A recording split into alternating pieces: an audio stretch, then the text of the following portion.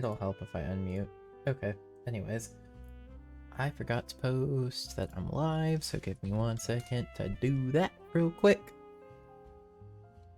Heaven forbid I do things when I'm supposed to. It's fine.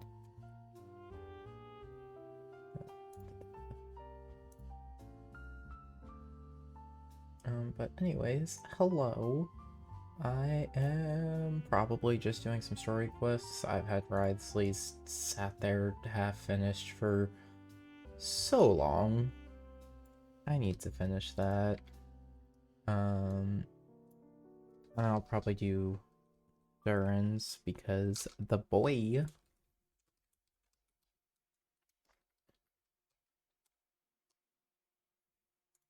I suppose it also kind of just depends on how long things are, though, because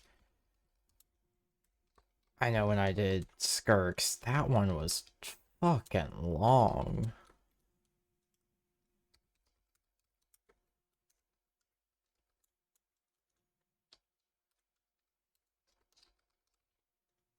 It was a very enjoyable quest, don't get me wrong. I just hadn't realized when I started it how long it was gonna be. Exactly. Alright. Let's go continue this. I have no idea what's going on. It's been so long since I started this quest.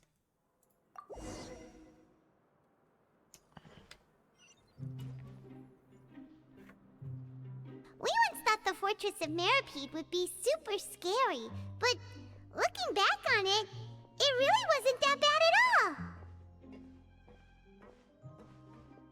You've got a set schedule, guaranteed food and board, and you can even buy all kinds of stuff with credit coupons. It's really no surprise that many people don't even want to leave. Oh, you mean Wriothesley? He's definitely a pretty impressive leader. While he does look kind of intimidating, he's actually pretty easy to talk to once you've had a conversation or two with him. Paimon wonders how he's like with the people here. Do they also get the same guy we do, or is he a lot harsher with the bad guys? Yeah, he must be doing something right to maintain order here, while not making everything feel super oppressive. Excuse me, did I hear someone there? Could you please do me a favor? Huh? Paimon could have sworn she just heard something. Is he in the box? Excuse me, is someone passing by? Could you do me a favor, please?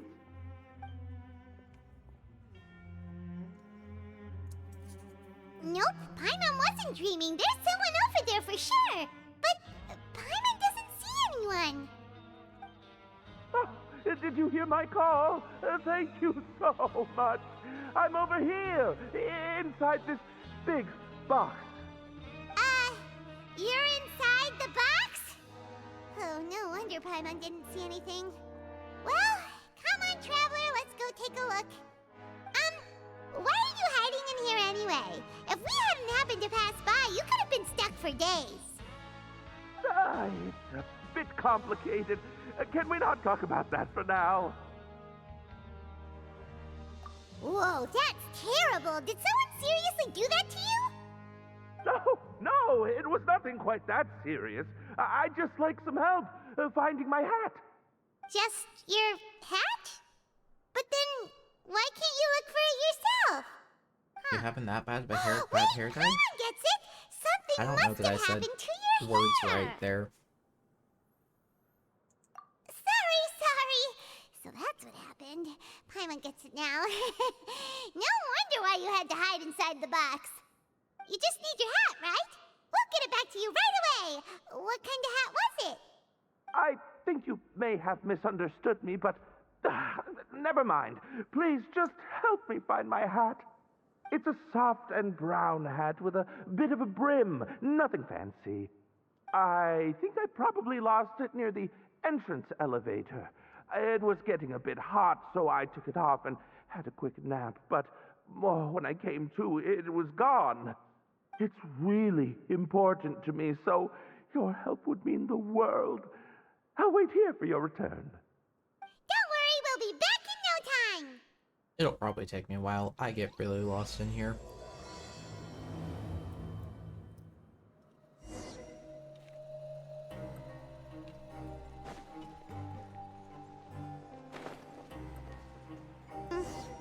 Paimon doesn't see anything here. Well, let's go somewhere else.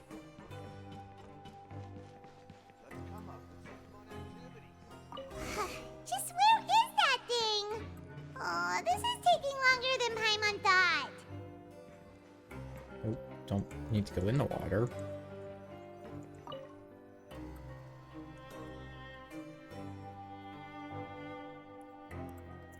Nothing in the water either. Paimon thought it might have gotten blown in. Oh, we've looked everywhere and still not seen anything that looks like a hat. Huh, that's a good idea. If he's just looking to cover his head, then it shouldn't matter what kind of hat he's wearing. Why don't we check out the rag and bone shop? If memory serves, they got all kinds of stuff in there. You let Paimon pick out some other stuff too, right? If we're going to the shop anyway.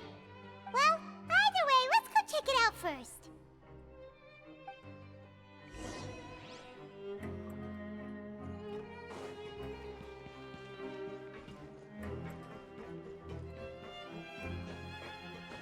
I could get used to this.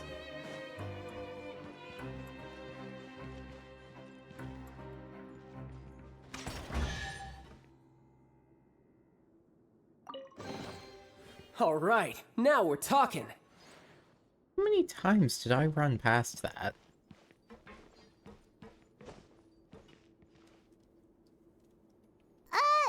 Paimon doesn't remember you being the boss. Well, I'm just standing in for Mr. Alvar while he's off restocking the shop. Now, just wait a sec. A blonde foreigner, dressed all in white, accompanied by a glaze-covered flying chunk of gingerbread. Oh, you must be the legendary traveler and their companion Paimon. Glaze-covered chunk of gingerbread? Well, you're half right. Paimon's the traveler's treasured companion, sure, but she's not some flying chunk of gingerbread. Sorry, I never thought I'd get the chance to see you with my own eyes, so got a bit ahead of myself. I hope you find it in your magnanimous hearts to forgive my discourtesy. I'm just a nobody, after all. There's no need to put yourself down like that. Paimon's just venting. Why, your heroic actions at Araneus have long made their way to the fortress of Meripede. We heard that you were personally received by His Grace when you made your way down here, you know. Ah, you were the envy of all. And you're one of His Grace's favorite people, so of course, everyone wants to be introduced to you. Well, I'd figure you'd appreciate honesty over flattery. After all, I also only joined up here fair. because I'd heard Mr. Alvar was a good friend of the Duke. And though I've only caught scant sight of His Grace since then, as fate would have it, I've become fast friends with Mr. Alvar himself. I mean, we've all got agendas, but rather than trying to force something to be true, it's often better to just go with the flow. Oh, so now you're trying to kiss up to us. Well, I did mean it when I called you legends, and it is indeed an honor to meet the two of you. Oh, enough of that. Is there something you're looking for?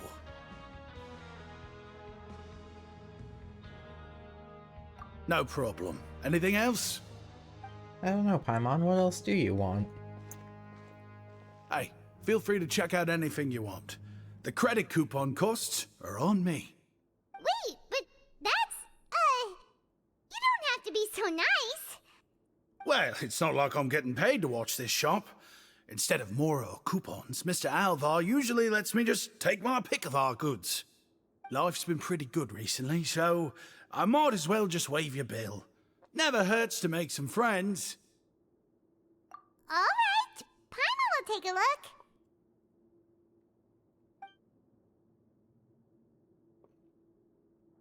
Are you sure you don't Only want two. more? These opportunities don't come by every day, you know.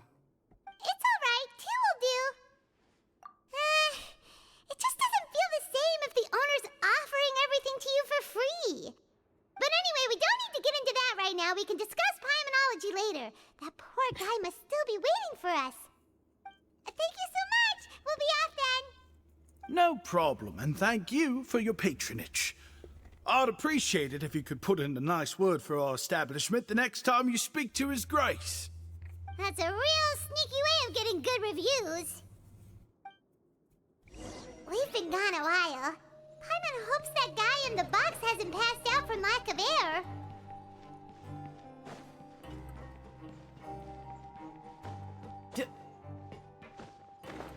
I mean, I suppose that depends. Is the box airproof? Or airtight? I guess airproof would still work, but...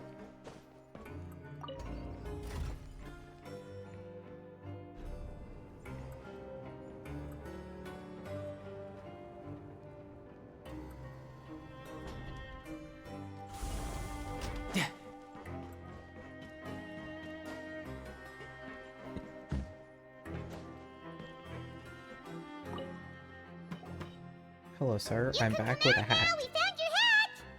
You did? Oh, Archons, you just saved my life. Just one sec.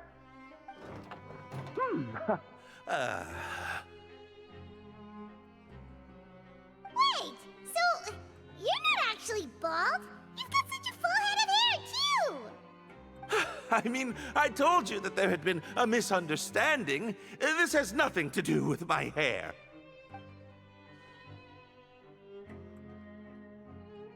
Wait, this isn't my hat. Well, we got you a new one. We tried really hard to look for your hat, but no dice. Ah, I see. Thank you so much. I'm really grateful, but unfortunately, there's just something special about my hat. Does it have some kind of sentimental value? But, sorry, I can't explain at the moment. Time's tight as well, so I suppose I'll keep looking for a while. If you're looking for a hat, I just picked one up over here. Is it yours? Your Grace!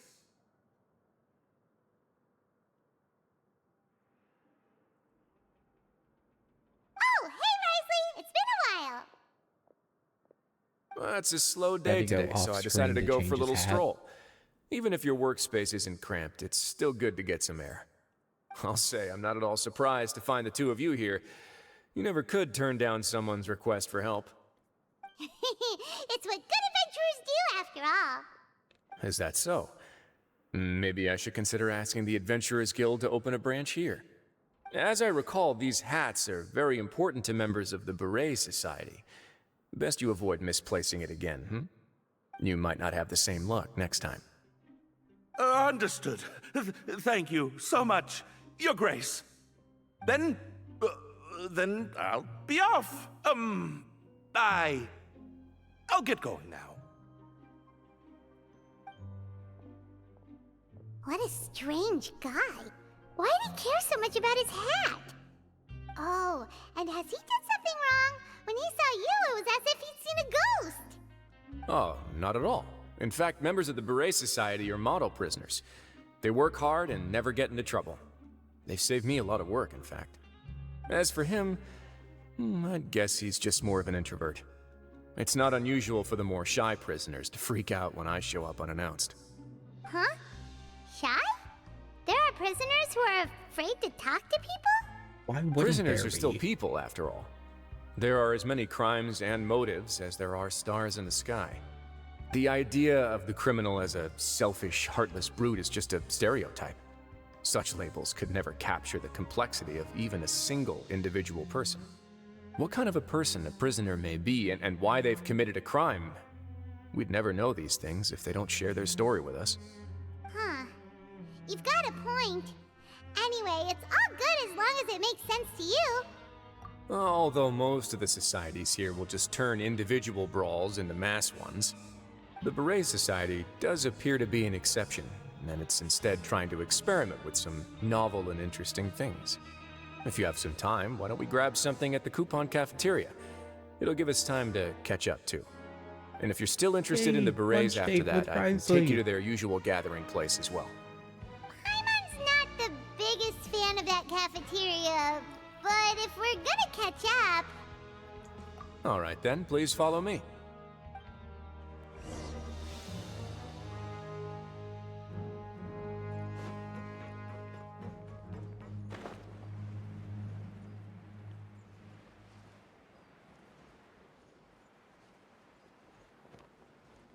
Yeah! No time to lose. Oh, I couldn't get to the robot. Welcome, Your Grace, and the Traveler. Would you like 3 orders of today's welfare meal? Unfortunately, we weren't informed of your visit in advance, so we didn't prepare any super deluxe welfare meals today. I'll pass on the food then. What about you? Then Paimon will also pass. Paimon will save her stomach for something better. What a pity. It would seem that none of us can properly appreciate your skills, Walsey. Then I must beg Your Grace to find me some more ingredients, so I can come up with some more welfare meal recipes. If you're not in the mood to eat, I can get you some drinks. We just got some great shipments in from above. Yes, please? Huh. Paimon didn't know you could get non-welfare stuff at this place. It's not for everyone. Think of it as a special treat for VIPs. Oh, now that's what Paimon likes to hear. In that case, 2 bottles of the drink for Paimon, please. 2 bottles coming right up.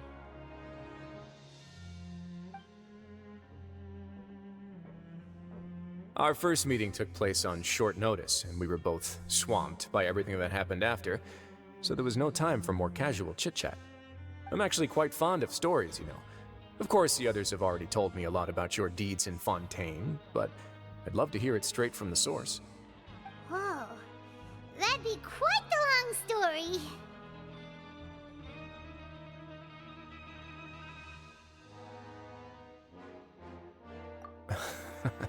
That's a bit too humble for you. Even the most unintentional action can catalyze new developments and force many fates onto brand new paths. Paimon gets the sense that you're trying to flatter us. That guy we talked to earlier was obviously trying to get us to put in a good word for him, but you're the Duke, right?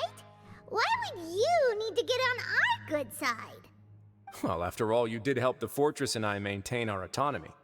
Is it so strange that I would want to give a few words of praise out of genuine admiration?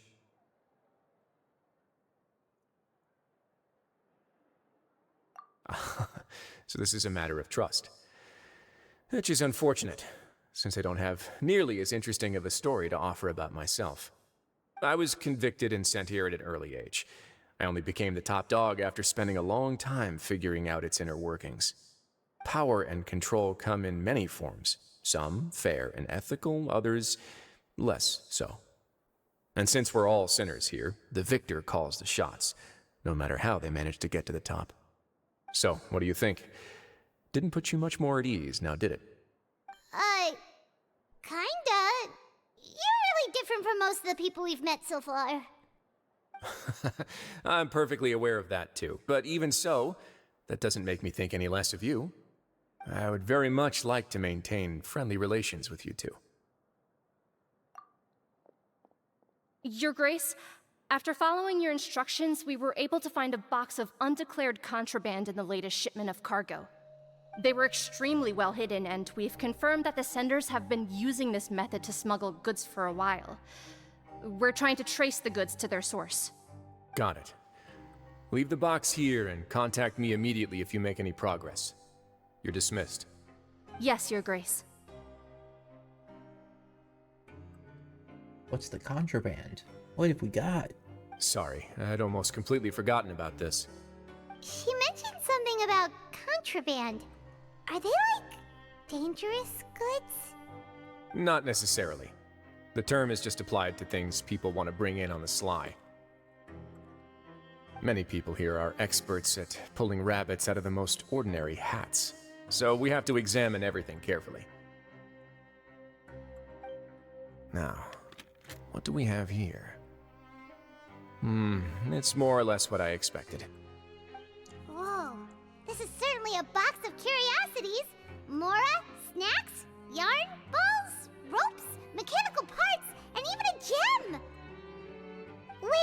if you've confiscated this entire box, then does that mean all of this belongs to you now? Yep. We can't just send them back up now, can we? What? But that's just insane profit!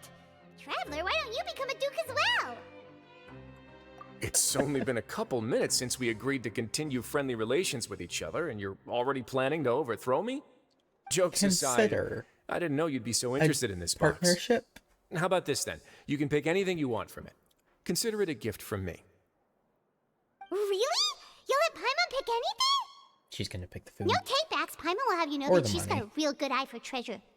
I never joke about things like this. Alright, Paimon's gonna have a look. Paimon wants this one. This dark, sparkly gem. You just know it must be worth a ton of mora.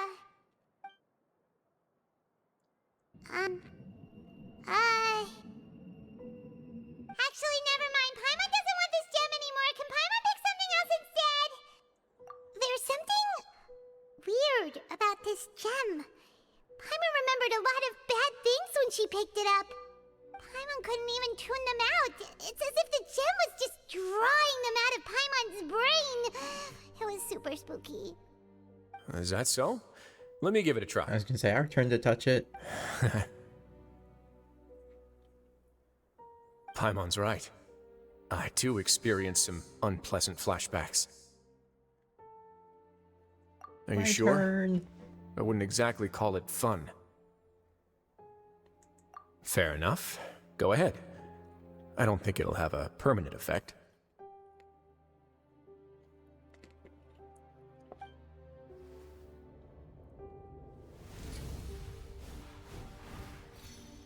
Oh. Are you okay, Traveler? You also saw something, right? I'll take this gem then and run a thorough investigation on its properties. Paimon, feel free to pick something else. Then, actually, never mind. Paimon's gonna pass. Paimon was thinking about one of the snacks, but who knows if it'll also make Paimon sick. You do have a point. In that case, we should destroy the entire box and all of its contents. Seems like we're almost done with our drinks, too. Let's go check out the Society's gathering place, then. I can introduce you, and we can also continue our conversation while we're at it. Wait, are you this free every day or something? Just noticed? I wasn't exactly busy the first time we met, either.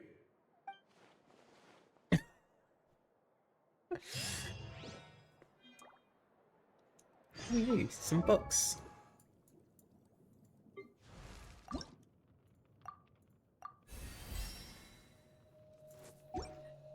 I'm very slowly leveling her. I ran out of books. I'm very low on Mora. Where does it show my Mora? Oh, I'm not as low on Mora as I thought I was. That'll still disappear very quickly, though. Oh, robot.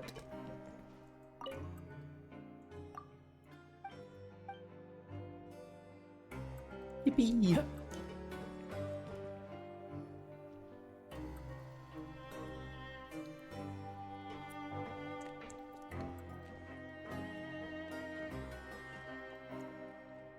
We are honored by your visit, Your Grace.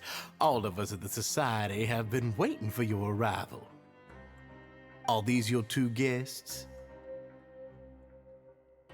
Mm-hmm. Let me introduce you to them. Traveler, this is Dugier, the head of the Beret Society. This is their gathering place. Members can find all sorts of drinks and snacks here, as well as a large variety of books and other resources. Every once in a while, the Society will also host activities and seminars, which are always well attended.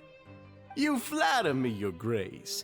All we did was set up an organization in the same way as you would in the world above.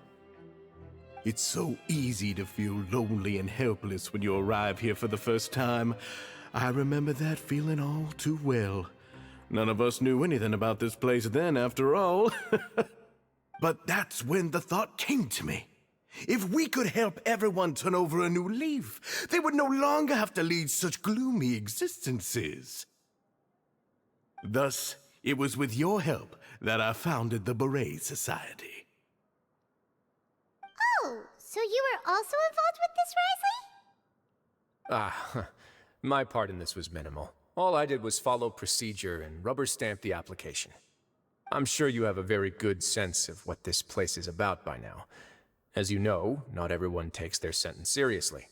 For some, this is just another place where they can eat, breathe, and sleep. But the society is a great place for those who wish to turn things around.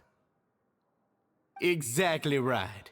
Here, we keep an eye on each other and remind each other of our goals. Everyone can focus on rehabilitating our mental states and even make many new friends. Our operations are entirely funded by members' donated goods and credit coupons. Same for the things you can see here. Who knew you could find such a place in the Fortress of Mirapede? I mean, they've made it right, and what's pretty the deal clear with that the they hat? kind of have their own little society down here, so There's nothing deep about it. I don't see why I just you wouldn't felt like find we something needed like some this. kind of visible identifier. If our members felt joy and pride from being a part of this group, then the hats would become a point of pride for them as well. And when we're together, we will feel a sense of community from seeing everyone's hats. Optimism, community, hard work, and a desire for a new life. I hope this hat will show everyone everything we have been working towards. In other words, that hat has come to represent something like a model citizen, which also helps them recruit new members. Once again, you are exactly right, Your Grace. That's a part of our goal as well. Let's take a little old seat over here. There's no need for us to stand. I'll ask the members to get us some drinks. Please wait here just one moment. Feel free to look around too if you want to learn more about us. Oh, right. What happened to your slow day, Risley? Seems like I shouldn't underestimate an adventurer's keen sense of observation. I'll bear that in mind the next time I need to do something low-key. Kidding, of course. We're just discussing some small matters. It shouldn't take long. We've also already gone over the organization's vision. Instead of listening to me try to explain some more, maybe it'd be better if you took a look around for yourself.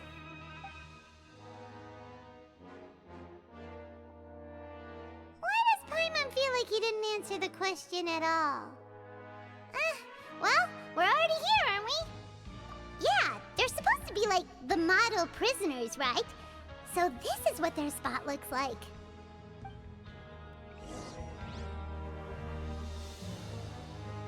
What are you doing over here, sir? Thought you were painting during that cutscene, but then I saw the thing of tools, but you're just staring at a blank board. Are you waiting for inspiration?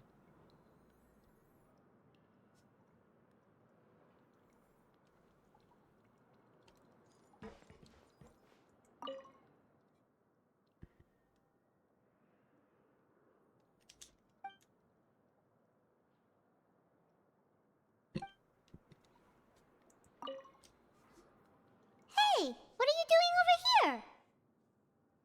Oh, hello. You are guests of the Duke, are you not? I'm organizing the bookshelves. Want to take a look? We've got some classics, as well as a few books that the members published themselves. Yeah, most of them are writing diaries or autobiographies on their time in the organization. Some quit drinking. Some learned to tailor. Some became real good at calligraphy. And even I've learned to use a camera. We find it kind of funny. You see, had we managed to stay above ground, none of us would have ever had the time to learn any of those skills. Ah, it's because you all have a lot more free time now. Not only that, but we've also now got the mental space to think about taking on new things. Before we came here, we were constantly exhausted just trying to live. That's With how the Duke and Mr. fucking Dugier have mood. organized our lives down here, though, all we need to do is think about the things that we want to do. You never know what you may be good at until you give it a try. And while you're here, no matter what you do, you won't get judged for it. After all, there's no need to conform to societal expectations when you're already in jail. So this is something like a safe space. Yeah, That's exactly right. After all, not everyone is good at fighting, or have the physical strength to do hard labor. The society is exactly what some of us need. And that's it. I just finished organizing this shelf as well, so feel free to check it out if you want. Just remember to put the books back after you're done. Don't worry, we will.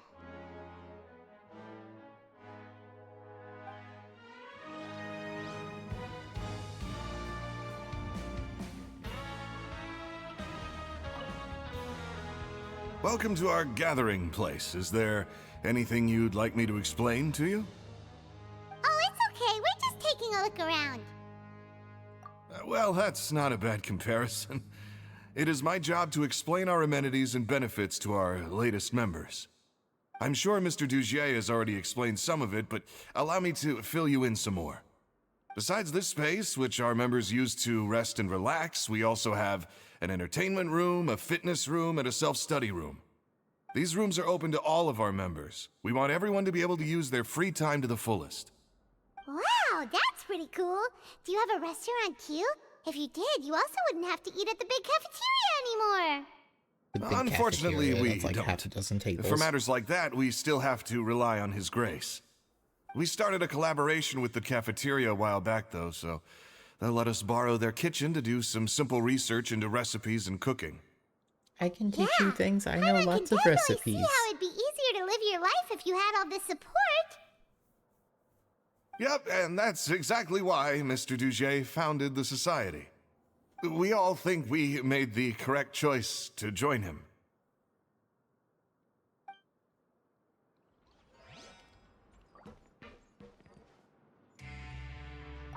The Society is planning to host another event soon.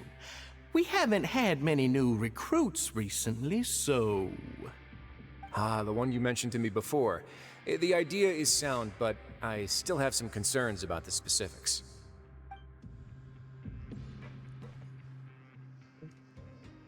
This guy just put me into a cutscene all on his own. I Hey, didn't have you to there, click on him. newbie! Hello? Are you talking to Paimon? Yep, I'm talking to you. Now, why don't you follow my lead and take a deep breath before letting everything out like this? Ha!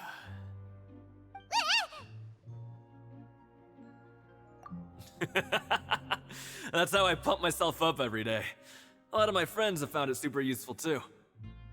With one shout, you can release all the fatigue, resentment, and unpleasantness from your lungs and return to the day with all the optimism in the world.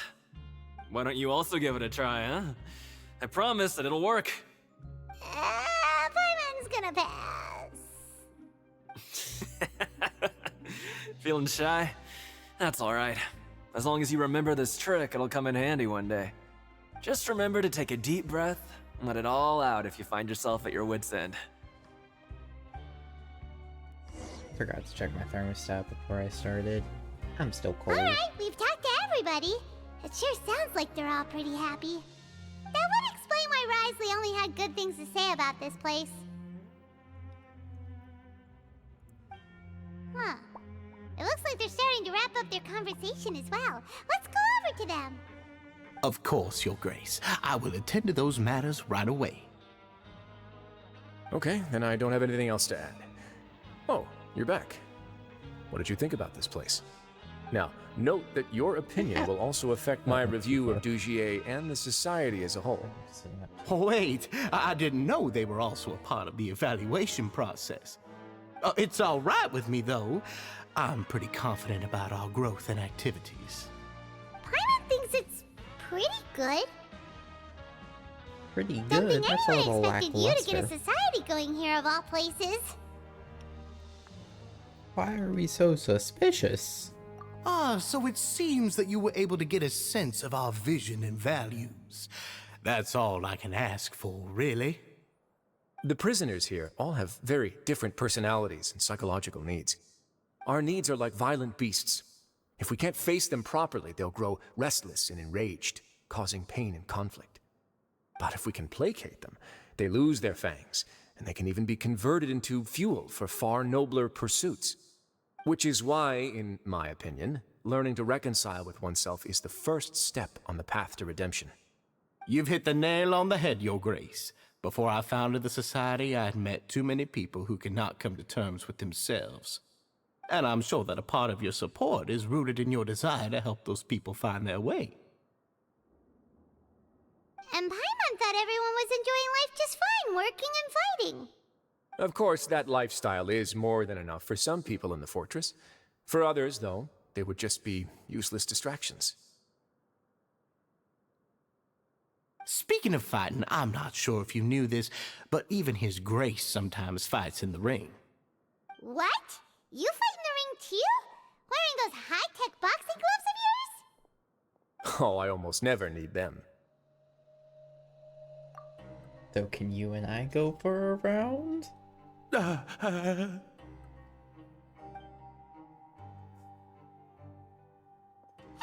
isn't that the guy who lost his hat? Did you come here to relax too?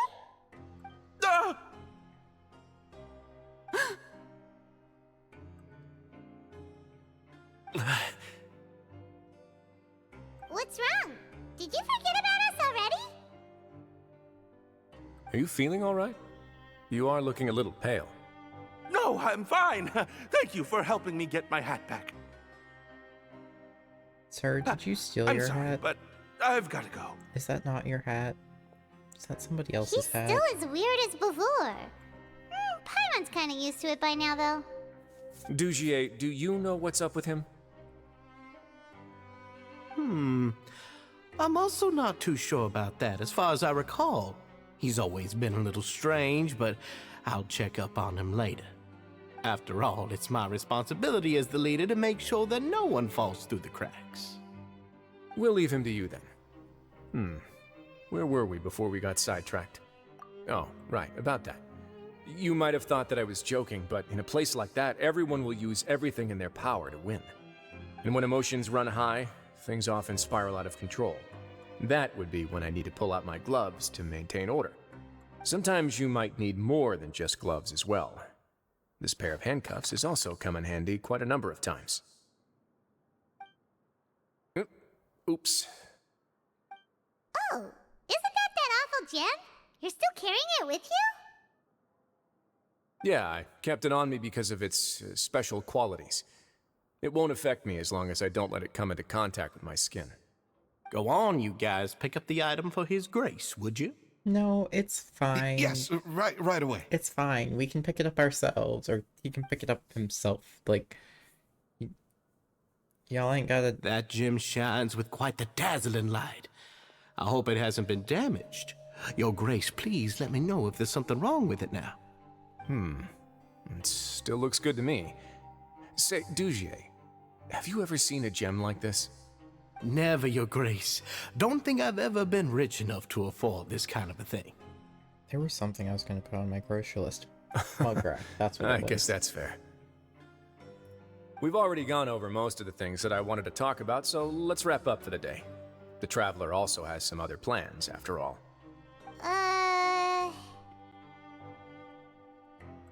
Got it, Your Grace. Take care, everyone. I'll take you to the exit.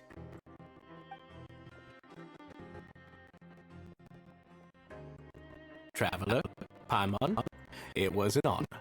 I'm sure everyone would love it if you were to visit again. And that goes for you as well, Your Grace. We wish you all the best in your endeavors. And same to you.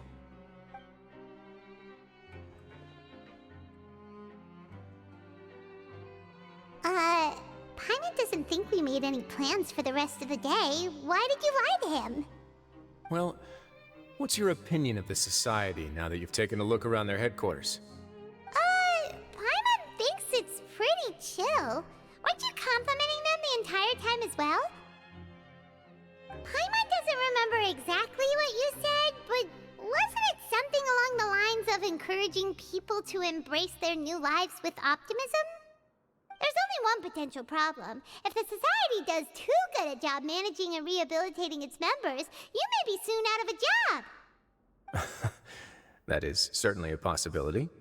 But at this point in time, they're still reducing my workload by managing and rehabilitating prisoners in my stead.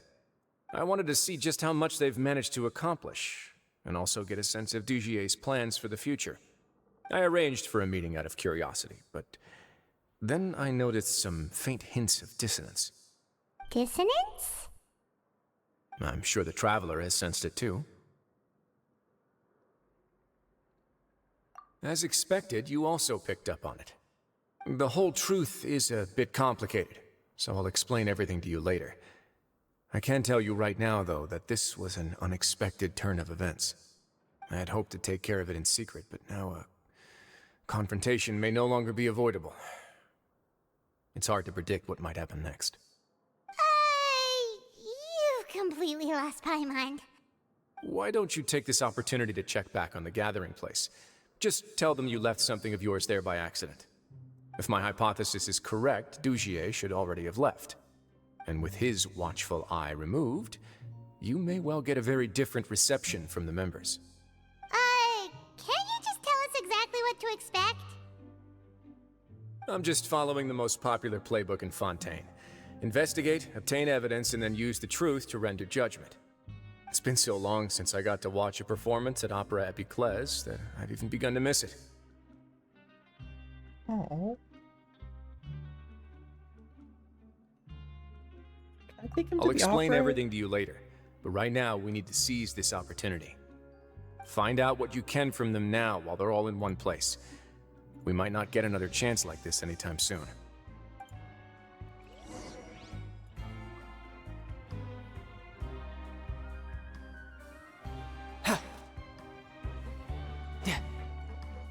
I didn't mean to shoot him.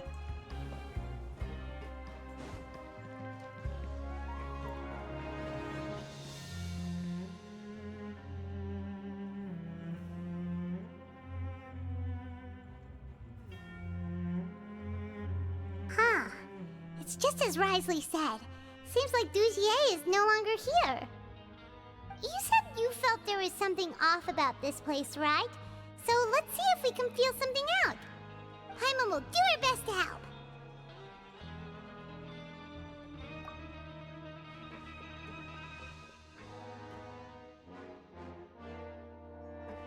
Wait, you guys are... We're really sorry. We just realized that we lost something, and we figured we might have left it here by accident. We'll be on our way as soon as we find it. Oh, okay.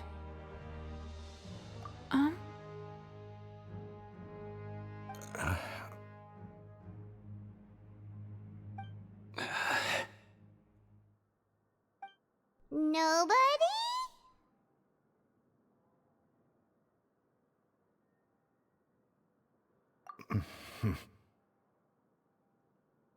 It's okay. There's no need to be nervous. It's not like we lost a whole bag of Mora or anything. We'll just look for it ourselves if none of you caught a glimpse of it. We're not gonna tell Risley anything, don't worry. I'll go find Mr. Dugier. No need. We're just looking for something. Why does he have to know?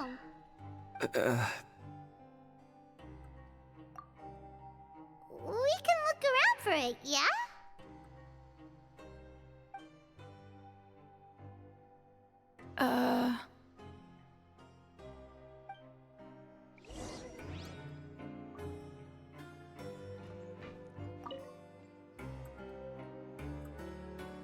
Are you still organizing the bookshelves? Yeah, and...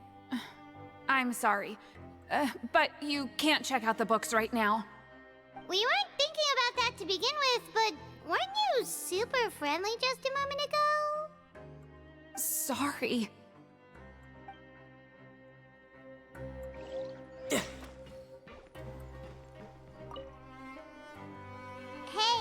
hello? Anyone home?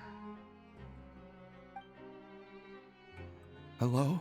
How can I help you? The Beret Society offers a variety of resources and benefits to its members, and, I mean, you've already heard my spiel. I don't know anything beyond what I've already told you. You don't know anything? Sorry, that's not what I meant. It's just... there's nothing more I can tell you.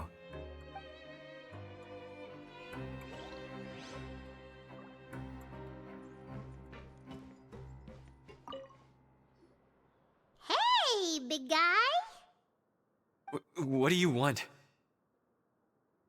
Isn't this how you greeted us earlier? Take a deep breath and let it all out. Oh, yeah, that's right. You sure are a fast learner. I ate something earlier, so I'm falling into a bit of a food coma, and, I mean, not everyone can be super upbeat all the time, right? You're looking for something, you said? I didn't see it, but, it should be somewhere nearby. Okay, Paimon sees what you meant now. Seems like they were...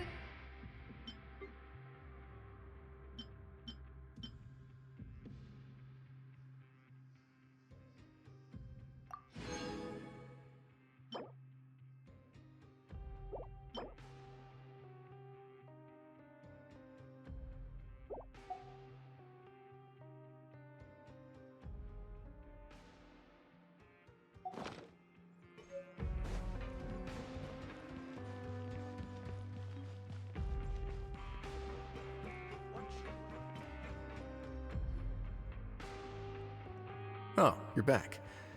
How are things at their headquarters? It was as if they had all turned into completely different people. That would prove my suspicions. The dissonance I mentioned earlier was precisely that fleeting moment of fear behind the cheerful facade. Right. He was acting super scared too when we saw him at the gathering place. Actually, hasn't he just been acting super paranoid since we first met? And that's precisely why I took his hat. Oh, so the one who started it all was... It was you all along! It's because I wanted to figure out what's really going on. I don't believe any of Dugier's talk about unstable mental states.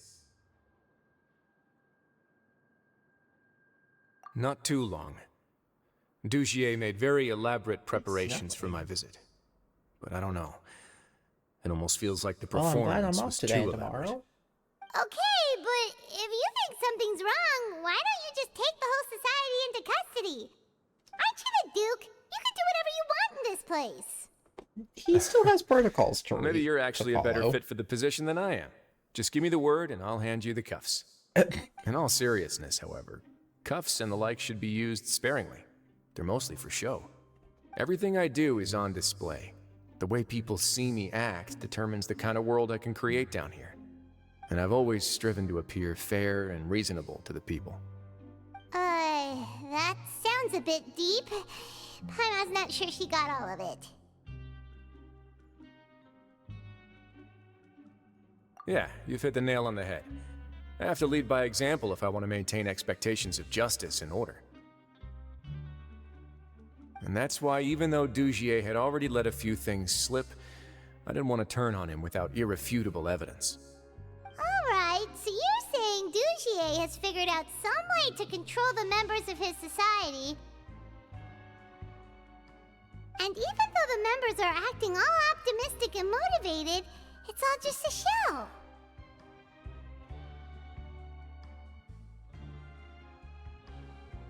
Indeed. He certainly seems to be using some coercive methods to turn his members into the most upbeat and motivated group of people you've ever seen. That won't turn out well in the long run.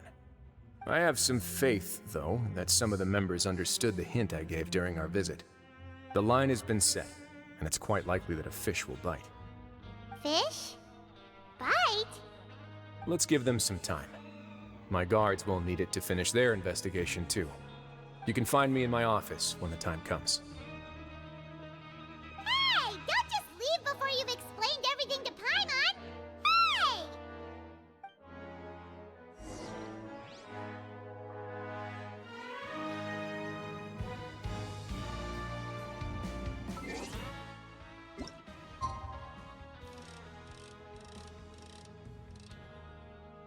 Let's see.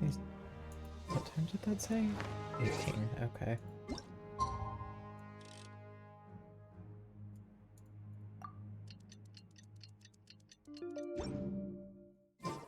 It's finally evening. Risley's probably wrapped up his investigation. Paimon has no idea what that guy's thinking. Let's just go find him and ask him what he's really up to.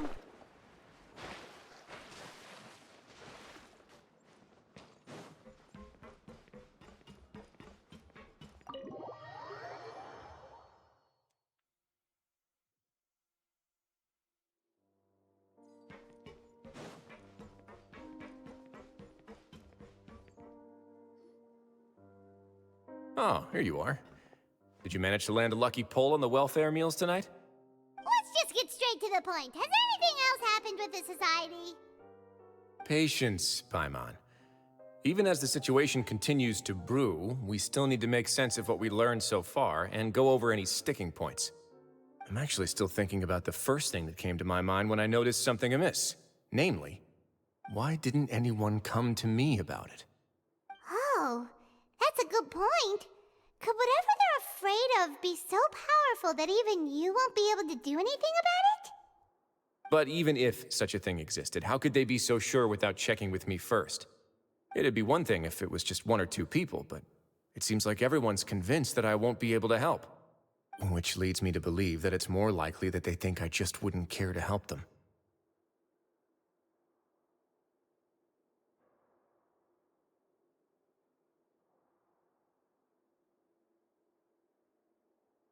Yes, something like that. Dugier must have told them something to make them think I won't take their side. So it became imperative for me to refute that and prove my true stance. Of course, I had originally planned to do this in a more covert way, but I had to improvise when you identified the guy who'd lost his hat with everyone present. There was no way to keep our investigation a secret after that. That makes sense. Wait, then does that mean it was all Paimon's fault? The last thing that guy wanted was for Dugier to find out that he'd lost it. He would have never brought the matter up on his own. But now, not only has Dugier found out that he'd lost his hat, he's also realized that we were the ones who found it. That likely set his internal alarms off all at once. Yes, that's the conclusion I came to as well. It's the only thing that could explain the fear.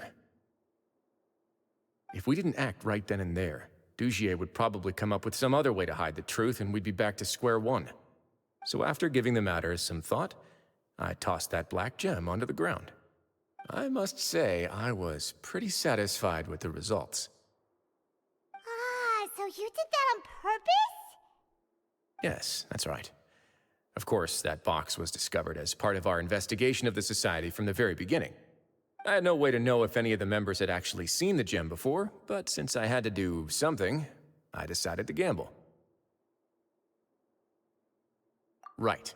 And I said back there that I had no idea what the gem represented. That should have been enough to let people know that it's still early days for my investigation. And since I was traveling with you, heroes who have never turned a blind eye to evil and injustice, they would also understand that we're here to help, rather than to tolerate or uphold the status quo. You used us as a part of your plan too! Are you surprised by this? My apologies. There was no time and quite a lot to explain, so I figured it might be easier to just let you see a few things for yourselves. But I can assure you that I've now told you everything there is to know. Of course, you're under no obligation, but I would really appreciate it if you could continue to lend me your support and help me figure out the true secret behind the Society. Would you be willing to lend me your support? But Paimon's still mad at you! You have my thanks. Now, there are still two outstanding matters in our investigation. The first is the secret of the hats. I've examined one before. There was nothing suspicious about the item itself. The other is the true purpose of the black gem. We haven't been able to get anything out of anyone with actual knowledge of it. It's my hope that a brave fish will take my bait and venture outside of their dark and murky pool. I'll put some music on while we wait.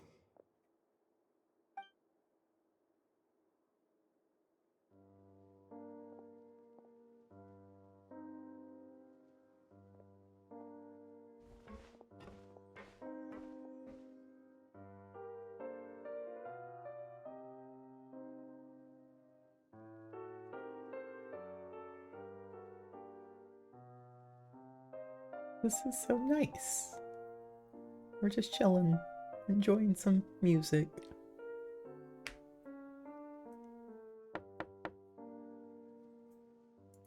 Excuse me, Your Grace, but may I come in? I'm afraid that someone's been following me. Please, do. I feel like announcing that you think you're being followed is not a great idea. I apologize for my lack of composure. These two are the guests that came with you to our gathering place, correct?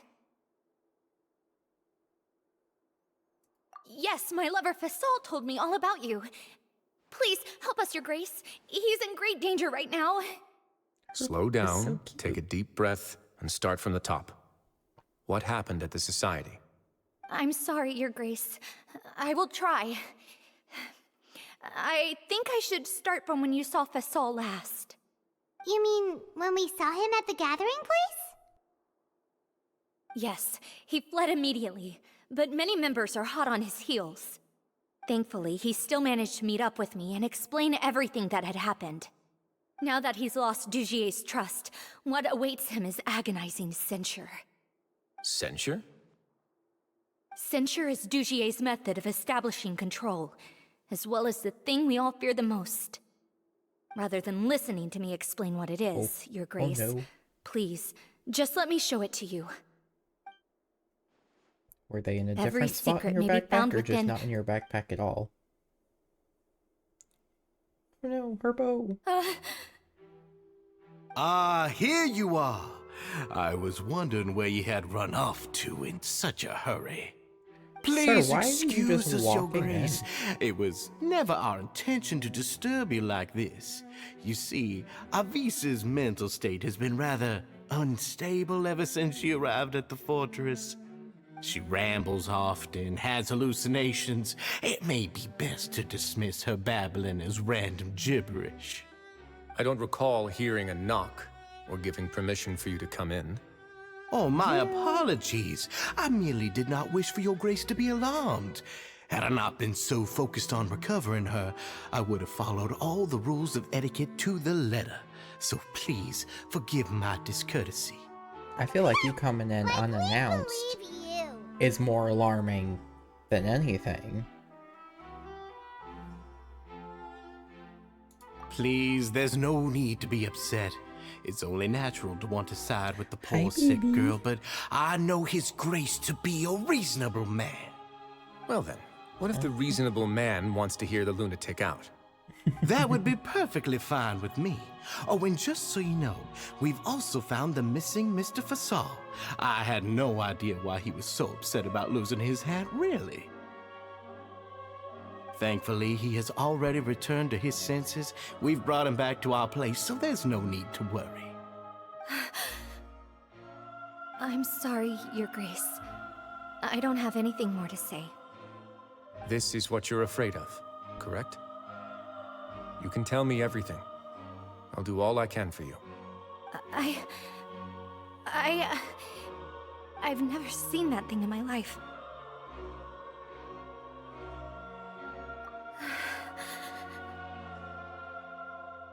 Your Grace, I don't think there's anything else she would like to say. Pressuring her will not get you anywhere.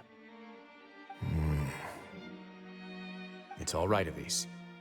As long as you tell me what it is that you're terrified of, no matter what it is, it will no longer be able to hurt you. I swear this on my name and honor as the Duke. Your Grace, forget it. I'll keep my mouth shut. I've already said everything I could say about the matter. I'm sorry, Your Grace, but I really don't have anything more to say. Please, don't press me further. But why? In that case, Avise and I will be off. Once again, please accept my apologies for disturbing your peaceful evening, Your Grace. Miss Avise, please show me your head. That is an order.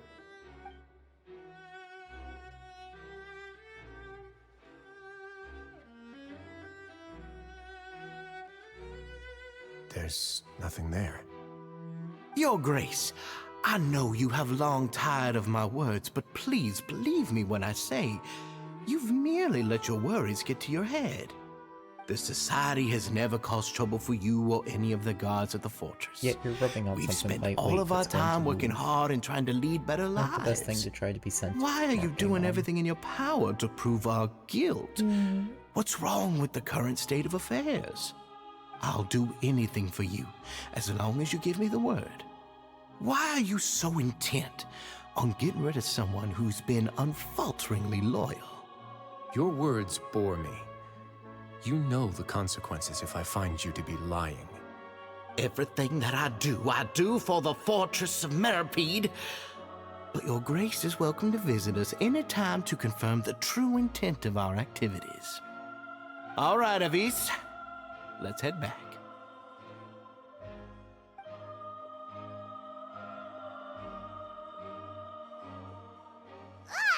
Just what's up with that guy?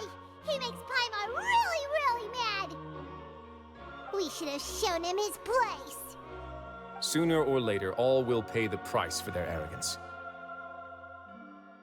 Oh, he must have been well prepared for this exact scenario, or he wouldn't have dared to be so openly hostile. All the more reason for us to be patient. The entire society are his hostages. His subordinates would definitely react if he were taken into custody. And that's why he dared to bare his fangs right in front of me.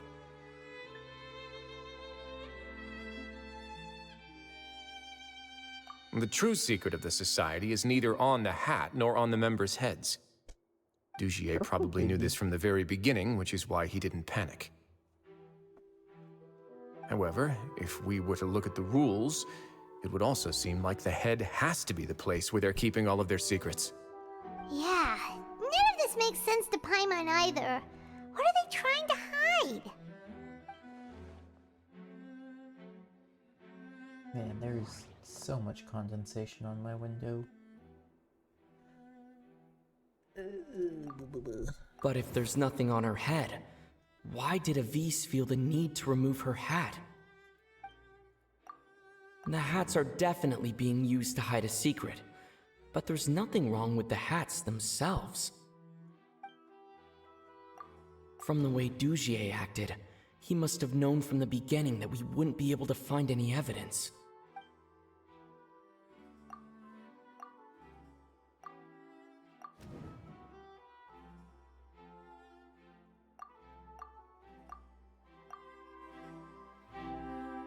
I have an idea, but... Huh? What is it? Tell Paimon about it!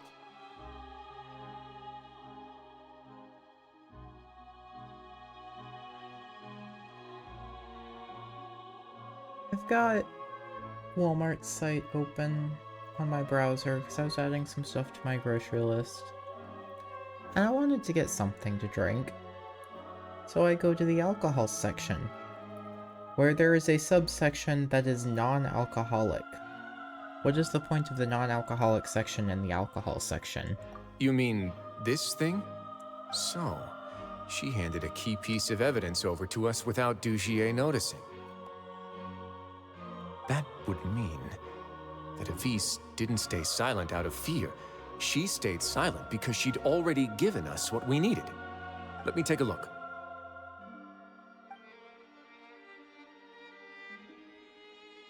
I managed to remove this from the hair clip. It's long, slender, and conical, is hollow on the inside, and looks something like a cross between a nail and a thorn.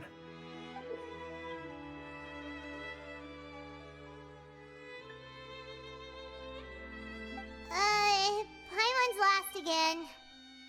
Let's see. What if we do this? Hey, what are you doing? Wait. Some kind of dark liquid is leaking out of the gem. Oh. And some of it has been absorbed by this thorny-looking thing. You've probably heard before that water is filled with the strongest emotions of humanity. Hey. With that in mind, this No liquid biting. is probably a highly concentrated solution of fear. Oh, so that's why even touching it will make you remember unpleasant things. Dugier would be able to censure others. I can only imagine how it would feel to have this directly injected into your brain. The moment it hits you would be like being flooded with all the terrors you've ever experienced in your life. Agony, desolation, and an overwhelming sense of despair. No wonder they're all so terrified of it. So, was the hat meant to cover up their wounds? That might not even be all. Let's go get them right away. We can't let Dugier escape with all of the evidence.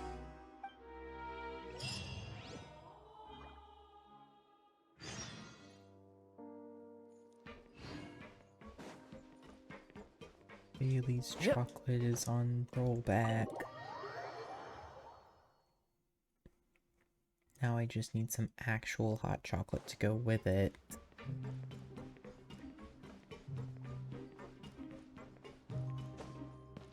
Oh. Your Grace, we have taken the Society members into custody. They all tried to flee just a little while ago, as if they had received some kind of order. We decided to forestall their plan, and were just about to send the word when you unexpectedly arrived. Great work, everyone. You had prepared for something like this all along? I had them stay here to keep an eye on things, so I'm glad that my intuition turned out to be correct. Perform a thorough search of the Society's headquarters and bring all the members to me. Understood, Your Grace. Now, let's check on them. As expected, they all have a hollow thorn inserted into a wound on their head. Ooh! Paimon's glad her eyesight isn't so good that she can see it from here. Paimon's gonna float away for a bit. They probably left it there as a lasting reminder of Dugier's censure. These people must have had to endure an unimaginable amount of pain.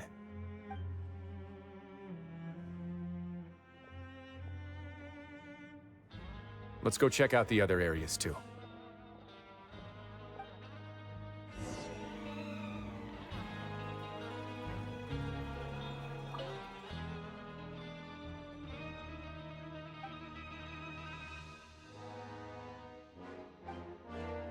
Hey, come here! Have a look at this! This is a book that Paimon found in a box next to the bookshelf. Its contents are exactly the same as this book on the shelf. The colors of the covers are completely different, though, and the names of the authors also don't match up. Yeah, and they dared to claim that they wrote these too. Huh!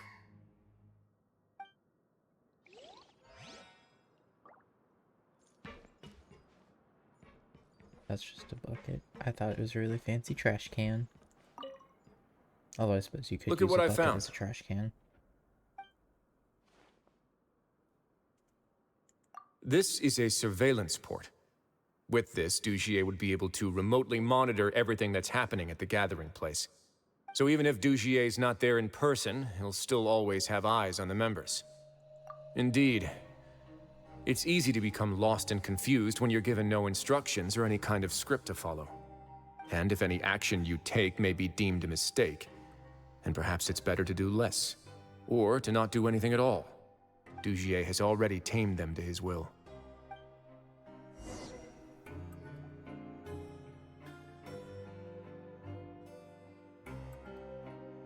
Your Grace! Your Grace! What's the matter?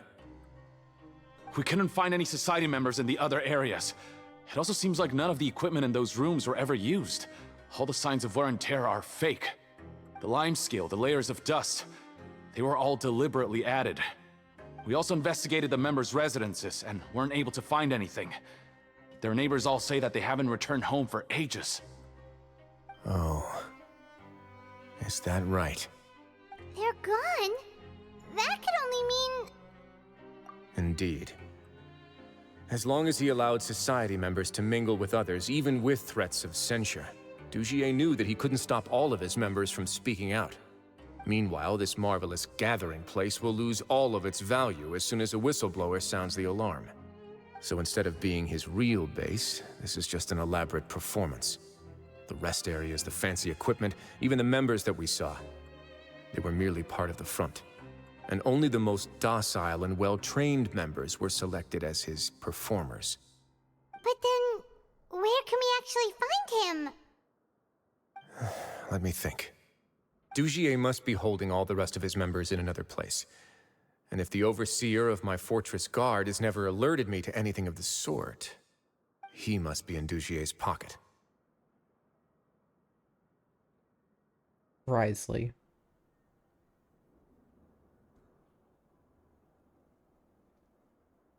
I'm of the same mind.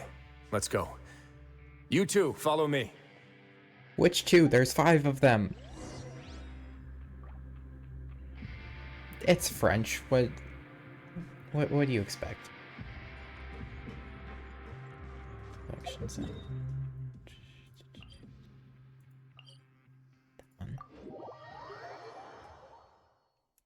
Yeah, Fontaine as a whole is very French-coded, so... Did that person flee here? That's There's the a most lot likely of scenario to me.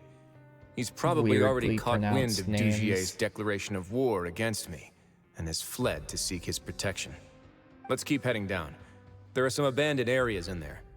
Since he needs space, I'd guess Dugier probably converted them into his headquarters. We should be on the right track. Where did the 6th guard come Now from? we just need to find that turncoat. And also, he Let's said go. you too. We can take this path. Why are you guys there take the 6 other. of them? Or was the you two referring to me and Paimon?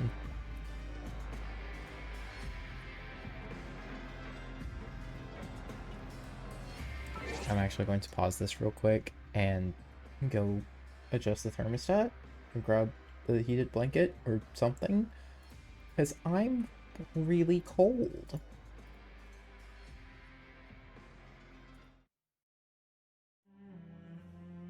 Okay, I'm back. I'll pull my volume up a little bit. I'll pull the game down a little bit. Hopefully that'll help equalize it a little. I took some extra time to make toast, because I wanted something to munch on besides my popcorn. Oh, he's running now. I caught up. We can keep going.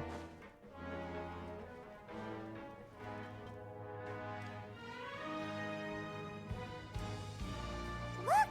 There's a fallen guard over there! Paimon sees some society members too! After them! It's Risley. Run!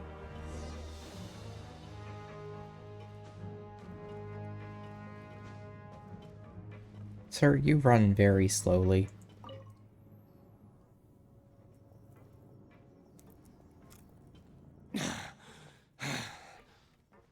Did Dugier send you?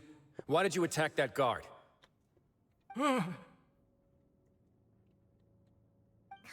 It's time to talk! Can't you see that he's trying to help? I will take your cooperation into consideration when it comes time to hand out sentences. But Mr. Dugier, he didn't want this guy to expose our true location. We were just about to dispose of him when you caught up to us. So, in other words, your headquarters should be this way. Yes, it's just down this way. You'll make it there once you've seen and passed through a large drainage pipe. Guards, take them away. Let's go. It's about time that we find out what Dugier's really after.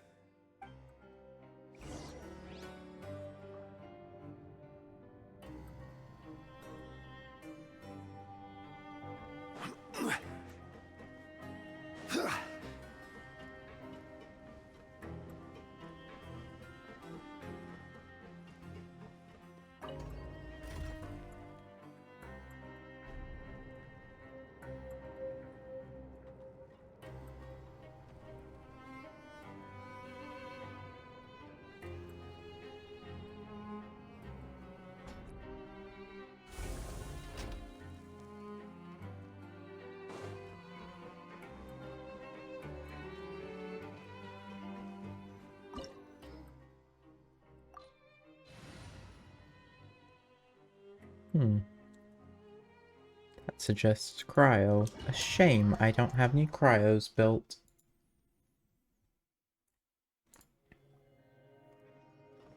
There's so much space down here. Yeah, these are all former work areas. They've been left abandoned due to a lack of funds. There are usually guards on patrol here. It would seem that all of those guards have been bought as well. Stay sharp. He's got a ton of surprises waiting for us, I'm sure.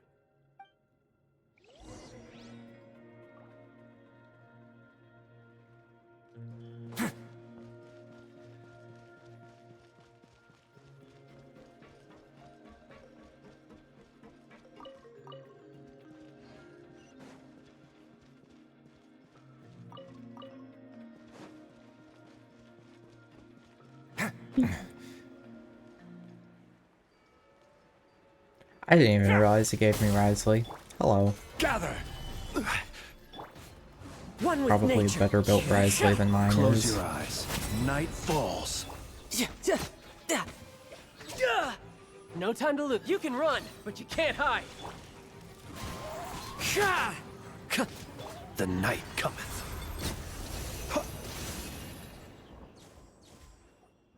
Hey, are you okay? You're safe now. Just follow the guards and leave this place. Who knew that there'd be Gardamex here? Dujier really prepared for everything. And that would explain the strange decommission requests I received, as well as account for all the Gardamex that had mysteriously gone missing. Seems like he's prepared for an all-out confrontation with me. Hey, what's this? Is bro trying to take over? Seems like some kind of handbook.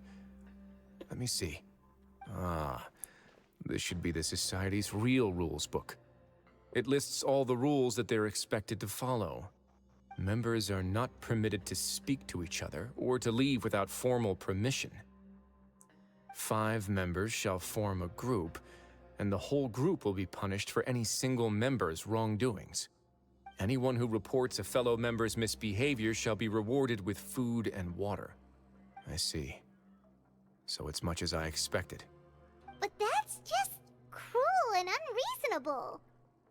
To obtain food and water, prisoners are forced to snitch on others, and in the process cause pain to those around them. To avoid punishment, they learn to stop talking with one another. This leaves the wounds they've already received to fester, however, and so resentment builds until every prisoner has become an island. Finally, isolated and without hope, they accept their fate as Dujier's slaves. Do you remember what happened to Paimon? She rejected all the snacks in the box once she was spooked by that black gem. She's usually all for tasty snacks, but she chose to go against her instincts after a negative experience. Ugh, is that the best example you could come up with? Anyway, Paimon still thinks she made the right decision. It never hurts to be careful. No, your decision was valid. However, it's also valid to interpret that as a decision that you only made under emotional duress. The human heart is like a raft in a vast and empty ocean. We convince ourselves that we're in control, but in truth, a single wave could sweep us off course and send us crashing into the path of a storm. Those who use fear to lead others astray must pay for that crime.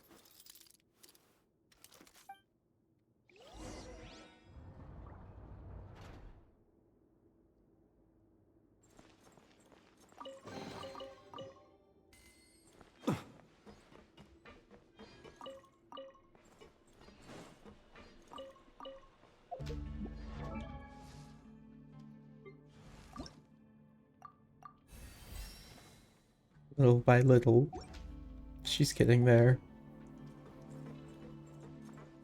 I should probably just wait till I'm done with this, because I'm sure I'll get more books at the end. Give me that.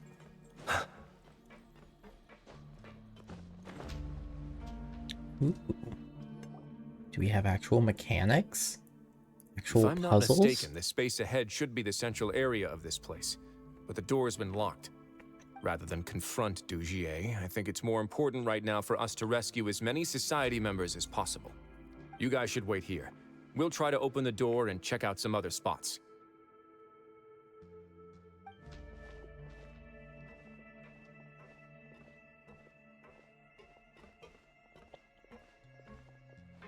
open the door.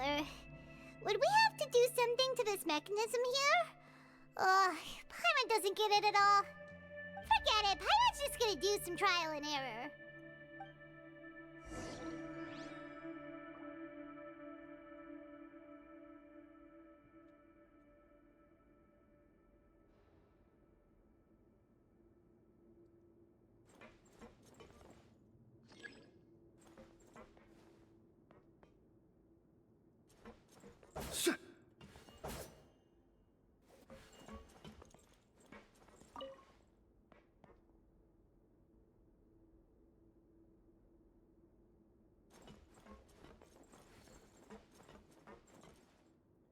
Whoa!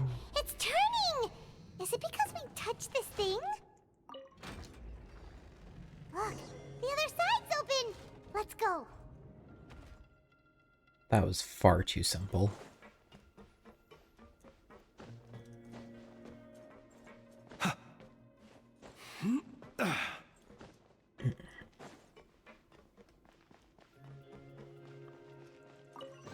That little platform ladder bit reminded me... Oh, I guess I'm going down. Reminded me of the attic above... Burn. Oh! No more. I didn't think I fell from that far.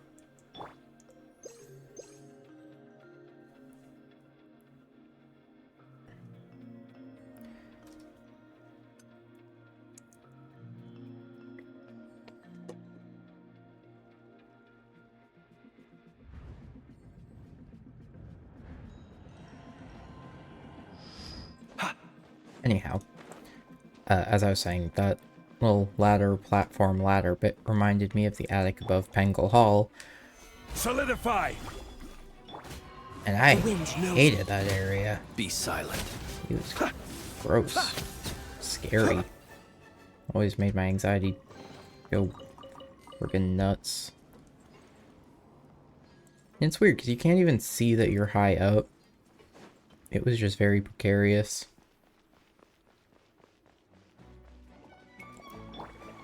One with nature. Stabilize. Observe. The long sleep beckons. Ooh, there's more. Into the wind. You're mine.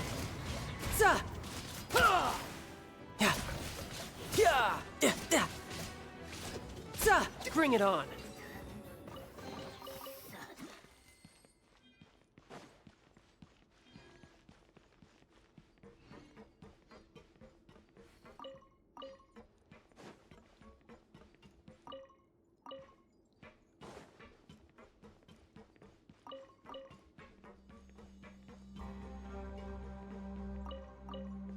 You know who I miss? I miss Child. Haven't seen him actually in the story since Fontaine.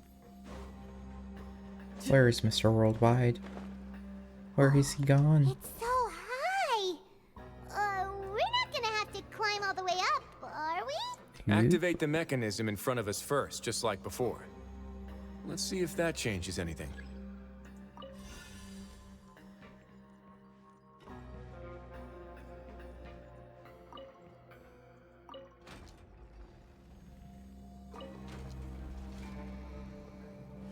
Oh. Ooh, the water level's gone way up! So that's how we'll make it to the top. I expected an air current.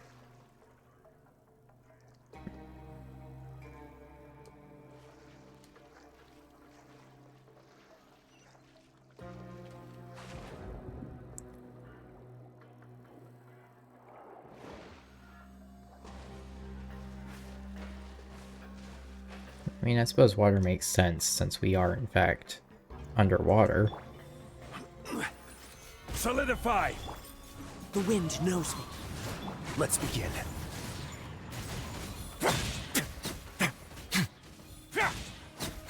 Oh yeah, this Wriothesley's built so much better than mine is.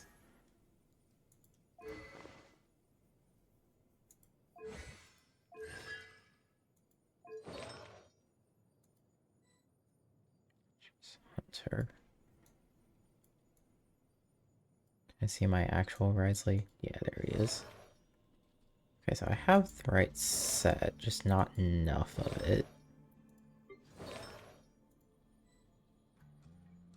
Aw, you won't let me see the specific stats on them? That's lame. Ugh.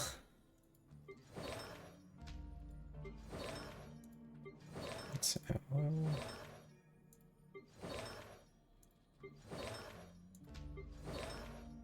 just need higher everything.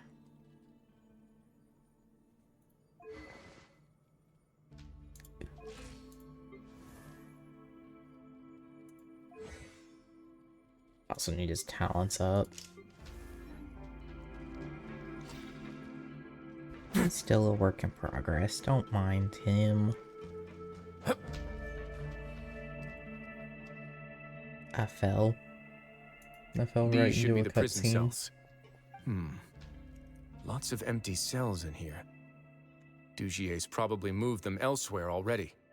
Let's still rescue the ones who got left behind, though. Every person counts.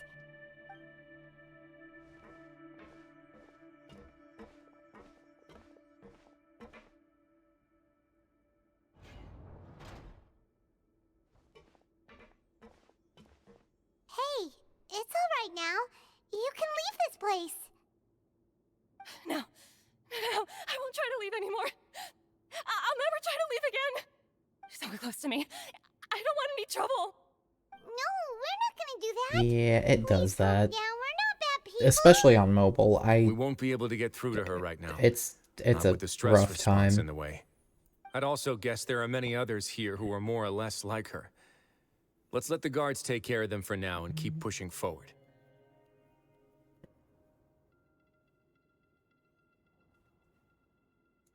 All right. Let's search for an exit first.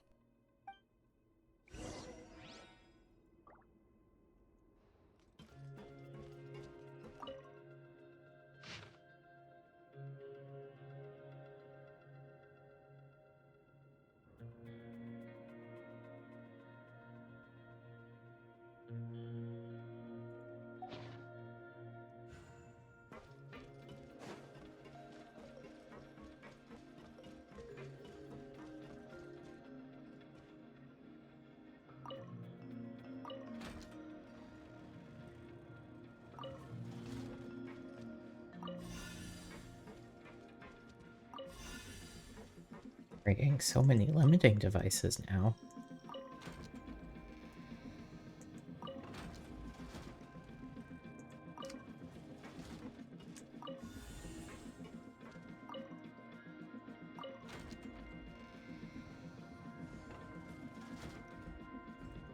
The door's open. I do, yeah. Maybe it's His Grace. I'll go take a look. I leave this area to you. Make sure to bring everyone out safe. It Understood. wasn't very And pertinent please take care as well, information Your to Grace. read, just We'll return here right away and await your orders. someone that was being held Just focus on the captive, tasks you've been given. I already have rambling reliable about help being over here. hungry, basically. Let's go back. We have unfinished business, do we not? That mechanism from the first room. I forgot to get Maybe water. we'll also need to hold it in place using the same device to open the door that leads to the central area. Don't forget to bring these along.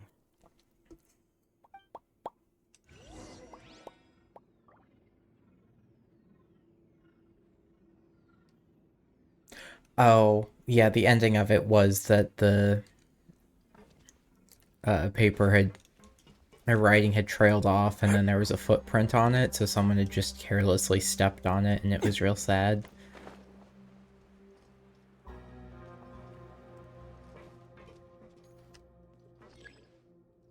Okay.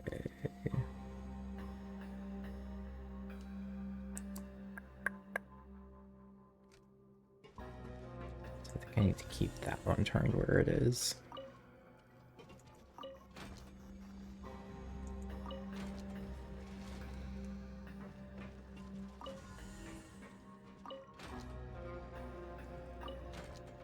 See, I've honestly felt like they've put fewer and fewer puzzles in, and I kind of miss them. There are some puzzles that I don't like, and there are some locations that I don't like.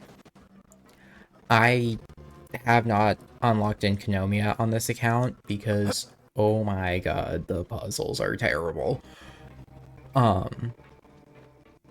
Ooh. That's not ominous at all. Ooh. Man, these ladders get me every time.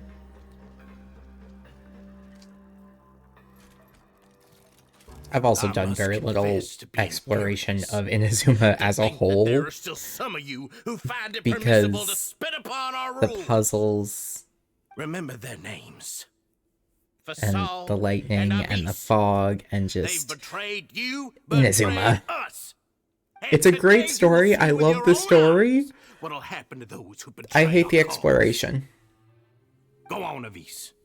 Pierce his skull with the thorn in your hands, and then push in the Aqua Dolores.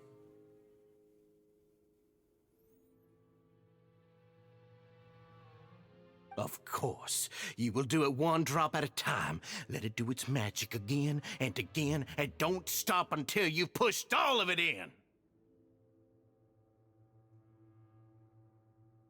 Thistle, I'm sorry. It's okay. I'll find a way to endure. Oh, shut your wretched mouths! When did I give you permission to speak? My rules are Yeah, the I did struggle with the puzzles and Only more pain will come to those who dare Outcast. to disobey. That's enough, Dugier. Your rabid screams have been beyond nauseating. I was also very young playing Outcast, though, so Is that His Grace? I didn't Oh, know how Risley. to do a lot of I knew you things. would come, but I didn't expect you to be so quick. Meanwhile, in Enkinomia here, You still refuse I to still let me struggle be? as an adult. Did I not spell everything out for you already? What's I also only read the blasphemous about tutorials half the sharing a time, though, slice of so cake with me when you've that already definitely got plays the a part. entire fortress at your feet? It would seem that you can't see the difference between sharing and looting. And on top of that, Aw, I love Paimon and the Traveler in the back being like, hey guys, go get out of here. are they not starving as you wolf down your cake? You stop acting all high and mighty like some hero of justice. Have you forgotten? Nobody in this blasted fortress is innocent. We are all irredeemable monsters who have destroyed something that others held dear. Wolf So down wrong your about cake. punishing those who deserve to be punished. It's what they've always deserved. Not And wolf cake. please, are you really gonna tell me that you care about their lives and well-being when you just need a supply of labor to keep this place running? Is it that all you need to keep your cushy life? Sadly, you're wrong on both counts. Unlike you, I've never seen them as currency. The fortress is not only a place for confinement, but also a place Like for a rebirth. wolf-shaped cook? Just as people cake? are free to give in to the I almost darkness said within cookie. their hearts, they are It's also not a free cookie. to seek redemption and a new beginning. Unless it's a cookie cake, then Our it could be a bodies have cookie. limits, but our spirits will always remain free. They may have made mistakes, but they are still human beings with people and things that they cherish. Speaking and of most cookies, importantly, I wanted to look they up a should always gingerbread retain cookie the recipe. freedom to choose their own path once they've reflected on their past misdeeds. But you're destroying their spirits with fear, taking their freedom away so that they'll become slaves who will never again feel or think. And you say that's what they've always deserved? You are nothing compared to them. He's really mad. You think me arrogant, Risley. Well, I think you're too young and naive. You understand nothing of this world. I don't think Risley's that young. This fortress is any kind of just a wonderful Like, he might be place. younger than you, See but... for what it is. Like, I'd say he's in his Dumping ground of 30s, pain bare and minimum. Misery, irredeemable now and irredeemable forever. No prisoner will listen to you out of gratitude of their hearts. The whip is the only way to make them obey.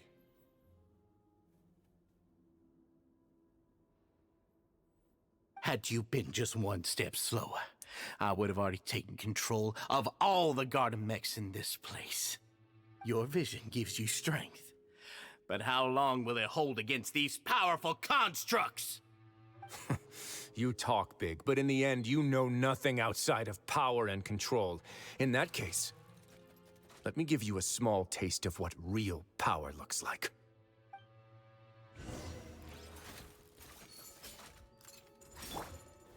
Stabilize! One with nature. I will have order. That's the wrong person. That's fine.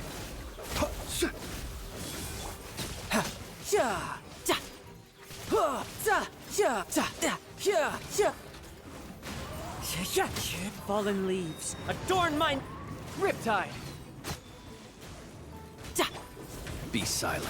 To dust.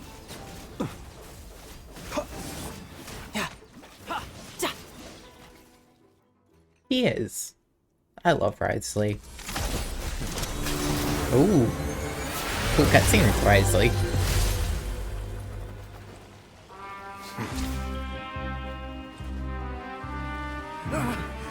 If you think fear can control everything, well then, terrify me. Don't high road me. You're just another crook. And it's time you got treated like one.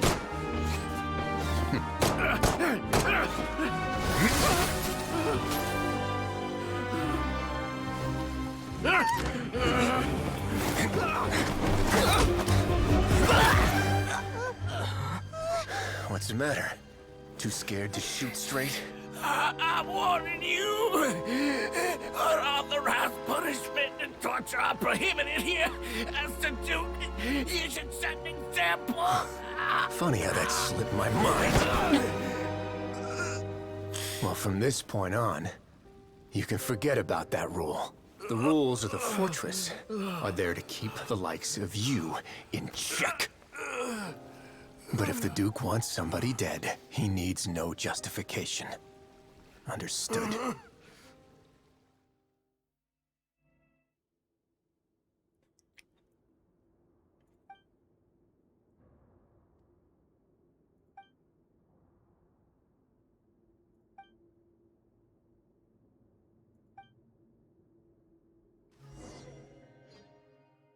I think Mr. Man there, kind of forgot that Wriothesley is in fact a criminal, and that is how he got here. No, not at all. Paimon didn't know you were so considerate. If you ask me, I'd say As I for actually feel Wriothesley or very helpless. Flynn's, that There's no way that I could truly empathize with the fear that the members felt probably every day. Flynn's. I could comfort and compensate them all I want, but it might still not be enough to repair the damage that has been done.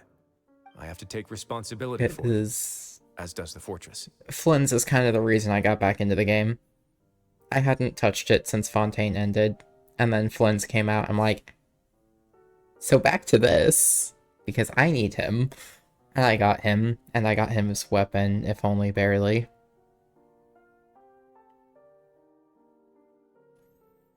Even I wouldn't be able to find humor in a situation like this. So, do you have a plan for how you're gonna deal with him yet? Oh, Dugier? I've already got an idea. For now, I think I thought it was the death sentence. Huh? Why? I think it's a very fitting punishment for him to have to imagine the sorts of punishments that will soon be coming his way. He'll be left in the dark with regards to both the dates and the details of his punishment. Okay, Of that's course, actually that's not to really say that I'll be funny. letting him off scot-free. It's not often that I actually get the chance to be creative with my punishments. I'm going to talk to the members of the society. He'll get a chance to experience everything that he's ever inflicted on them. Paimon didn't know you could also be so harsh. Looks like she should watch her tongue when she's around you in the future. Why do you think I'd do that kind of thing to you? You offend me, Paimon. Anyway, jokes aside, thank you so much for all of your help. There's still a lot for me to take care of, so... How about this? I'll treat you to a meal in 2 days at the Coupon Cafeteria. We should have a better handle on things by then. No, Paimon's had enough of that place.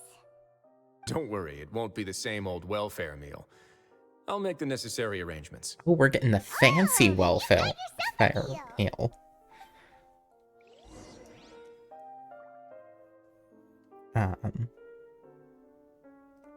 But fun fact about Risley, though, his voice actor has an online voice acting academy. To 11 to 1. Let's go on the earlier side of that. That I do, in fact, I'm a part of. So, I don't pay for the membership, and I have done so, This well, place is halfway. pretty dead. By which I mean, there's nothing to kill.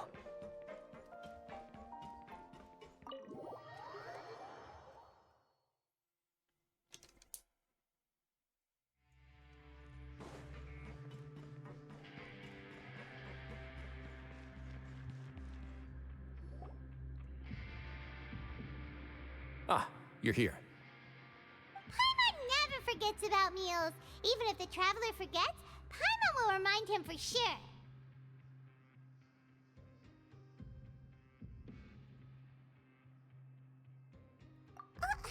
That's not what Paimon meant at all. Risley, you got what Paimon meant, right? I'm a little confused, actually. Hey, not you too! Jokes aside, I've got some good news. After taking a look, the doctors have let me know that it shouldn't be too difficult to extract the thorns, which means that everyone should be able to recover after a period of rest. As for their mental recoveries, most are making good progress as well. We've added a few who were more severely affected to a special observation list. You sure got everything taken care of, Risley. I try my best. After all, it's my duty to take care of everything that happens within my territory. Please, go ahead.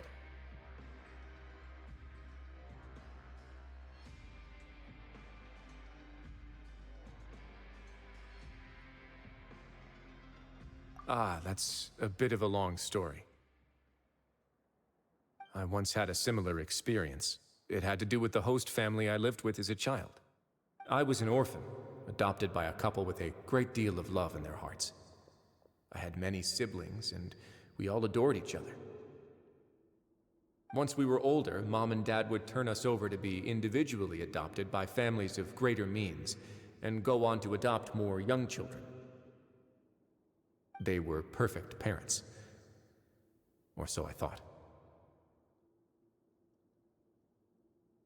And then? And then, I found out we were merely raised as livestock. Once we had reached a certain age, our parents would bring us to the market for sale. All children that were sold would leave the house, and nobody would know what became of them. As for those who didn't sell, they were merely disposed of. Did you know I once considered myself an extremely lucky child? And all of my friends, all of my siblings, they all felt this way as well. I was also not the first to find out about the truth. All those who found out before me were simply added to the disposal pile. I could never shake the feeling of irony every time I juxtaposed their tragic ends against our parents' adoring smiles.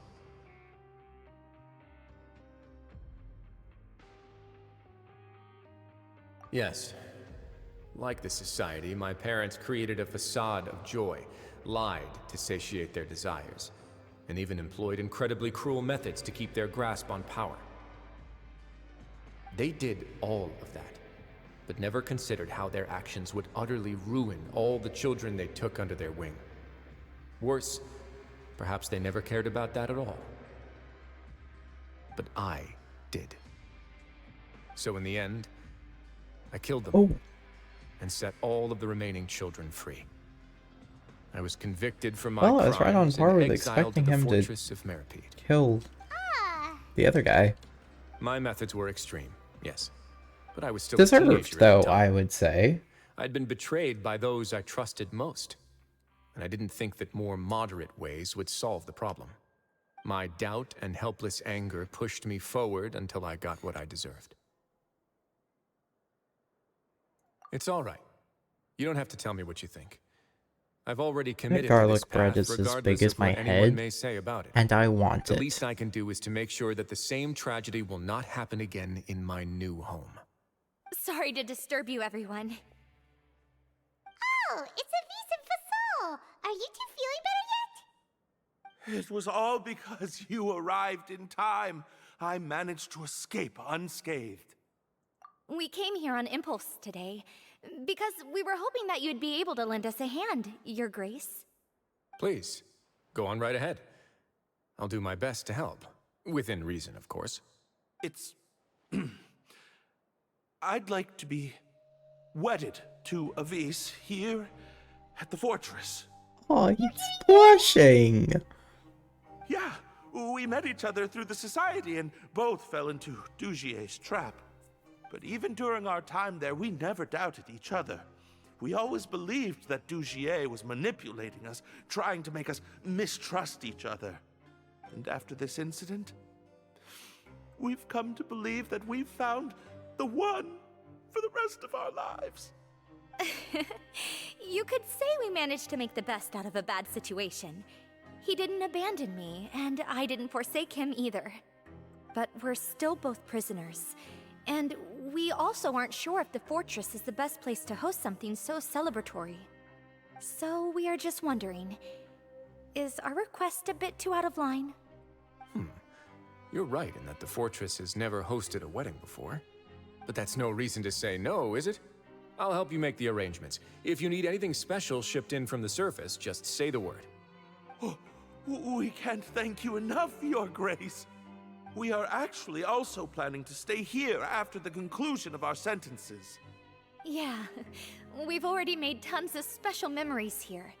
So now, it'd be too hard to leave. And we have full confidence in the fortress's future with you at the helm, Your Grace. Your trust is the highest form of praise. Hey, loosen up a A little bit, yeah. Shouldn't you be the happiest man in Teyvat to hear that people would like to stay of their own free will? Yeah.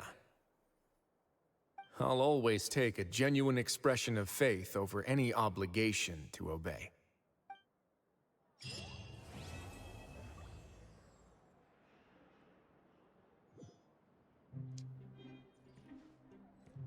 Yippee, more primos.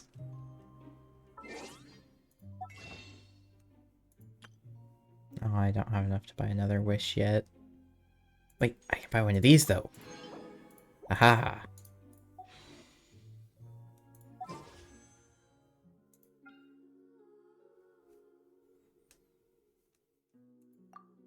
What's my pity at?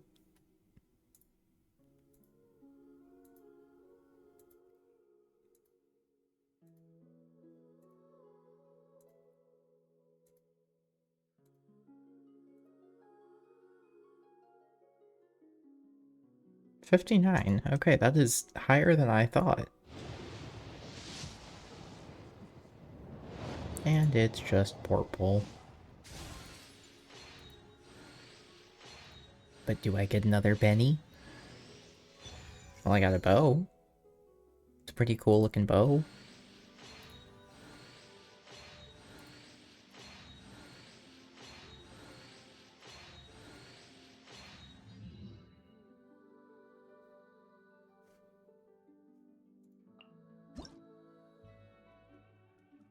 Yeah.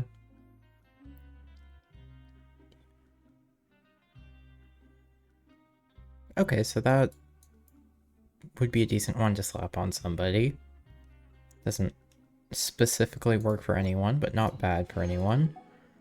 And I don't there are hardly use seek out our enemies than, well, charge attacks, so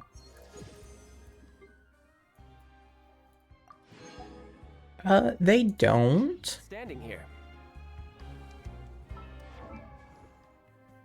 But you know what? That's fine. That's my team. So you have yours.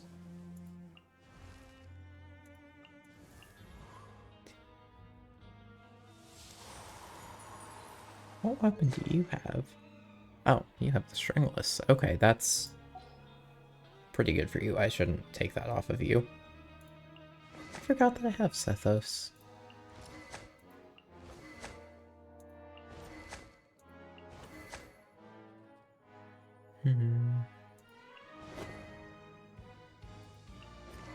Everyone just having Hunter's Bow.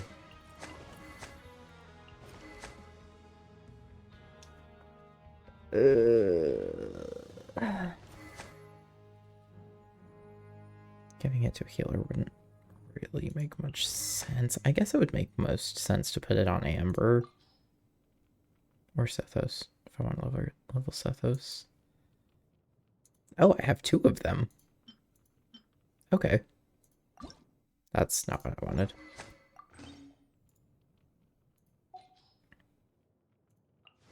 The other one on Sethos. There we go.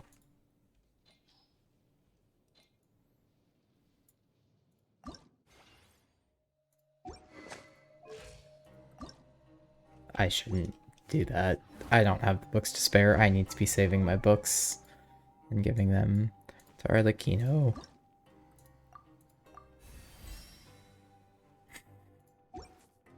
I need to go do some ley lines. Grab yourself a welfare meal.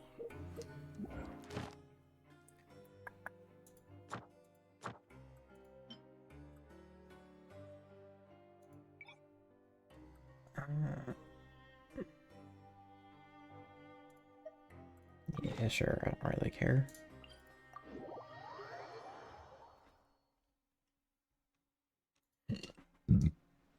Excuse me.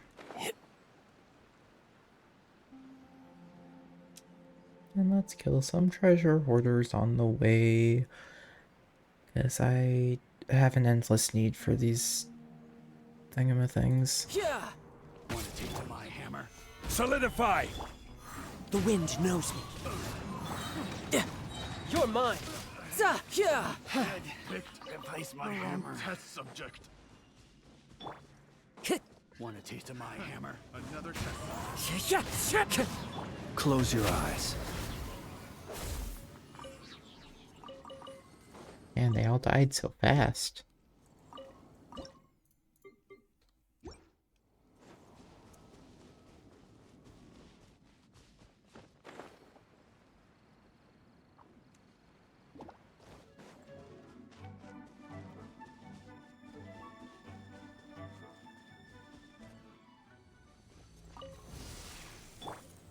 Gather. Order guide you. As one with wind and cloud. You can run, but you can't hide. Observe. Beware the creatures of the night. Well, that was over very quickly.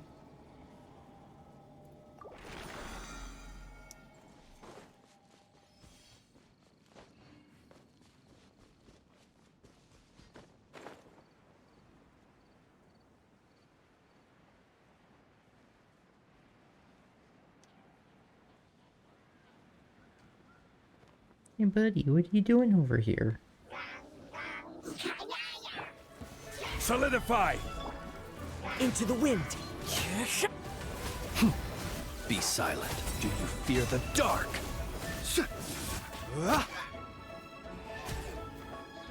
No, I can't do a punch attack and that.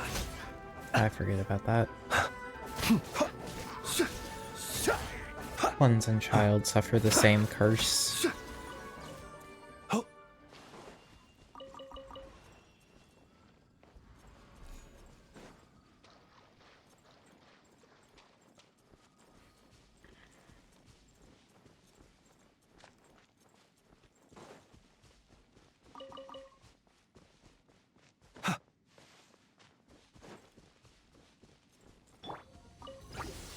Gather.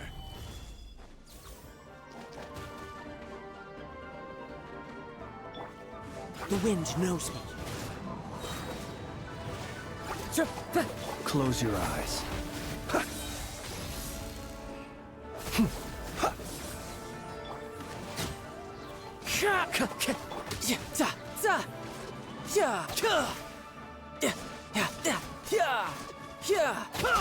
Who's next?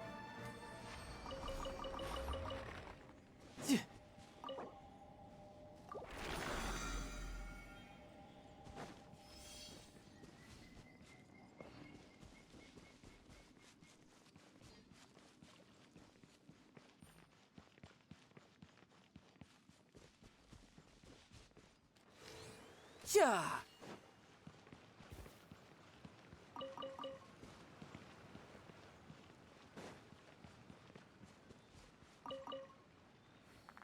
Didn't mean to click on the sign.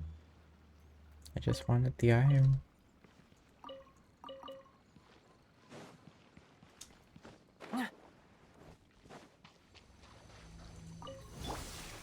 Solidify! Root. Into the wind. The night cometh.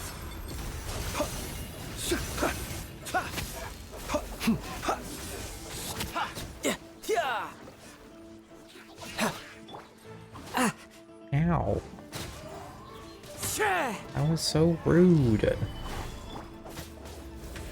Observe. To dust.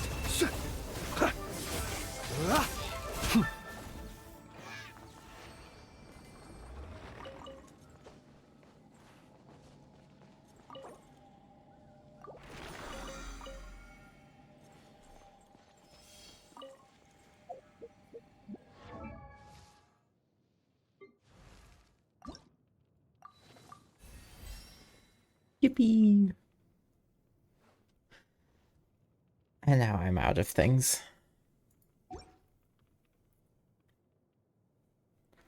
She's up to 80 now, though, so that's good. Between Arlecchino, Toma, Xiangling, and Amber, my 4 characters that are at level 80, I'm noticing a trend in which they're all pyro. I need to get Aoife up. Huh? Saurians. Hey, get out! Cuckoo! A lot of dragon statues. Oh, I think I know what that thing is. Okay. I'll worry about that later, though. Oh. There's berries in the water.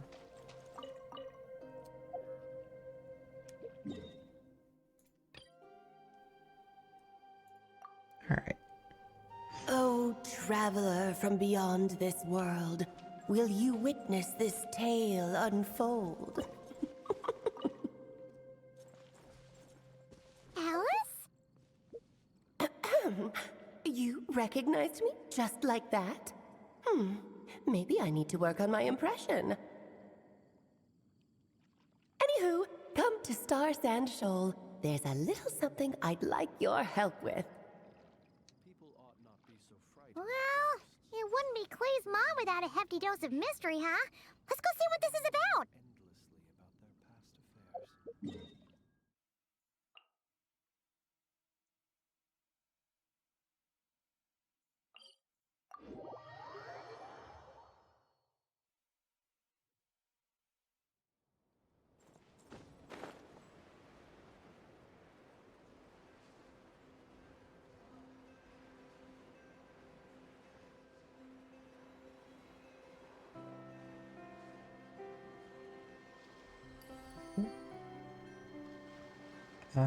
You know what? Yeah, let's review it. Because I didn't get to play the event for this. For receiving a strange fairy tale book, you and Paimon arrived at a wondrous world named Simulanka. There you experienced an adventure with your companions. Eventually you discovered that world was created based on a fairy tale written by Mage M. You also rescued a little dragon named Durin in that world. Mini Durin made friends with you, promising to aid you at some point in the future when you should need it. About Durin's past. the once-yearly Windbloom Festival had come around again, and so you and Paimon set out together for Mondstadt once more, but strange things kept happening. Okay, yeah, this Windbloom I did do, but I've already started reading, so I'm gonna finish. First, you found the residents behaving weirdly, then Albedo was accused of murder. Concerned for your friend, the two of you accepted the invitation to join the investigation. After much investigative work, you uncovered the truth, and the culprit was none other than the dragon that fell onto the snowy mountains. Learning of Albedo's existence, the dragon, a fellow creation of Rhindaughter, grew intensely jealous. It then began plotting in secret to destroy him. Together, you brought the immediate danger to an end, only to see an even greater threat surface. The dragon spine Durin was about to revive and bring disaster to Mondstadt. Fortunately, Albedo was prepared with a plan, and your friend from the fairy tale world also arrived in Mondstadt to assist. In the end, though, through the combined efforts of you and Albedo Durin, the dragon bearing the same name,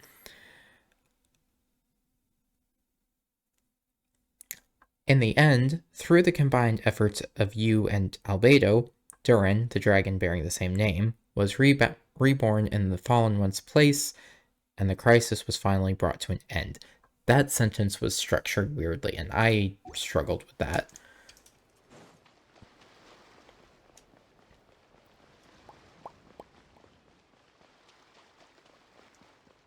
Oh, hi, Durin.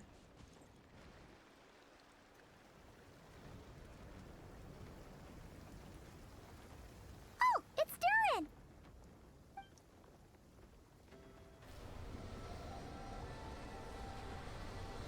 Hmm? Traveler and Paimon? I'm sorry. I hope I didn't scare you. Well, he is a pyro character. Just gave us a little surprise. Looks like you've gotten even more powerful now. I don't know. It just feels like it's gotten harder to control. I didn't mean to strike so hard. I'm so relieved you didn't get hurt. It's all good. We've had worse. No, don't worry about that. It's been very stable ever since I got this body. Albedo made sure of that. What you saw just now is something that only started happening recently. Maybe I'm still acclimating or something. I'm sure it'll clear up over time. Anyway, what brings you here? Did you need something? Well... The day that the writer and the watcher crossed paths was the day that the magic known as storytelling was born. So, she asked us to come. Miss Alice? Oh, you too? I guess I really do need to work on my impression. Well, never mind that. It's been too long, Mini Durin. And please, that's Aunt Alice to you. I have brought you and the Traveler together here for a very important purpose. It has to do with your mom. My mom? Indeed. Fairy tale author extraordinaire, Anya Marie Andersdaughter. See, I knew this would be right up your alley. Now then, if you'll open the book, I will begin narrating. Oh, it's got Mini Durin on the cover. It's so sparkly.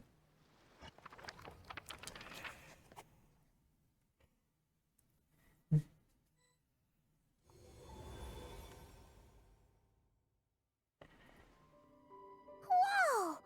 What is this place? It reminds Paimon of Simulanka. The two are indeed similar. Both worlds were built using the same magic Alice. after all.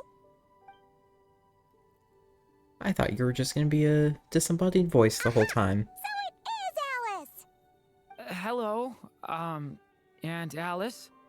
Oh, no need to be shy. Just think of me as one of your mother's dearest friends. You keep talking about stories and magic. What's this all about? Simulanka 2.0 or something?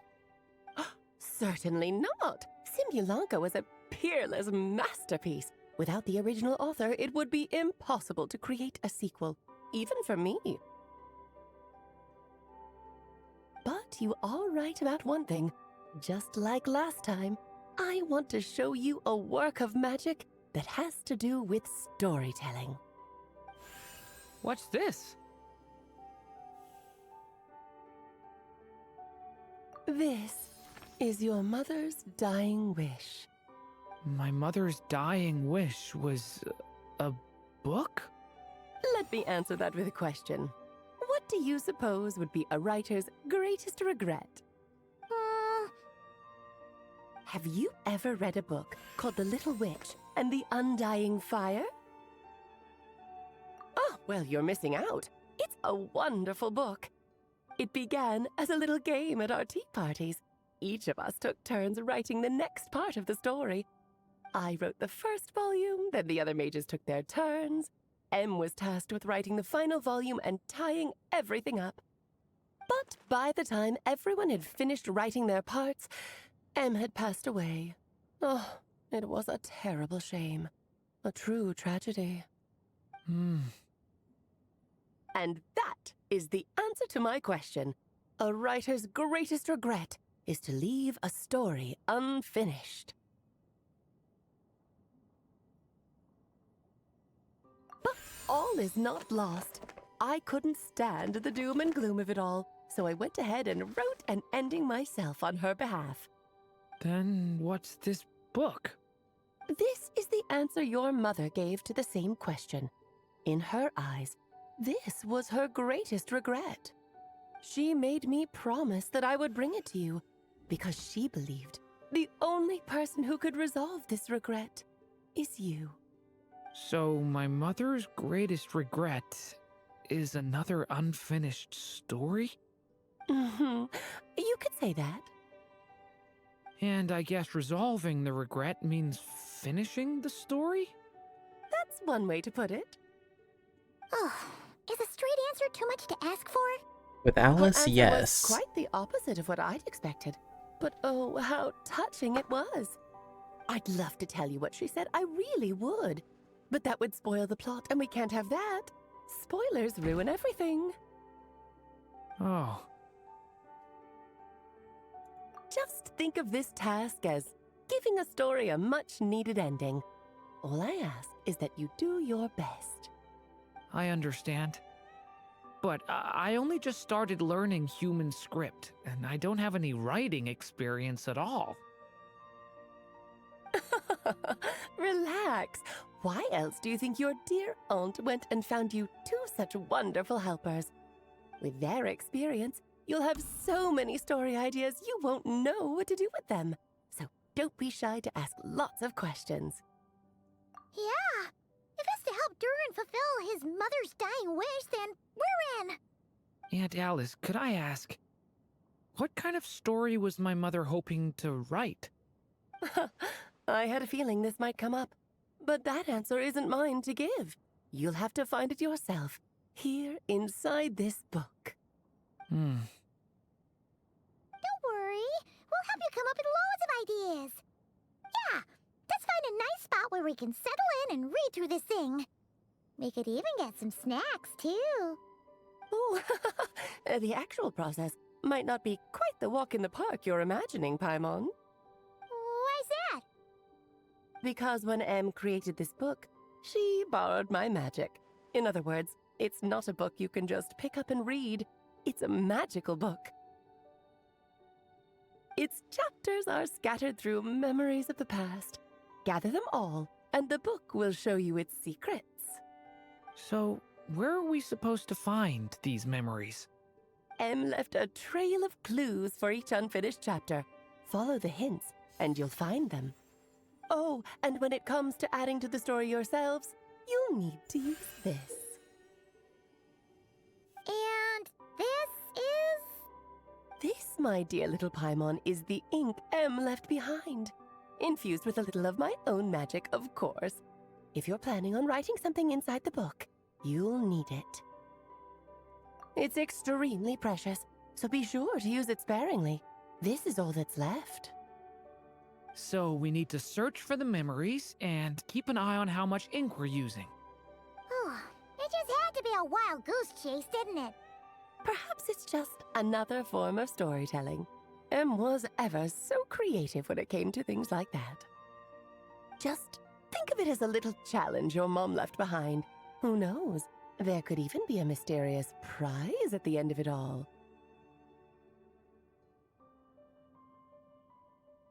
I don't care about that. This was my mother's dying wish. Whatever it takes, I'll find a way. Yep. With the two of us by your side, you'll be just fine. Okie dokie. That should be pretty much all you need to know. Oh, and once the story's complete, do let me have a little look-see, okay?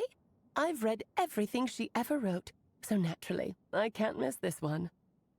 I don't think it'll be a matter of how do we find her. I'm sure she'll find us. Most of the time, you're pretty hard to pin down. Don't worry, I'll know when you're finished. Just wait for me to reach out. Case in point. All right, off you go. I can't wait to hear how the story ends.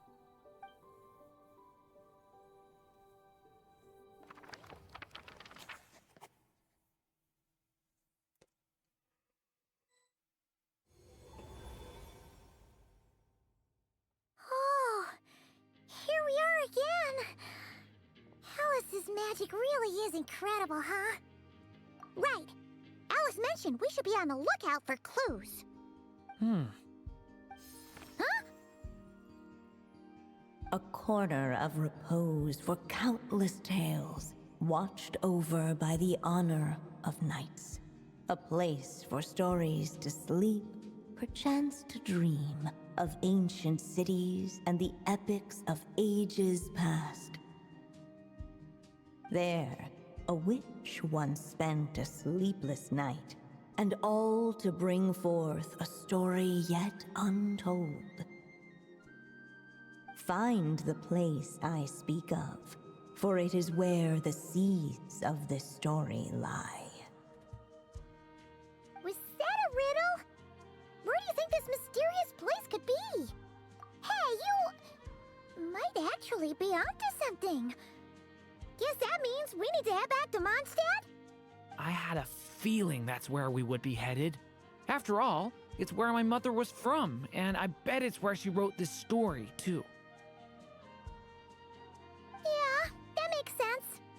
Still, I feel bad about dragging the two of you along on such a long journey. It's fine, we'll just fast travel. We don't really have much going on right now, so we're all yours. Come on, let's go!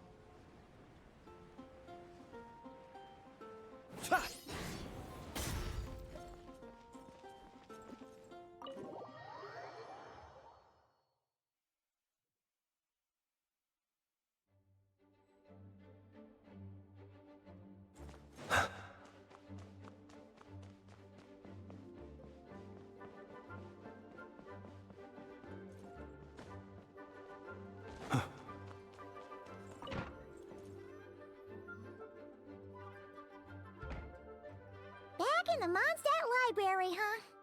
Talk about a trip down memory lane. So, we're supposed to find the seeds of the story, right? What do you think that means? Well, we're in a library, so it's gotta be books, right? But seriously, there's so many here. How are we supposed to know which ones we need? Making a racket in a library? You should know better than that. Lisa! Oh, sorry about that. Now, who do we have here? Ah, my golden-haired cutie. And my little horn cutie, too. Sorry, Miss Lisa. I know you taught me to be quiet in the library, but Paimon was just trying to help. Please don't be too hard on her. Well, it has been far too long since we saw each other, so I suppose I can let it slide just this once. Back when he first arrived here, poor Jean wasn't sure what to do with him, so I stepped in to lend a hand. I figured, if I can handle a boy raised by wolves, then teaching one who's part dragon should be a walk in the park. Nice! Sounds like Durin was welcomed with open arms. Why, of course. Speaking of Razor, I Now, need let's to go save look the for the reminiscing wolves. for another time. I'm sure you're here for a reason. Did you need to borrow some books? It's kind of hard to explain. Maybe you could take a look at this. Oh?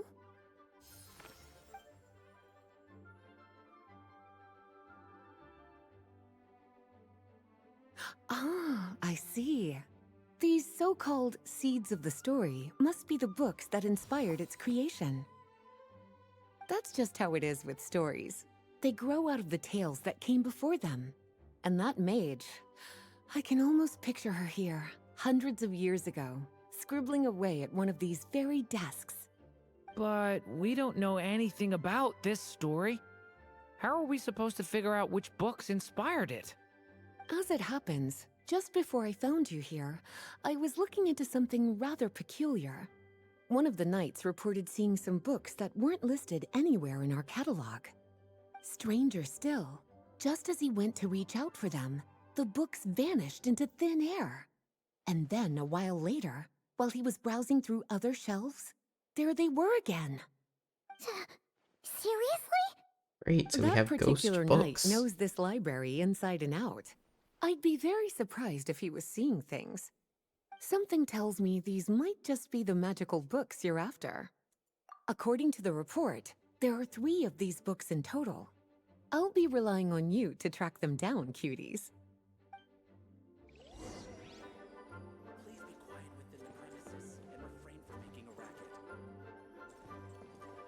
Kinda looks like a poetry collection.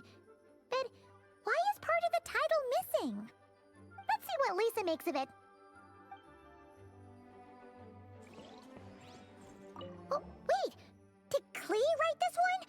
Should this even be here? We better show it to Lisa.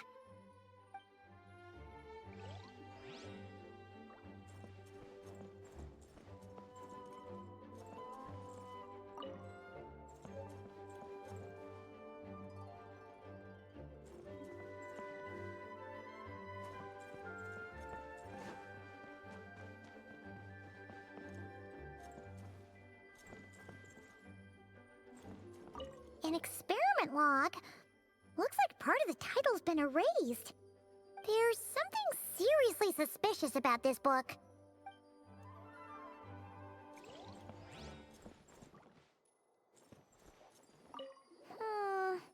Let's hang on to this one for now. Could be one of the ones we're looking for. It's one of M's, after all.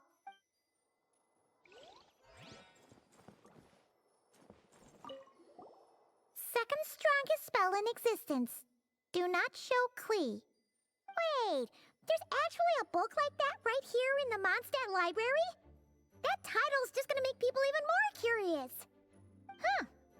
There's definitely something fishy about this one.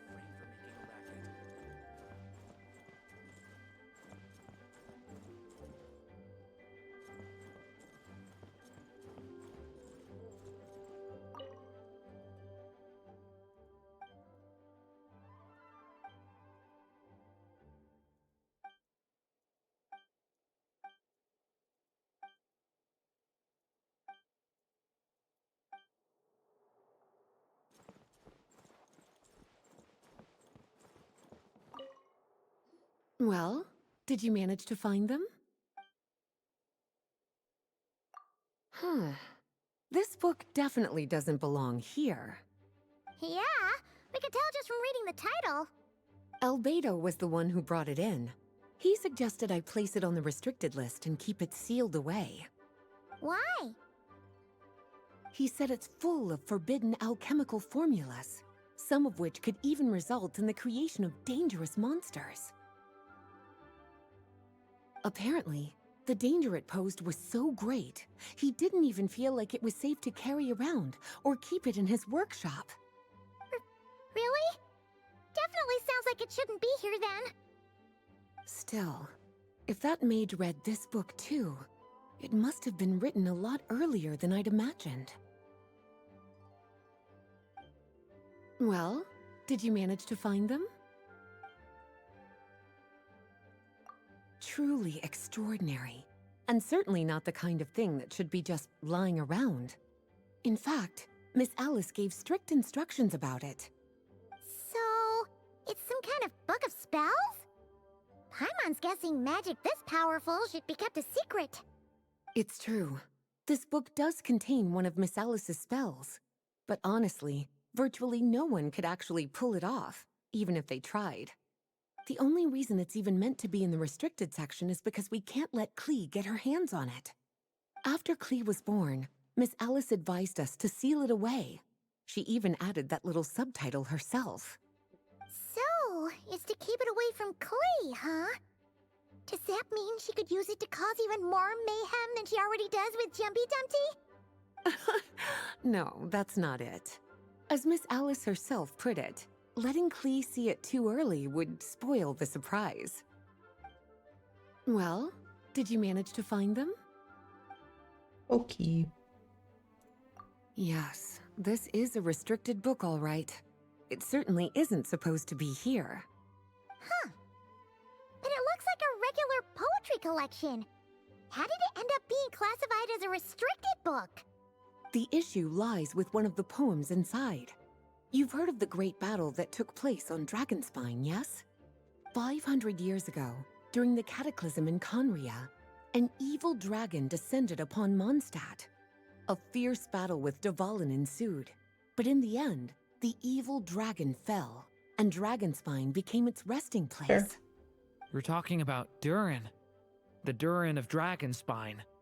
Well, the poem in question turns the whole battle into a dance. Does On have with earbuds? the evil I dragon know we've recast both as had an their innocent headphones. child who came here in I search know of they have friends. keyboards because I have But one right given here. all the suffering experienced at the claws There. of that dragon, Pointing how off could the people camera. of Mondstadt accept such a retelling?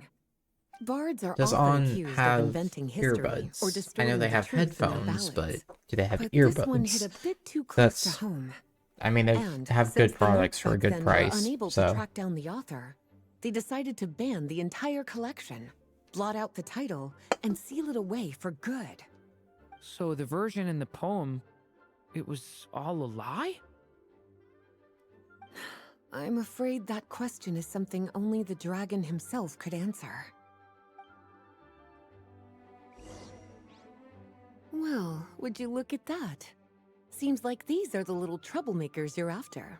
And all three just so happen to be forbidden What texts. about the other books I What found? kind of story requires reference material like that, I wonder? Well, I knew you had earbuds, but I wasn't sure what brand your earbuds You were. mentioned that the library had a restricted section. Paimon thought you were just trying to scare us. Are you saying it actually exists? Not really something you should be poking your little nose into, is it, cutie? Sorry. Seeing as it was Miss Alice who asked you to look for these books, I won't question the matter. But they'll need to be sealed away again once you're done, so don't forget to return them. Don't worry, Miss Lisa. I won't forget. Well then, that's all from me. After all that hard work, I think I've earned myself a nice cup of tea. Honestly, a cup of tea does sound really nice. Alright, we've gathered all the reference books. What's next?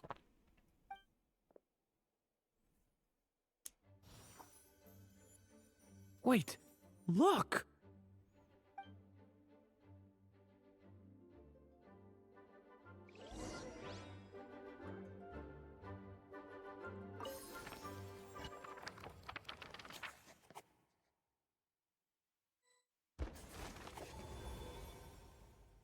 Long, long ago, an evil dragon descended upon the human world, bringing terrible calamity in its wake.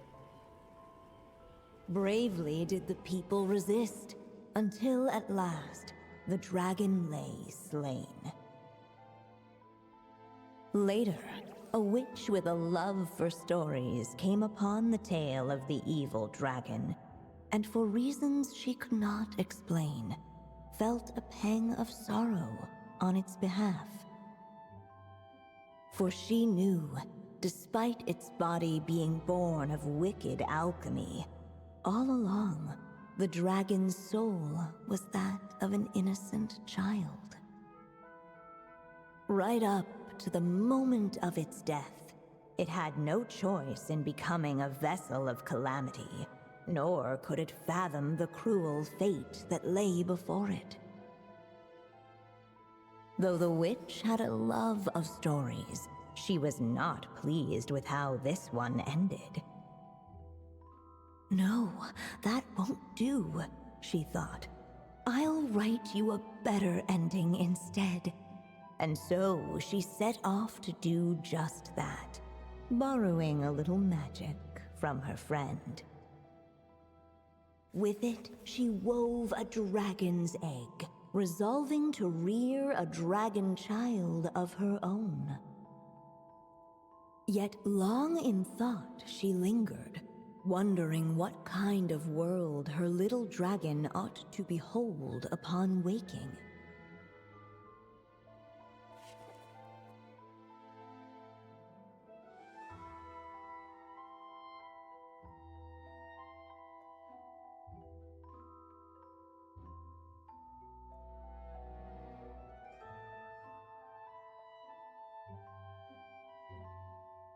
I don't really know what either of those are.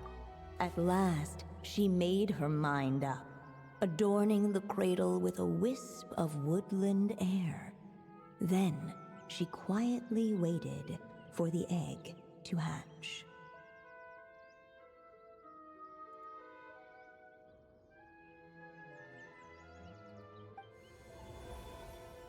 Whoa! We're actually inside the story! This must be Aunt Alice's magic. Yeah. A story about me? Why don't we just see where the story takes us? All we know is the beginning at this point. Okay. And now a golden-haired traveler, a silvery sprite, and a dragon-born youth step onto the stage. What new chapter will their arrival bring? Whoa! That came out of nowhere! Was that the same voice we heard just now? Yeah. But why does it sound so familiar? I've missed this. It's just like the stories my mother used to tell me. You mean... Em? She used to tell you stories? Yeah, she loved it. Back when she was still alive. Sorry, we should focus on what we're here to do. So, now that we're in the story, what's next? The dragon youth wondered aloud.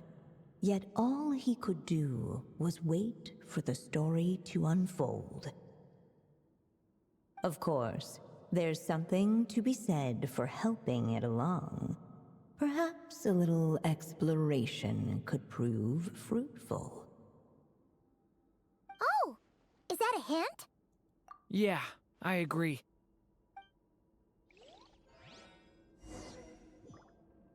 Alright, before we get too far into this... For a moment, Oh, the you're story saying things crashers again. fell silent. Perhaps waiting around wasn't such a bad idea after all. Yet those who never stray beyond the main plot often miss the fun little details along the way. Oh, so cute.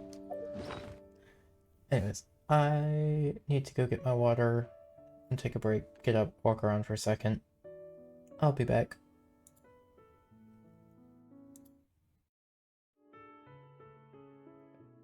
I'm back now.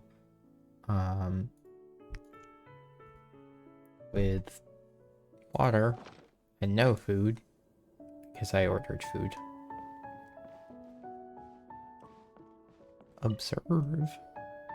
This Dodoko doll is meant to be the witch in the story, right? Wait a second. All the people we've seen that look like that turned out to be mages from the Hexen Circle. Do you think the witch in this story is one of them too?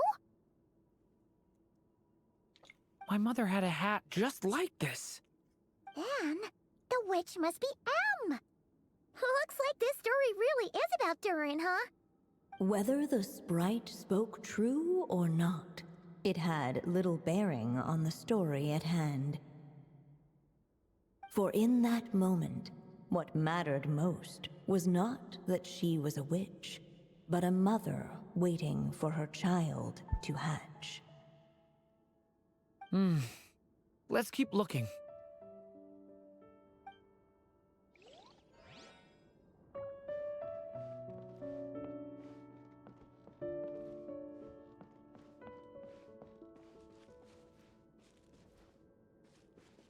This cat tree looks so nice.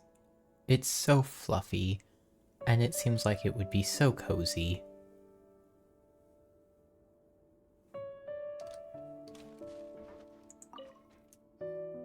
This must be the dragon egg, right? Looks like it's gonna hatch any moment now.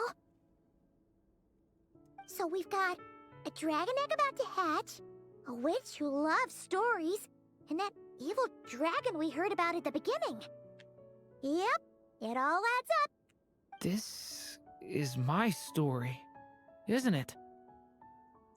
Okay, so how are we supposed to help the story along? It feels like all we can do right now is wait.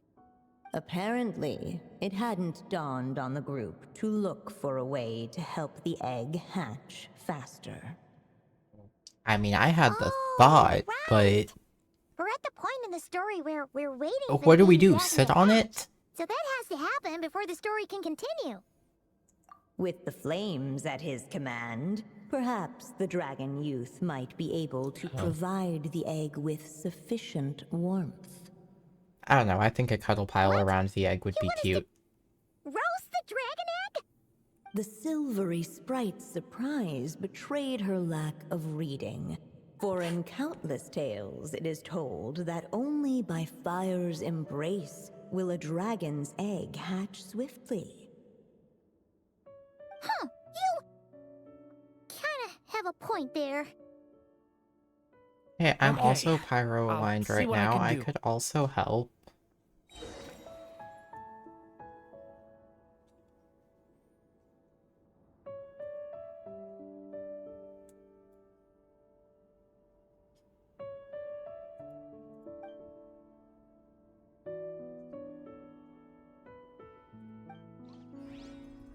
Each day is a new page in my story. I want to savor every scene, every footnote, before I turn to the next one.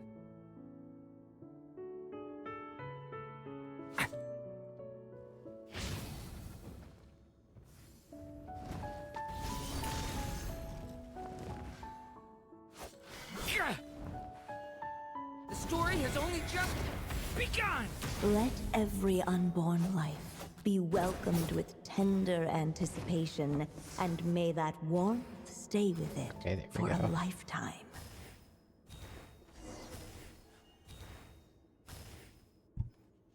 At last, under the witch's expectant gaze, the little dragon broke free from its shell.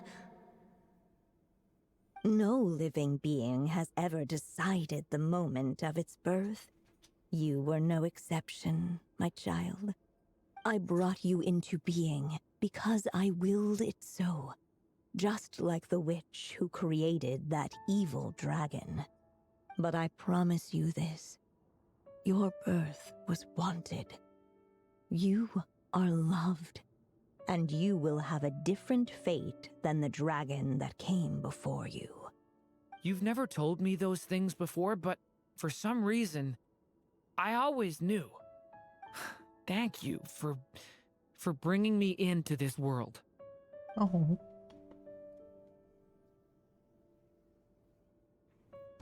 The waiting witch did not feel lonely, for she had Oh, 3 the visitors by with her the side. little Together, scarf, but they they little beheld scarf. the hatchling's first breath of life.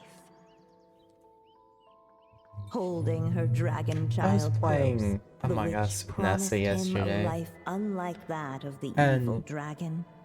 one of the players in And the room, so, nestled in I his forget who it mother's was. warm It was one of her embrace, did the friends, little or dragon's story friends, begin. something. But they were wearing a Paimon costume, and it took me like halfway through the night to realize it.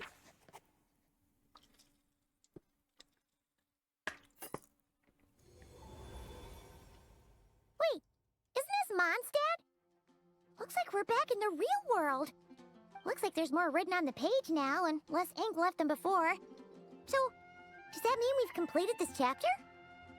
Yeah, but why does M seem to think that the story isn't finished yet? Durin broke free from the curse, came into this world with a new body, and even made a bunch of new friends.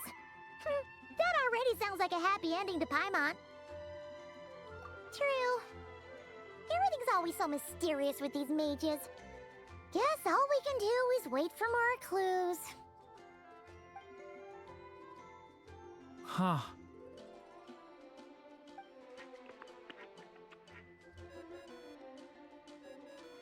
Is this thing on? All right, that should do it. Hey, that's Alice's voice. Hello there, children. If you're hearing this, you've stumbled upon the little recording I left for you. I thought you could use a few hints about how the book works. By now, I'm guessing you've already begun to leave your mark on the story. You should know, however, that the book needs time to absorb the ink, so the next chapter's clues won't show up right away. Wait, so even magic ink needs time to dry? The good news is, you can return to any chapter you've already completed and continue to explore the mystical, magical storybook world you helped create. Have fun, dearies. Toodles! Oh, man. Paimon was so ready to knock this out in one go. Maybe it's for the best. Sooner or later, we'll end up being whisked off to another world again, and if that happens, who knows when we'll be able to come back. So it might be good to take a break while we can. A break.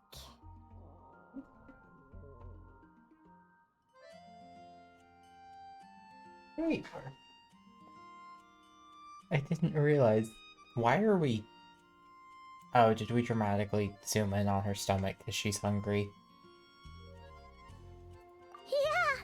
Paimon has a sudden craving for Yep. good hunters. There it sticky is. honey There's roast. the food. And we happen to be in Mondstadt, I got very so... distracted because I shifted my So leg and let's meet up here bumped later. it into I Nyx need to because find I Miss didn't Lisa to realize she return was those under books my anyway. feet.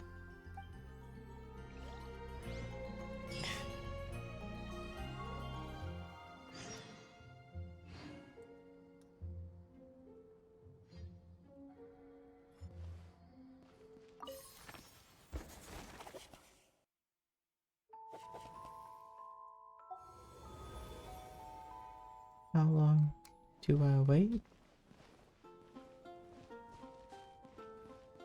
Do I actually go to the Good Hunter and eat? I'm gonna sing it one more time.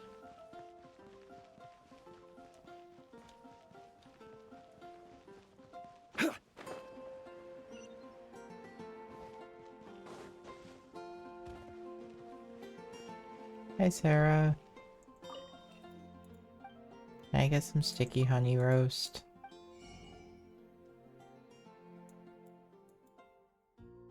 You don't even actually sell sticky honey roast.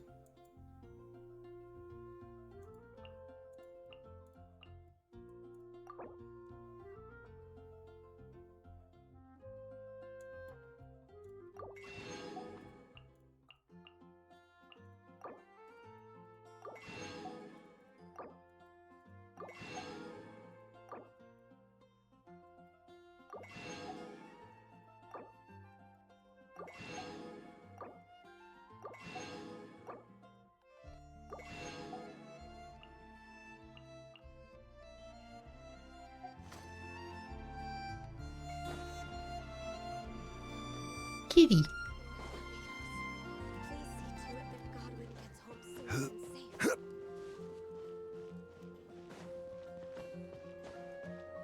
I'm just gonna go revisit that chapter. I feel like that's what we're supposed to do.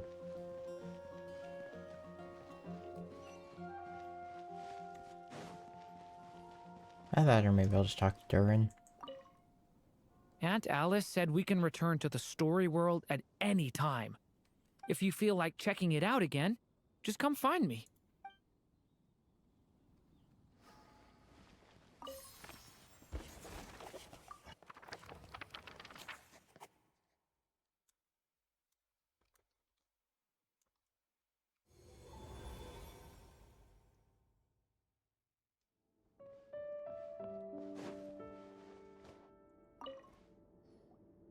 Huh.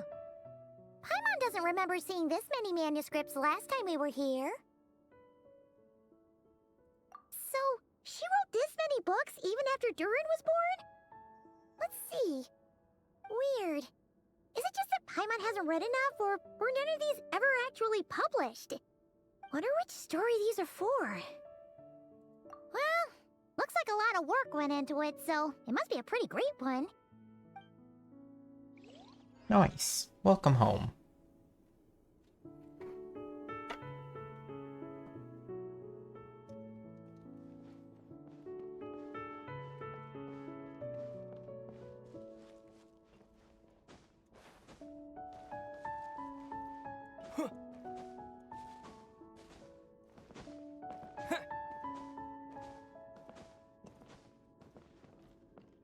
How do I leave?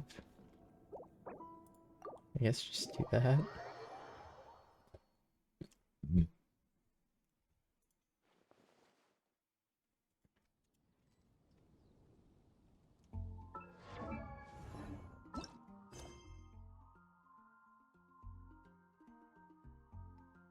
In 8, wait, like, actually 8 hours?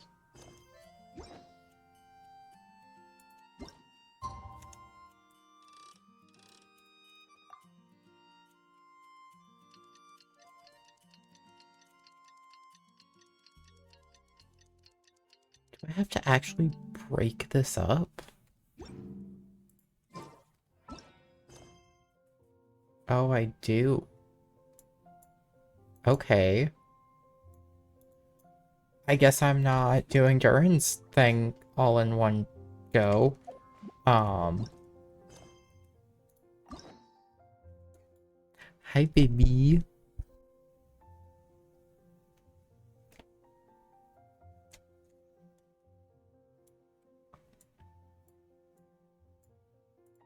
Let's do Cyno's quest then.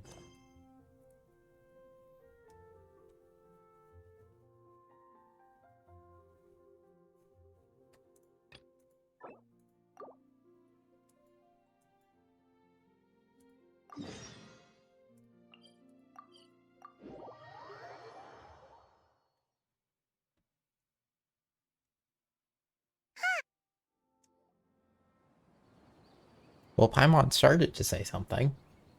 Wow, the academia sure is busy during the day. Like, yeah, it's a school. The kids are students. That we know. Traveler, Paimon. Cyno! It's been so long since we last saw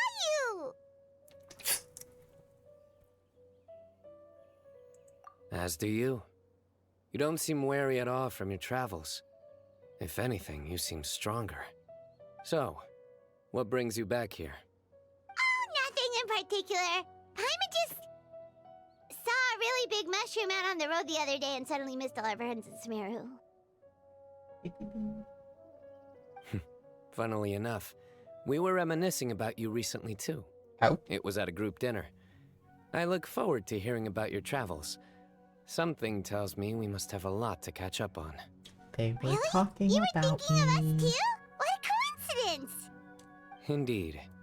Or as I call it, the biryani factor.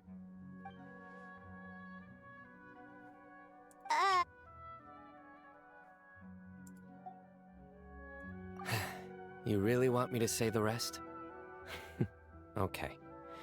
It's always rice to meet Stu again. Oh, darn, he said it.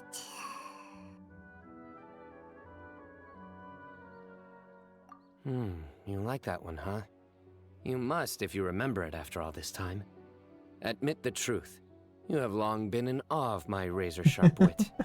Alright, here's your 500 Mora. You're exaggerating. It's only 500 Mora. Hey, 500 Mora is still a lot of snacks to Paimon. All right. I'll treat you to some desserts later. Anyway, I'm actually investigating a case right now. My mind is focused on work, which is why I didn't complete the joke at first. A case? What happened? Nothing major. But after finding out who was involved, I decided, on reflection, to handle this one myself. Need any help? We only came here to hang out, so we've got the time. You may as well take us with you, and then when you're done, we can, you know... Nom, nom, nom, nom, nom, nom. Such enthusiasm. Are you worried I'll forget about treating you to some sweets if you're not around to remind me? What? No!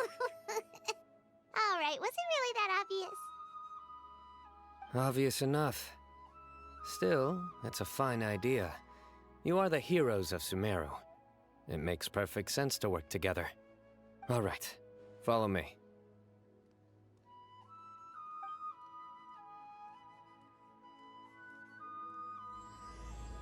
Hey again, baby.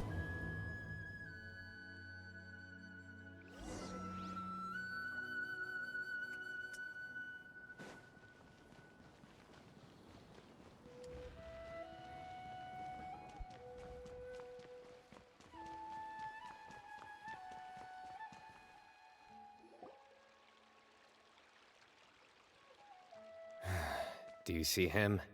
The old man flailing around? Oh, is he the one you wanted to talk to about the case? So dramatic to say he's flailing around. His name is Cyrus, a former Spontamod sage. He taught both me and Lisa. Huh? Cyno's teacher is in trouble? It's ridiculous.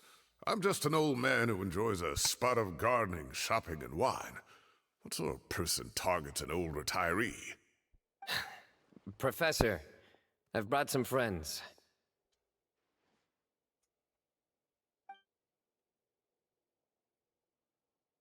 Ah, Cyno. Now who do we have here? Hi, I saved your country a while back. Hold on, let me think. A flying fairy dressed in white? A youth who does not seem to hail from this land?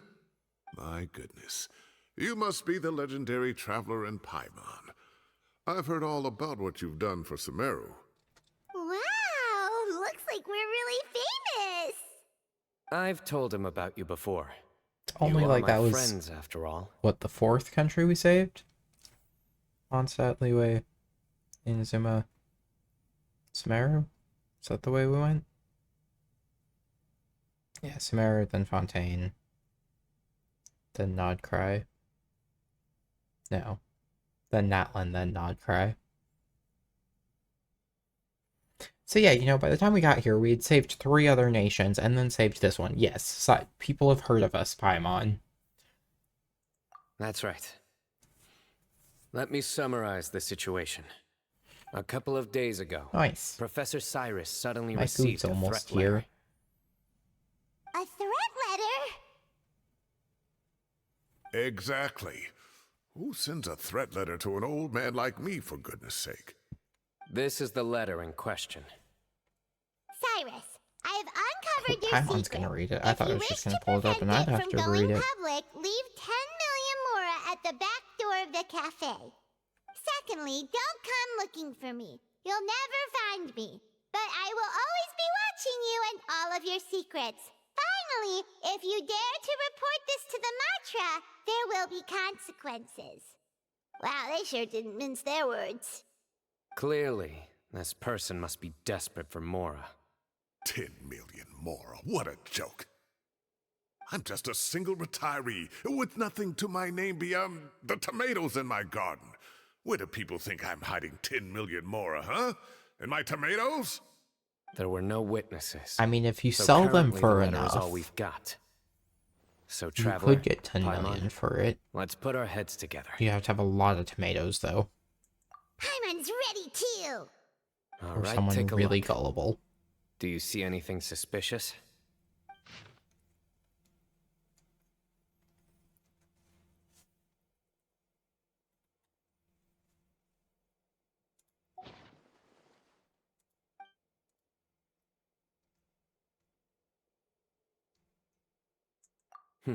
Very good. The paper has a rather rough texture. It's not the typical kind you see in most books. Another thing is, some of these strokes look kind of blurry. Could there be an issue with the ink? Possibly. And I bet the paper has something to do with it. Most of the paper around here is much smoother than this, and the ink is absorbed quickly Yeah. so it doesn't run. He is very proud of his tomatoes, so I imagine they are probably pretty good. Made from some sort of plant matter. But to sell them It's for 10 certainly not million, the same paper yeah, as we those use better in the be some magic academia. tomatoes. But the ink is nothing special. Just regular black ink that gets a blue tinge when applied to paper. So do we think the culprit has a connection with the academia or not? Wait, check this out. Looks like this part got wet at some point. Agreed. The staining suggests it was a colored liquid, not plain water. It also looks like it was wiped off with a damp cloth. A colored liquid, so... tea? Wine? Looks like we're thinking along similar lines. Let's go talk to Aroth. There are some things I'll need him to take care of.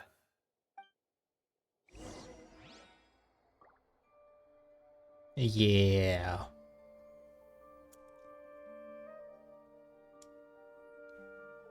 Mintumaru, I feel like I should have Kaveh.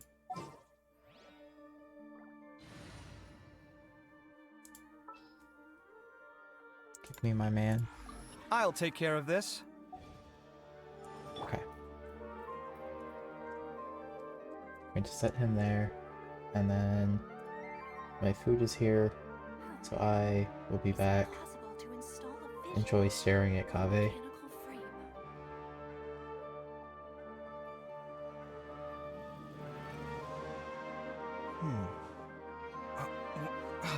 Where's my key? Not again.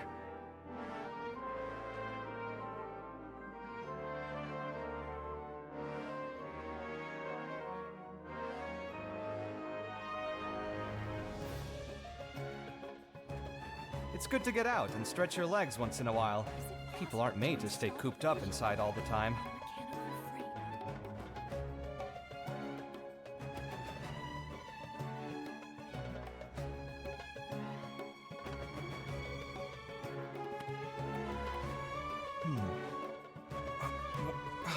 Where's my key? Not again.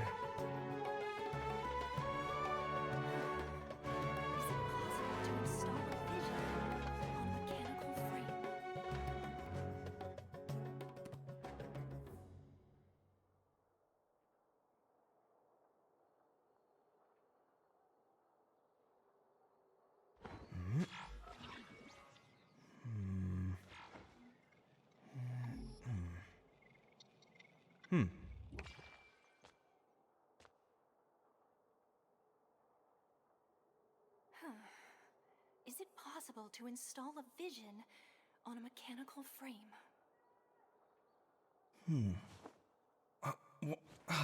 Where's my key? Not again.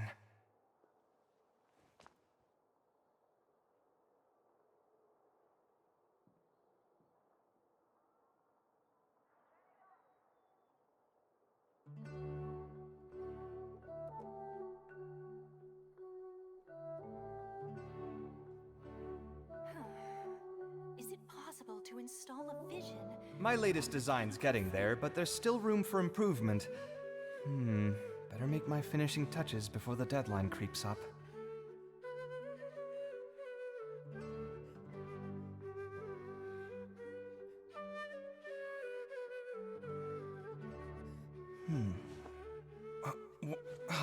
Where's my key? Not again. Is it possible to install a vision on a mechanical frame?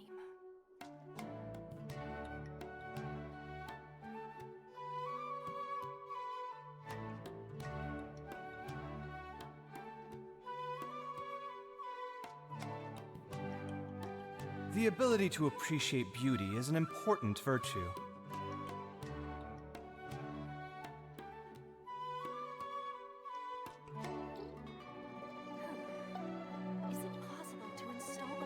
Okay, I'm back. I'm going to leave my camera off while I eat.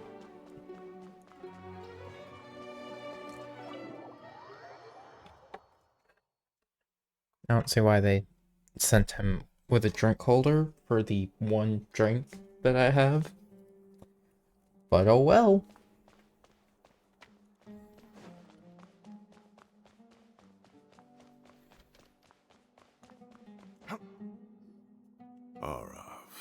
Arav.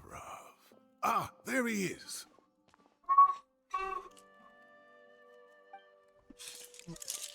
Mahamatra Cyno. Sir Cyrus. Ah, and the Traveler and Paimon. It's been a while. Wait, do I know you? I don't recognize you. Okay. As such, I'm inclined to believe that the culprit in this case is a student at the academia. Somebody young and strapped for cash. Oh, one last thing. I'd start your investigation by taking a look at the cafes in the city. Oh, of course! You think the culprit spilled their coffee on the ladder, huh? They do look like coffee stains to me. Also, Yeah, if either I'm not that mistaken, or it's the because letter there is was written on a supposed to be type of ice scented cream in paper there, that has and he didn't get me aromatics my ice added cream. during the manufacturing process. The kind often provided as writing material for customers in cafes and taverns. Ah, of course. Yes, like they sell in the gift shops. I remember now. Zaha Hadi bought some a while back. She said she was going to use it as wrapping paper for a vase. Understood. I'll assemble a team to investigate the points of interest immediately. You have my gratitude. You just... Really, you cannot jump up onto One my last burger. thing.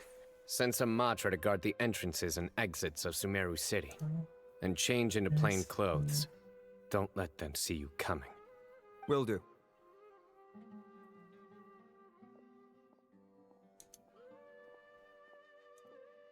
Great thinking, Cyno.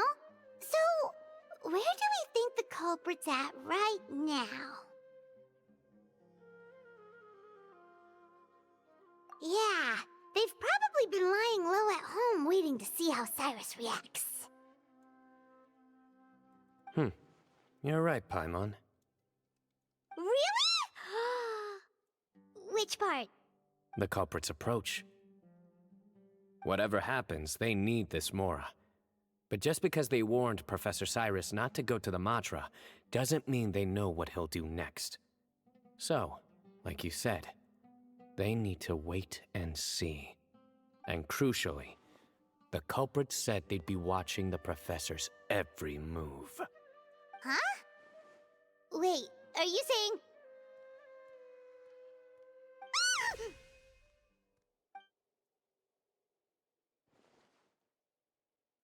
Found you! What are you doing? You wrote the threat letter! I don't know what you're talking about. What threat letter?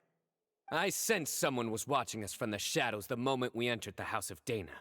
You managed to stay relatively well hidden for someone reckless enough to threaten Professor Cyrus. There are a lot of people here, but we were looking specifically for Arav. Whoever followed us the whole way was likely to be the culprit. I was just listening in, that's all. You know something big's going down when Mahamatra Cyno shows up, right? So I got a little curious. What's the big deal? You smiled when Arav left. I saw it as clear as day. Is smiling a crime now? There are coffee stains on the letter. You mixed some coffee with water, gently smeared it onto the paper, then wiped it off with a wet cloth. All to can't have create my the food. impression that the letter was written at a cafe. Closing off the exits to the city doesn't affect you, because you already live here. And as long as the Matra were focused on the cafes, you would be free from scrutiny. The cafe was a red herring all along. You had to be somewhere where you could monitor the professor's movements. You can't pin this on me! I haven't done anything! Really? Then why are you shaking like a leaf? The innocent have no reason to fear the Matra. But you... your heart's racing, and your eyelids are twitching. You're a terrible liar. I would never... Don't try anything or you'll pay the price. Now come with me.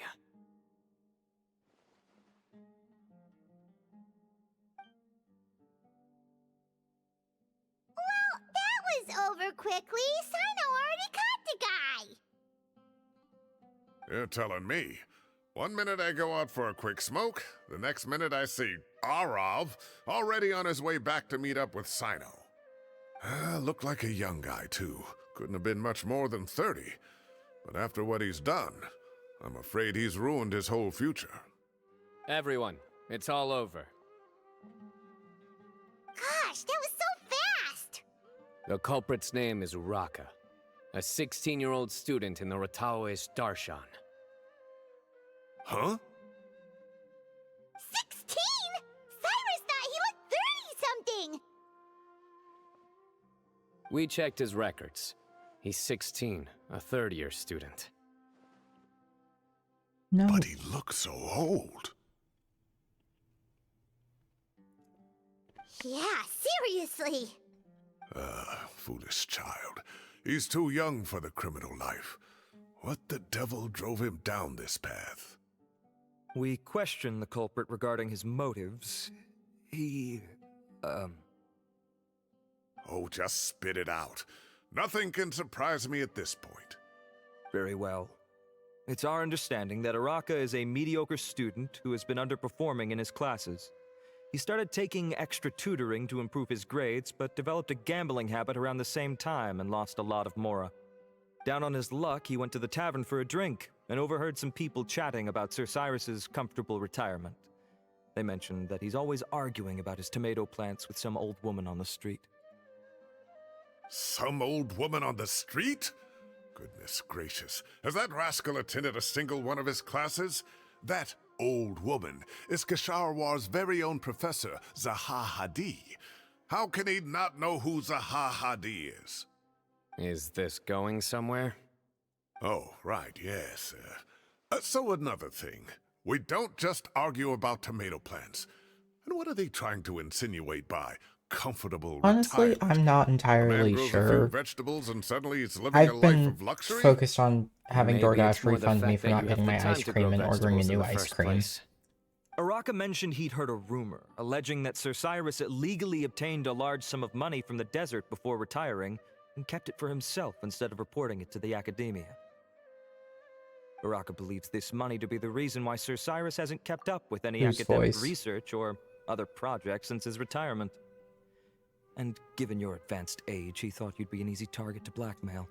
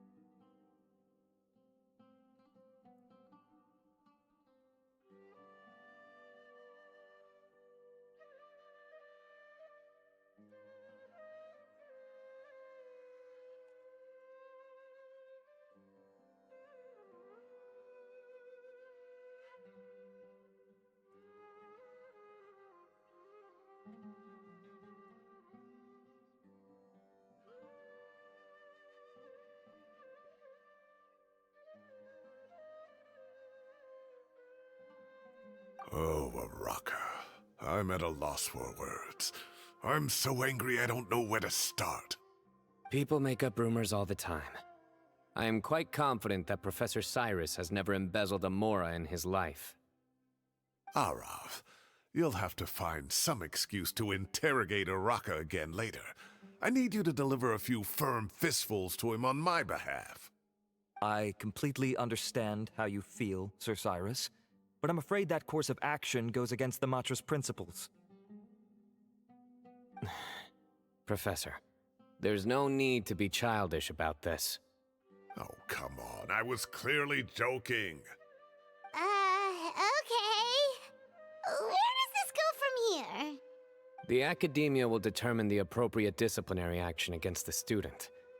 And as for the individuals spreading rumors about the professor's obsession with tomatoes and some old woman on the street, there could be a slander case here. The Matra will continue to investigate. Who said I'm obsessed with some old woman on the street? Mind your wording or you'll start a whole new rumor. You seem confused. Oh, don't you understand?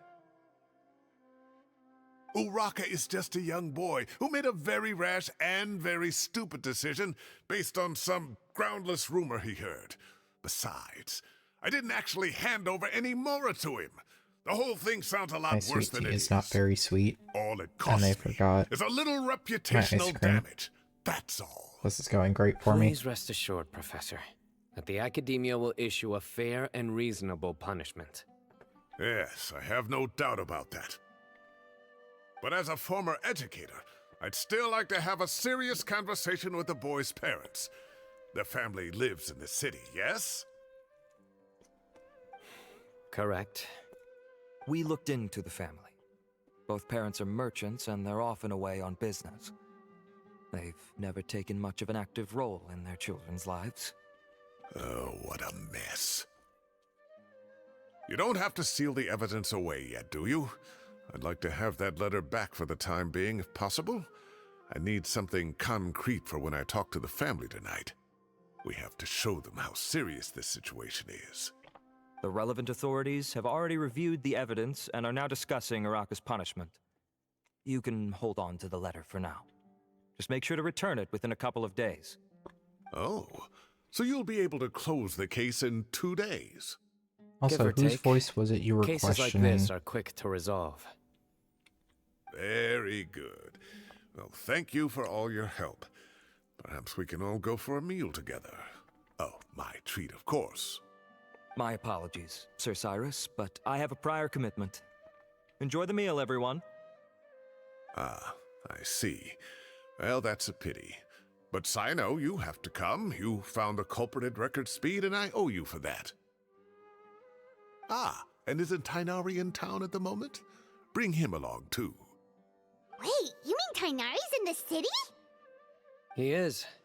Tighnari's master, Sir Nephis, called him and Kale to the Academia to help out on a project. Cyrus, okay. They should be at Nephis's I'm office not at this sure. hour.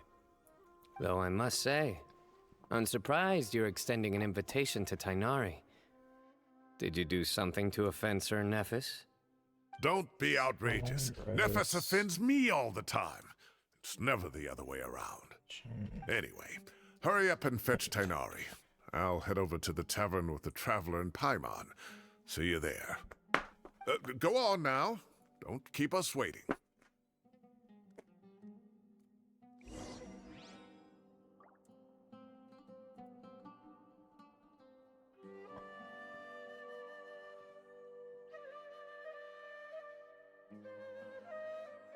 Let's say who his VA is. No.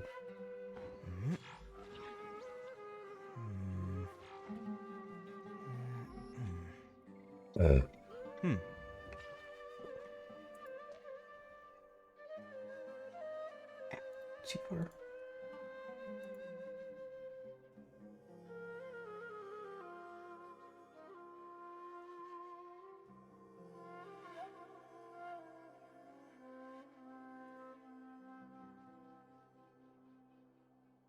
It's good to get out and stretch your legs once in a while.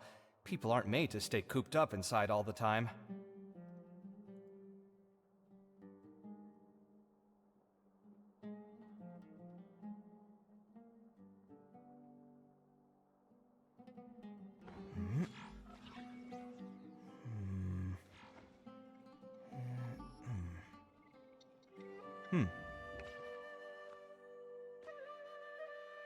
You doing?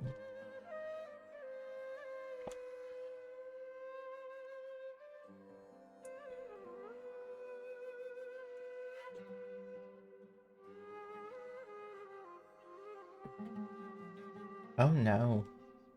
My latest design's getting there, but there's still room for improvement. Better make my finishing touches before the deadline creeps up. Okay, so the voice for Cyrus has not been officially confirmed, but fans believe it to be Dave Fenoy. Thanks. Which, let me see what he's done. You really just want to sit in the most inconvenient places. It's good to get out and stretch your legs once in a while. People aren't made to stay cooped up inside all the time.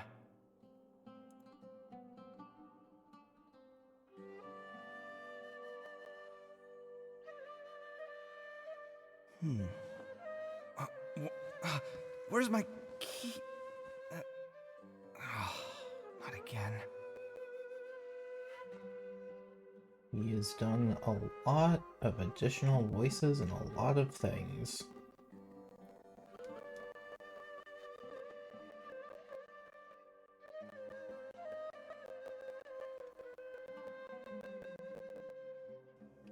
He's Penny's The dad ability to and appreciate Ruby. beauty is an important virtue.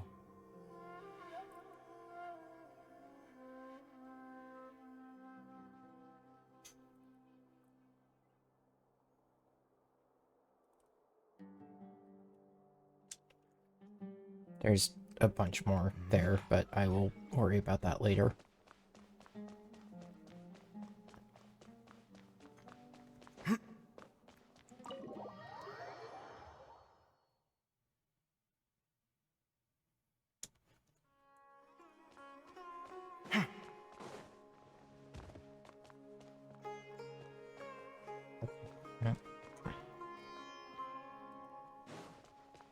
I didn't need to jump down here, evidently.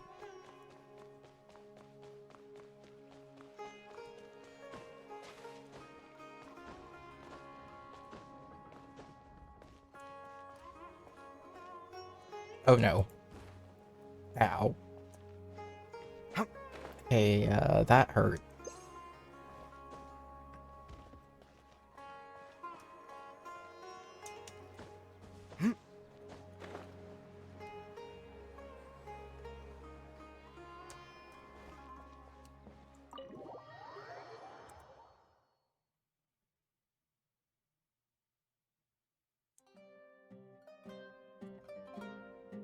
Not to brag, but we never had problems like this at Ratawa Hist back when I was still teaching.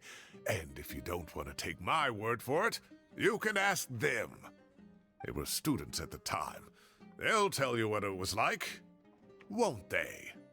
I was out in the forest at least 4 days a week back then, thanks to a colossal workload from Master. It wrought havoc on my poor tail, so I didn't exactly keep up to date with what was going on at the academia. Most of what I know, I heard from Cyno after the fact. Professor's become a lot more laid back in his retirement. He used to be far stricter, and was especially known for being extremely principled. Wow. It's hard enough to stay true to your principles as a normal person. I can't imagine doing that as a sage. It's a pity Kale wasn't around at the time. I would have happily taken her on as a student. And then we'd have one more person who has to address Lisa as upper-class woman. Really? Can't you just call her Lisa? She seems to prefer it when people treat her like an older sister. Oh, believe me, back when she was a student, nothing made her happier than the younger students acknowledging her seniority. You would not like this. Whoa, more food? Are you sure about this? We don't want to take advantage. Paimon, you have worry never about cared it. about taking Order whatever advantage you when like. it comes to food. And if it's not enough, order some more. After all your help today, treating you to dinner is the least I can do. I thought I heard some familiar voices. My boy! Sir Cyrus is here as well. I just got so excited it scared Nyx. That's my bad. Zahahadi was talking about you last month. How have you been? I've been all right, thank you. You're looking very well, sir. I'm glad to see it. Have you eaten yet? Care to join us? That's awfully kind of you, but I had a late lunch, so I'm not really hungry just yet. I'll have dinner a little bit later tonight. I just came to Lombard's to buy some wine, and when I heard some voices I recognized, I thought I'd come and say hello. So what's the occasion, anyway? Some sort of celebration? Nyx is staring at my burger. Consolation, more like. You wouldn't believe the day I've had.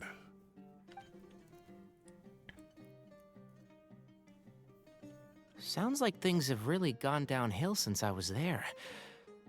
My whole time as a student, I've never heard of anything remotely like that.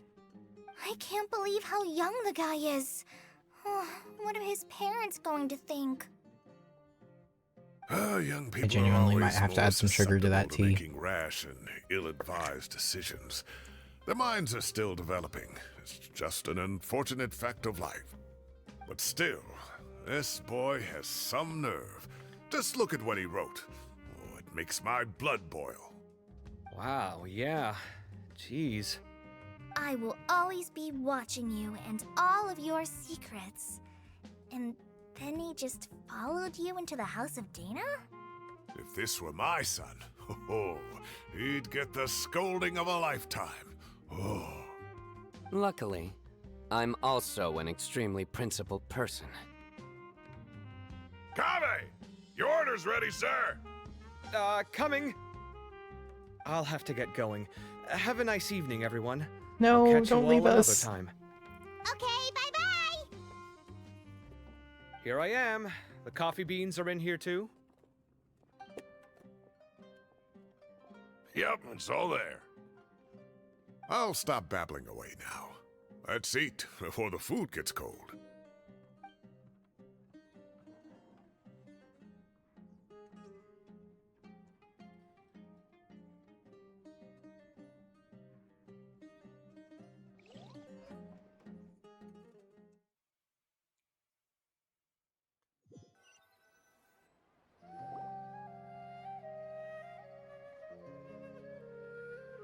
Ooh.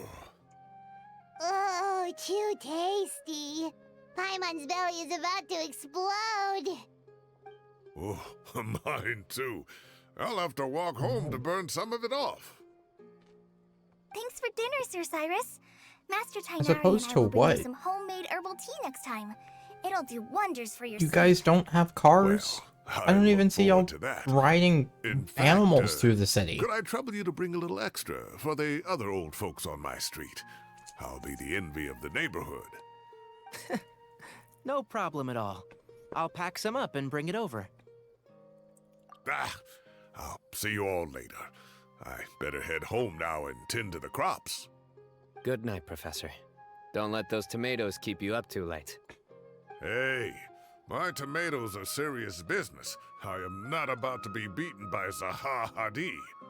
Anyway, I'll be leaving now. Don't stay up too late now, children. I bid you all... Yeah, but like that would still be have to be pulled by something. And you don't... There's no animals pulling wagons through the city. Going to and from. But...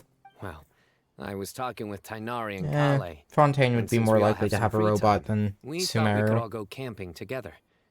Think of it as our way of welcoming you back to Sumeru. Camping? Oh, that sounds fun! Paimon's in!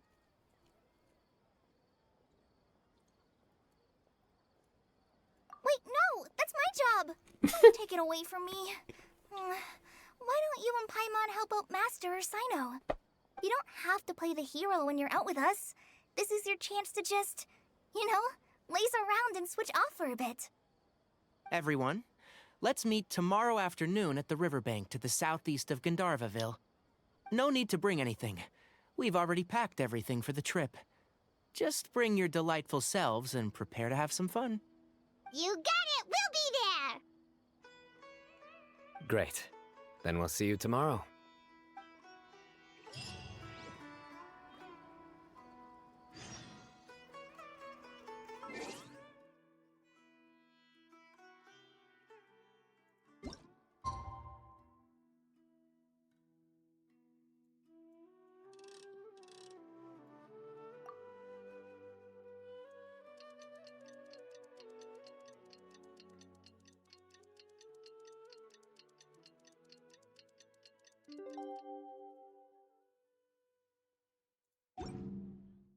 It's good to get out and stretch your legs. Time to set off! Let's head to the southeast of Gandharvaville and meet up with...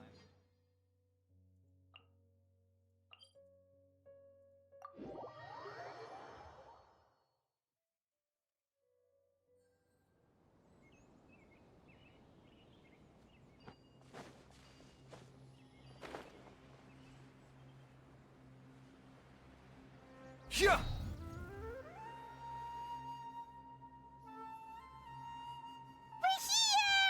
Wow, you guys are ahead of the game. You set up the tents already. I'd say we're right about on schedule, actually. We were aiming to have them set up before you arrived. Traveler, Paimon, let's go fishing together. Whatever we catch, we can grill for dinner tonight. You got it! Dinner's on us tonight!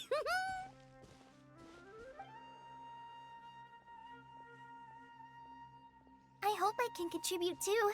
The other forest watchers gave me some fishing tips a little while ago. I'm really looking forward to giving them a try.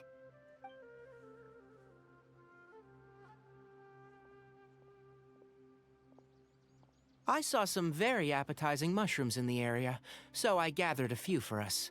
I'll leave them here along with some fresh fruit. Wow, camping with a forest watcher is the way to go! They think of everything! And even if they don't, they can improvise! This is true. I don't think I've ever had a single rough day in this forest. So, how has everything been going for you? Well, there's been some high points and low points, but we've had some unforgettable experiences along the way. I see. Oh, in that case, you should try a valberry. I bought some from the market this morning. A valuable suggestion. Just don't bury your feelings using food. All I wanted was to recommend something bittersweet. Oh, I have a sudden craving for fruit tea. I'm gonna go fetch some stuff. Bye!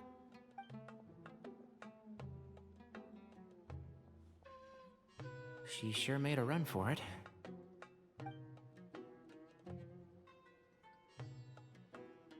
Shirley really did not want to deal with the puns, huh? Unbelievable. She made a run for it.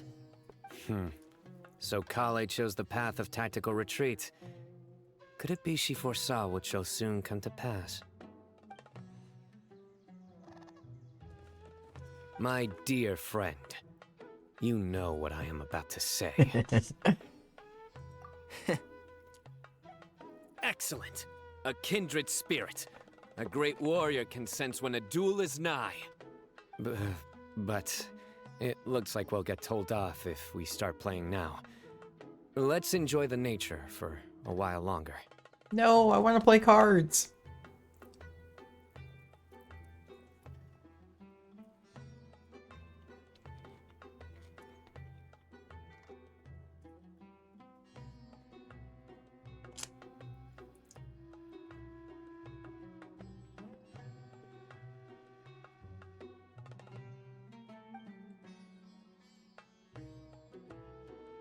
We got a bite! I'll reel it in.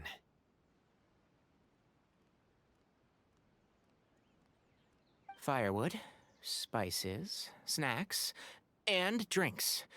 Everything's ready. Once Kale gets back, we can light up the fire and start grilling.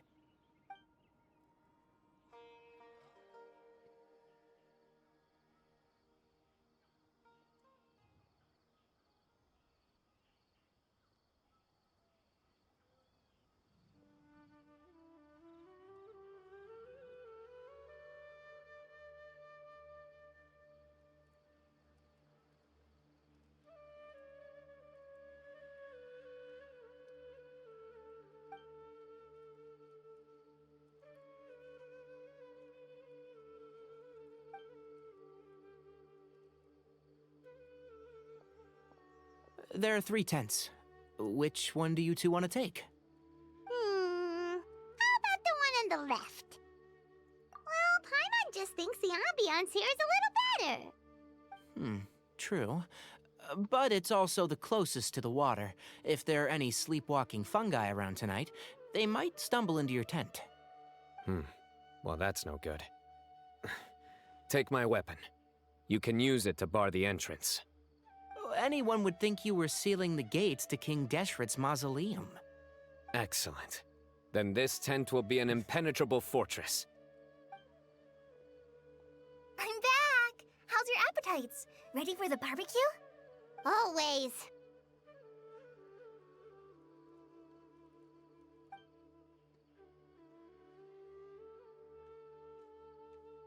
Oh, it smells so good. Paimon's drooling. Someone hated sure how she is said desperate that. to eat. I think it's time to add the seasoning. How do you like your skewers? Well done? Medium? Rare? Wait, what? Isn't that just for steaks? Hey, if it works for steak, maybe it works for other things too. Medium well for me. Okay. I have in fact these are had about people ready now, ask then. how I want my fish It'll cooked. be a few more minutes for anyone who It wants theirs well confused done. me because I wasn't prepared for it, but it is a question I have had to answer on multiple occasions. Oh, that was so delicious. If Paimon's stomach had space, she'd eat 3 more skewers. I ate a lot too. Here comes the food coma. If you're tired, then go rest. You must be getting sleepy too, Paimon. Why don't you guys head to your tents? Cyno and I will I clean mean, up. so long as it's good Tonight, I quality, show it's you fine. mercy. Our sacred duel will take place another day. Good night.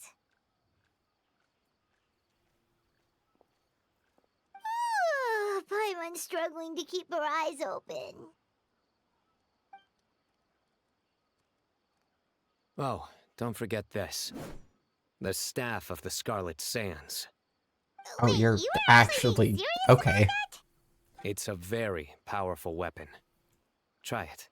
Paimon can't even lift that thing. Fair enough. You sure you don't want it? I'll take it. Yeah, Do you want to just hand me a free 5-star weapon? If we do get an uninvited guest in the night, Paimon will be here to take care of the traveler.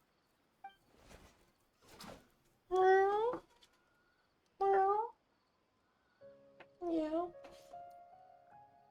Just bring me the mouse. I just ate dinner. Thank you for bringing me a mouse, though. Ah, yes, your dull blade. That's, That reminds me of a parting king of invocations. I'll tell you about it tomorrow. But right now, no, it's tell me time to now. rest. Sleep well and sweet dreams.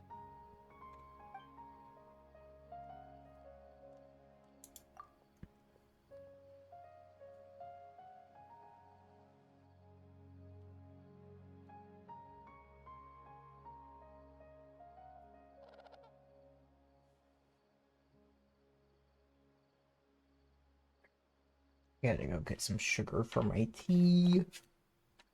'Cause this is killing me.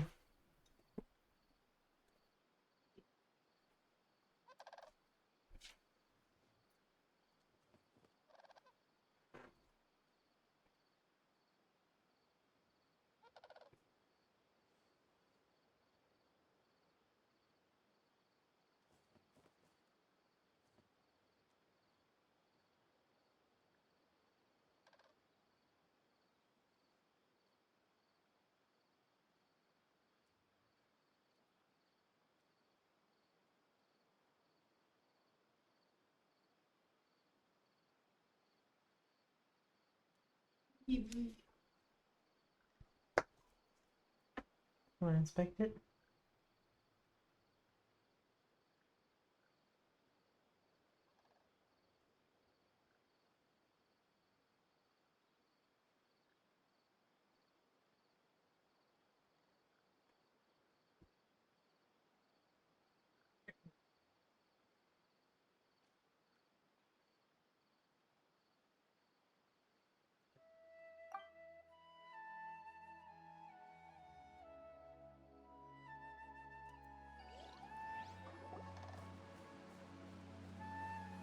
think they should all be here.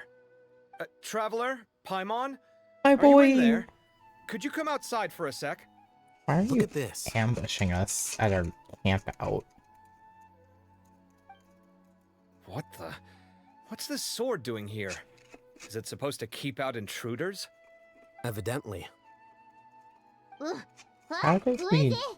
Oh, what time do you call How this? did we get that on the outside when we're on the inside?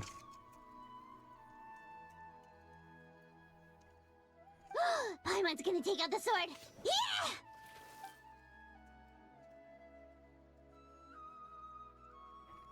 Oh, hey them, Kave! What are you doing here? It's the middle of the night!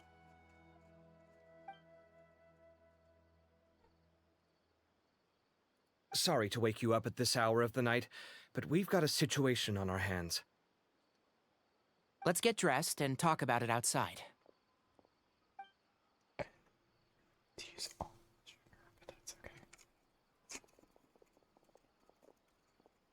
Something has come up.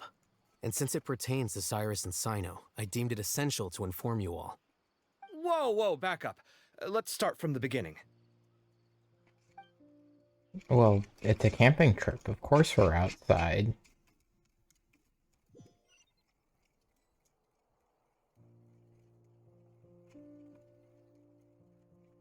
Huh? Where'd the wine cups go? I could have sworn I left them here after I washed them. Ah, there they are. I'll have a cup too.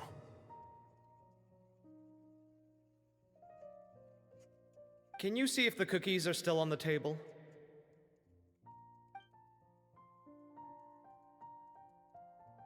They are. And so are the fruits. Oh, this is so bland. I should have gotten a few bottles of what Cyno's group was drinking last night. Do tell. What were they drinking? Oh, right, I forgot to mention. So, I ran into Cyrus yesterday evening when I went to the tavern to pick up some things. He was hosting a dinner for Cyno, Tighnari, Kale, and the Traveler and It's Paimon. not super sweet, but it's at least tolerable Anyway, now. they got a bottle of Lombard's new vintage for the table. At least, I think that's what it was. It looked pretty good. It's wine.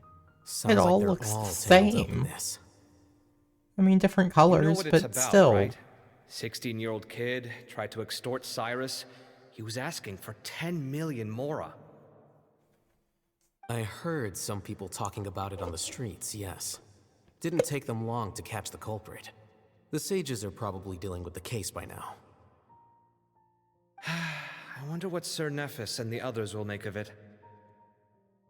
Oh, Cyrus showed me the extortion letter, too. It was crudely written, but the paper had this beautiful pattern on it that I've never seen before. Really caught my eye. Give me a sec. I'll sketch it out for you. Had very little wines. Yet to find one that I actually really like, one way or another. I know there was a bottle that you and I got at Trader Joe's that one time, but it was okay. Okay, done. And the mulled wine that Aaliyah makes is pretty good, but besides that, You see what I mean? I don't think I've ever seen writing paper like this around before. God knows where the culprit got it from. Interesting. These are all motifs associated with the tribes of the desert. What? Really? Take this, for instance. Looks like an outline of a spire, similar to the kind found on some ancient palaces. And the crisscrossing and mirroring here. I recognize that too. It bears a striking resemblance to an ancient emblem, one that hasn't been used in a very long time. Whose emblem is it? It's the emblem of the Temple of Silence.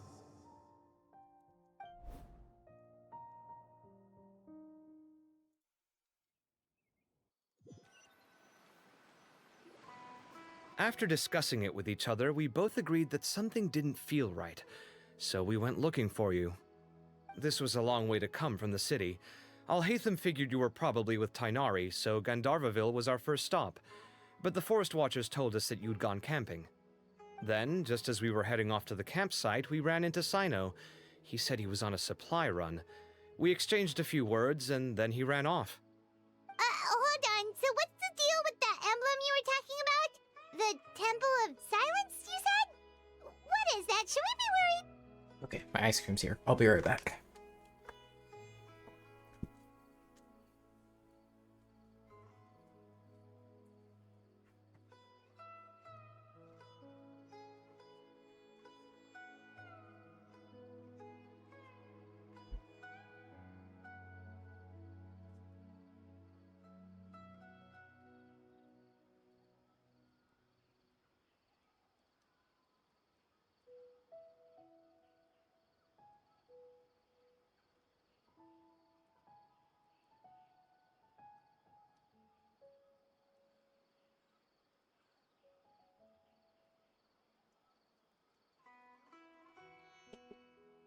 Hi, baby.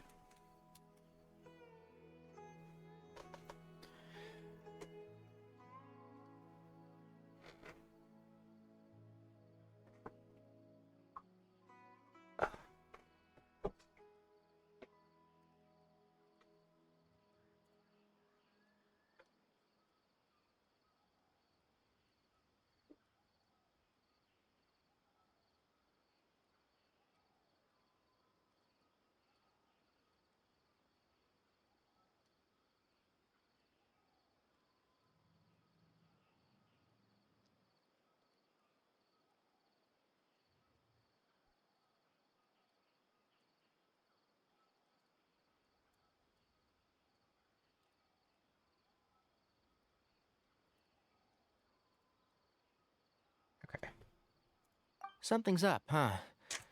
Give me a second. Let me get Kale.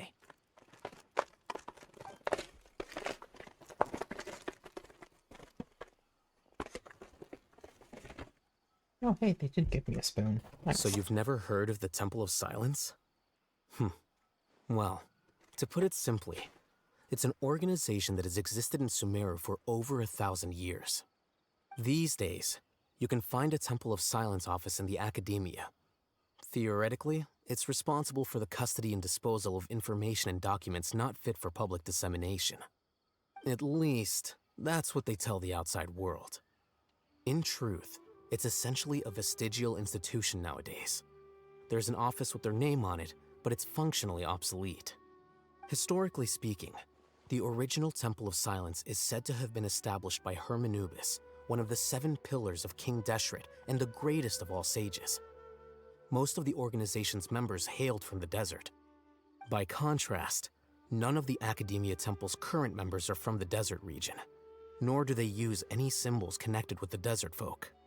So the Temple of Silence at the Academia is just a fake? Wow. It's possible. The real question is, why? My guess is they're covering something up. So, how do you know all this? Sounds like some pretty top secret stuff. Did you forget? He did a stint as acting Grand Sage, and kept the pay raise even after he resigned. Oh, yeah! Paimon did totally forget about that.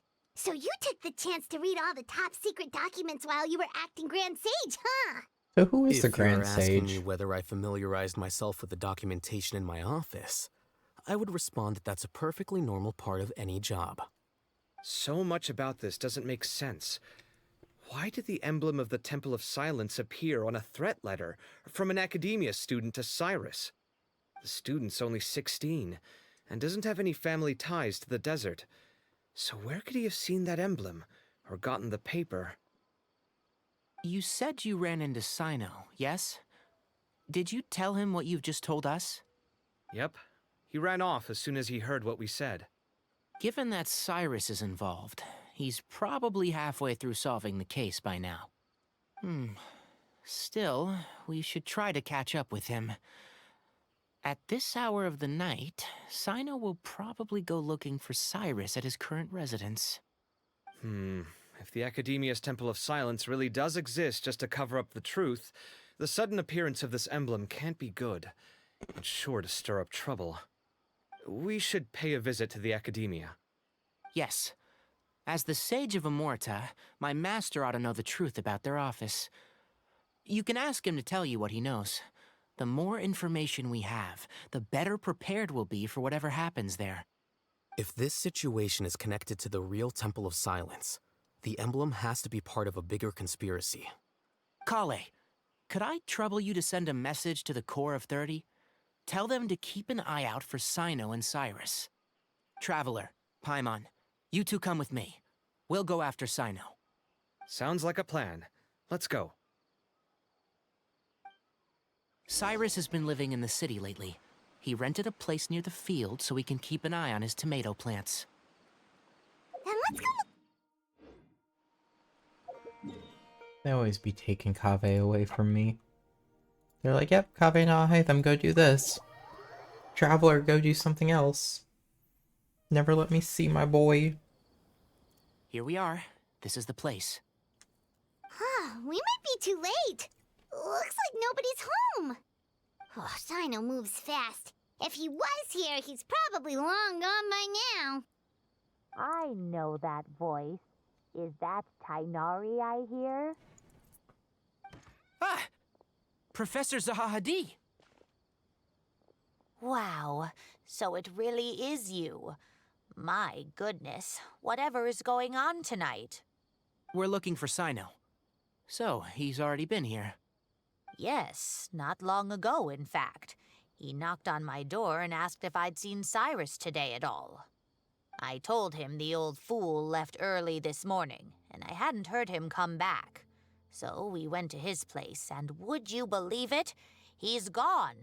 Goodness knows where to. It must have alarmed Cyno, because he took off in an awful hurry after that. He never did explain what this was all about. How serious is it? Well, if Cyrus isn't at home... Oh, it sure doesn't sound good. Professor, did you hear that a student recently tried to extort Cyrus? Why, yes. When I left the house that day, I noticed he was watering his flowers in the field in complete silence. He had a piece of paper clutched in his hand, and he looked lost in thought. I could tell something was troubling him, but he wouldn't tell me what it was. If Cyno hadn't happened to visit him that day, he'd probably still be holding on to that thing. After seeing the letter, Cyno told him to contact the Core of 30, but Cyrus was very reluctant. He claimed it would only damage his reputation. Eventually, he relented, after much persuasion from Cyno. Huh? Cyrus didn't want to report it? Well, that's strange. When we saw him, he seemed pretty okay with the idea of the kid getting his just desserts. As a former sage, it's possible Cyrus still has enemies at the Academia. That's why Cyno was so insistent that he report the matter to the authorities. I was there while they were going back and forth over it. So Cyrus initially hoped to stop this from going public. But why?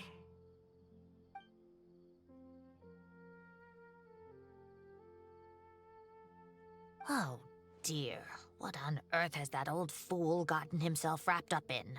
Oh, I do hope he's not in danger. Oh, I almost forgot. Cyno left me this letter to pass on to you. He wrote it when he came by earlier.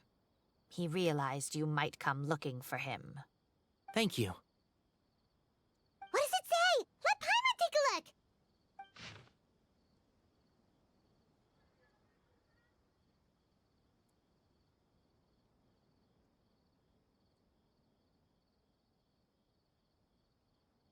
What, we're gonna keep coming after you.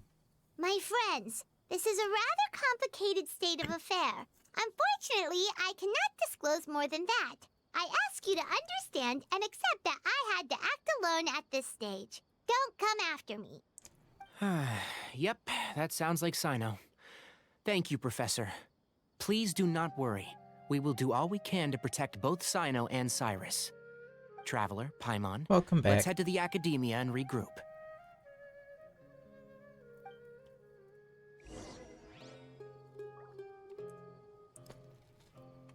Really?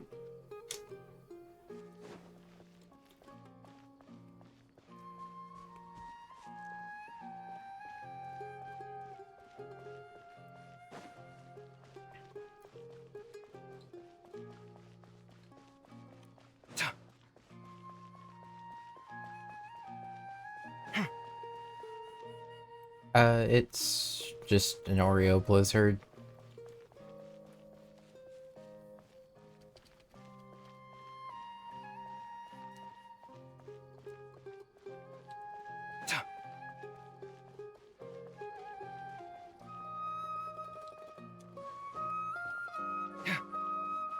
Let me get up. Where is up?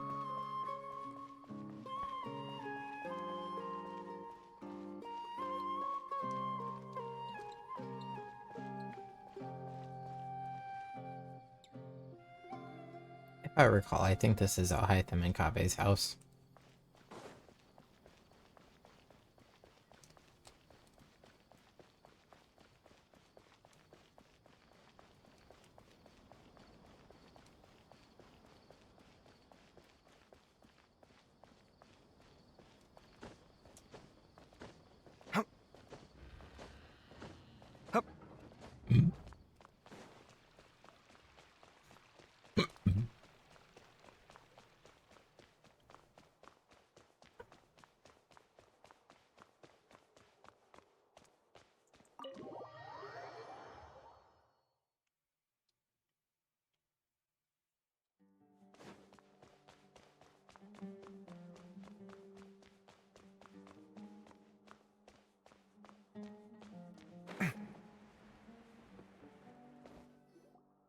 You're here?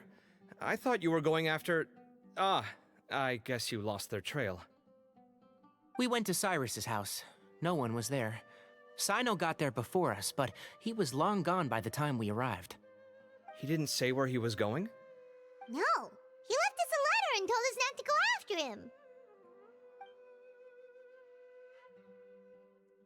Can't say I'm surprised. Typical Cyno. Anyway, some updates on progress on our end.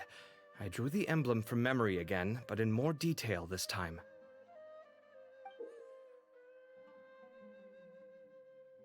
I checked some ancient texts for a similar design. The one I found was a little blurry, but the similarities in the general form and certain details were clear enough to confirm a match.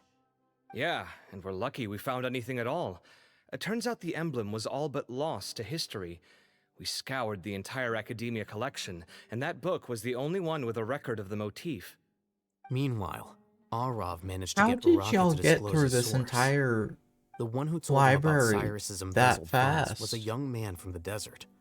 According to Uraka, he had a striking presence and was well educated. The Apparently, Sparkle the is a two book met on in the tavern bookshelf over a that I game of can read. cards. The guy It claimed has to be in nothing the to do with city for Alhaitham. business It's as the part of a bookcase merchant behind him. caravan. Uraka was intrigued when he heard what his new acquaintance had to say, and brought up the idea of extorting Cyrus for Mora.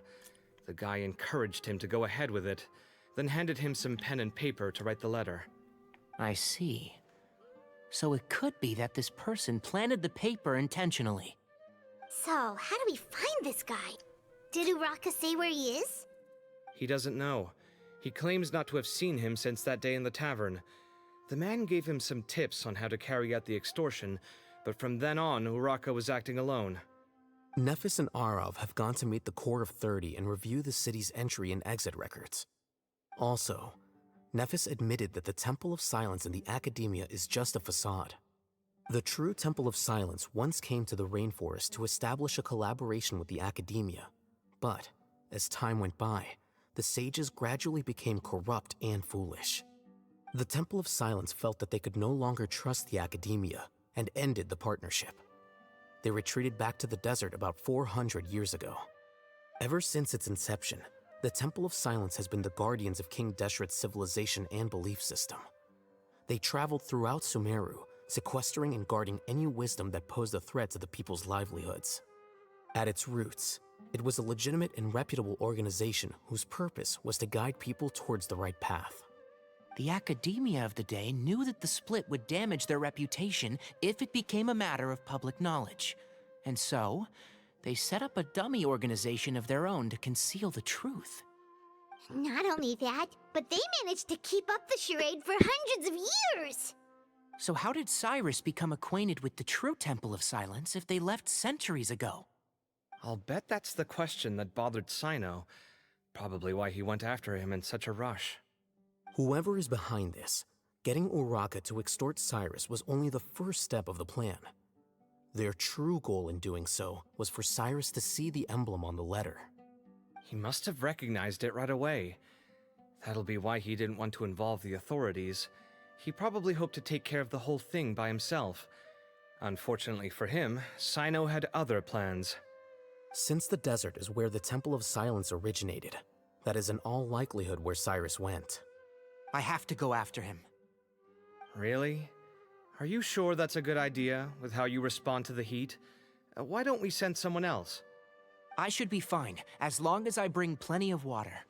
Besides, I just can't shake this ominous feeling that if we don't catch up to them soon... Everyone, I have news from the Core of 30. Master!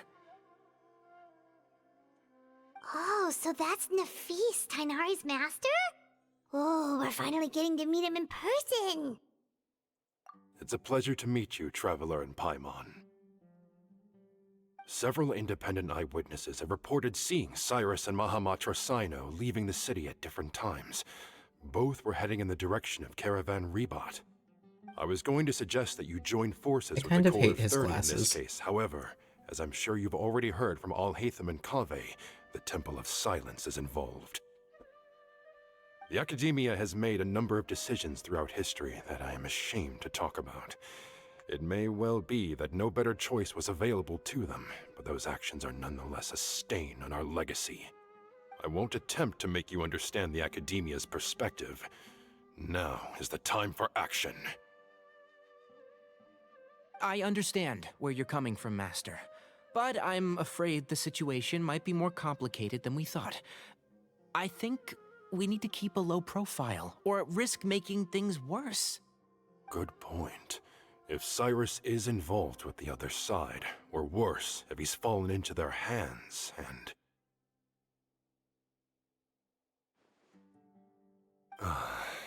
Everyone, we have to get Cyrus and Cyno back safely. We cannot afford to lose them. Need our help? Whatever you need, we got you covered. Really? Wonderful. You have my most sincere gratitude. Arav and I will continue to follow up on the lead from Uraka. Kaveh, Scribe Alhaitham, I'd like to ask you to cover the duties of the House of Dana. Leaving them here while I go do Tighnari, things. You're planning to go into the desert, correct? I am. Kaveh, I'll be okay. You stay behind to help Master and Alhaitham. No, Tighnari, you stay here and I'll take Kaveh. Okay. But be careful. Thank you all. Arav, let's go. You'd better get moving. Don't forget to ask for help when you need it. Will do. Let's go, Tighnari. Hopefully we can catch up with Actively Cyno before it's asking too for late. you to come with. Knowing him, he's probably covered a fair distance already, but we still have a shot. Let's take it.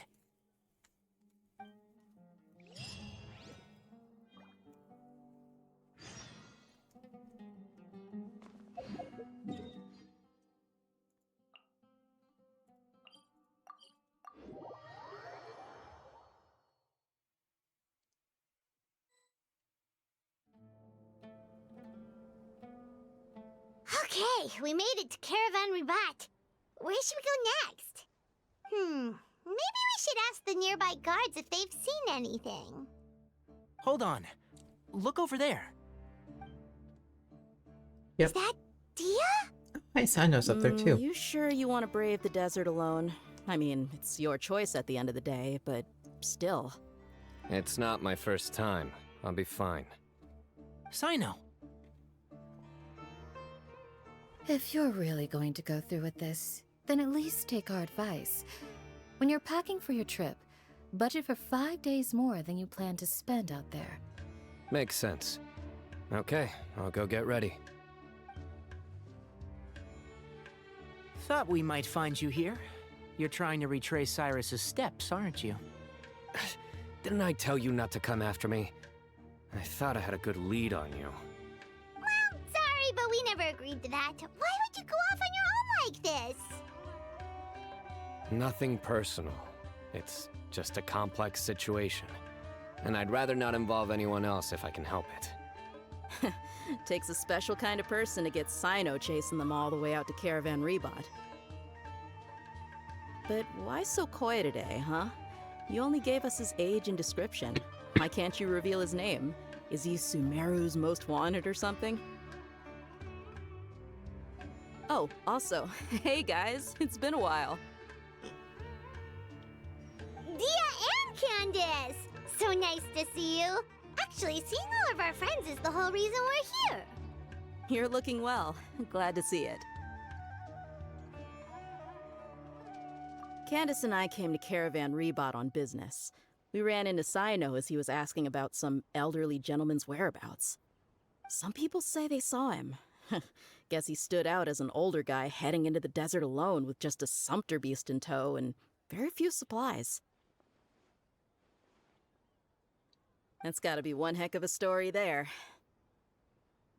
Cyno, it's okay if you can't tell us anything about the case, but let us know how we can support you. We're here to help however you need. The more people we have working on this, the quicker we'll be able to find the person you seek. No, it's not that simple. If I'm right, he'll be doing everything he can to avoid us. We spoke with Zaha Hadid. From what she said, it's pretty clear that he wants to try and solve this on his own. It won't be easy trying to find him in the desert when he's deliberately trying to cover his tracks.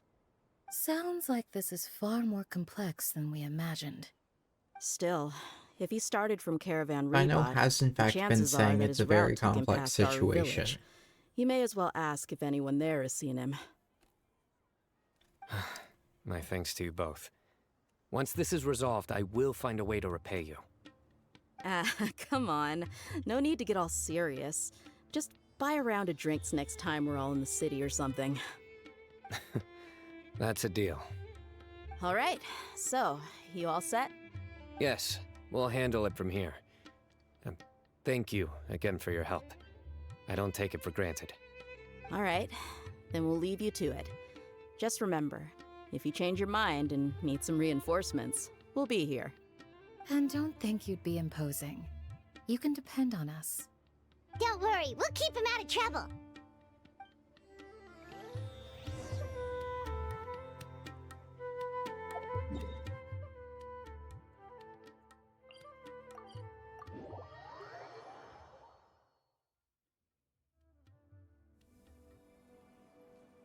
Hold on.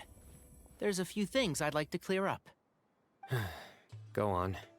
So, after you left the campsite, we had a longer talk.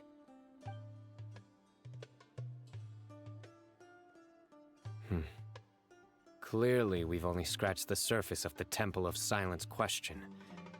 It doesn't surprise me at all that the one in the academia is a fake. Do you have any connection with the Temple of Silence? I do.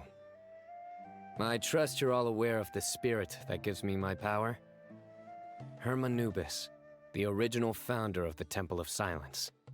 Due to my unique constitution, I was put through a number of trials in the desert when I was younger. Later, I met the professor, and he brought me to Sumeru City. But my memory of that time is hazy. I can't recall much. It's a good thing that Kaveh noticed the emblem on the letter. Without that, I don't know if we would have connected the dots and realized there was more to this case than mere extortion. I did not recognize that symbol at all. Whether that's because I've never seen it, or because my memory fails me, it's hard to say. Yeah, you're right. Thank goodness for Kaveh, and for Alhaitham's diligence during his time as acting Grand Sage. But Cyrus must have recognized it right away, right? Otherwise, he wouldn't have had any qualms about you reporting it. Oh, maybe his connection to the Temple of Silence goes even deeper than yours. I suspect so too. Professor has never once mentioned the Temple of Silence in conversation.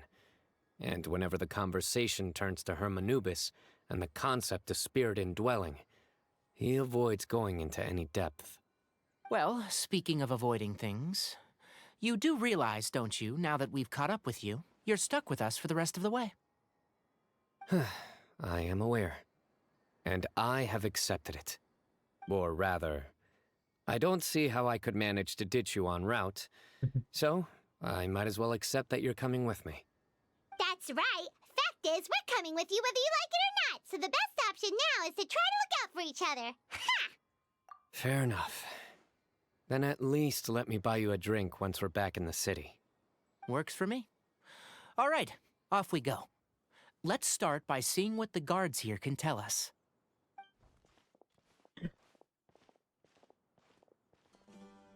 Hello. Mahamatra Cyno? I'm looking for someone, so I'd like to confirm any recent foot traffic in and out of Aru Village. A man matching that description passed by Aru Village not too long ago. He stopped by to load up on food and water and feed his sumpter beast, then he was on his way. Where was he going? Let me think. He took a seat by the entrance of the village for a while, and had a brief chat with the person who came to deliver the water. He said he was headed somewhere near an oasis, but he didn't mention which one. Do you have a map? I can mark out the direction he was heading and the best routes to any nearby oases. I have one. Mark away. Great.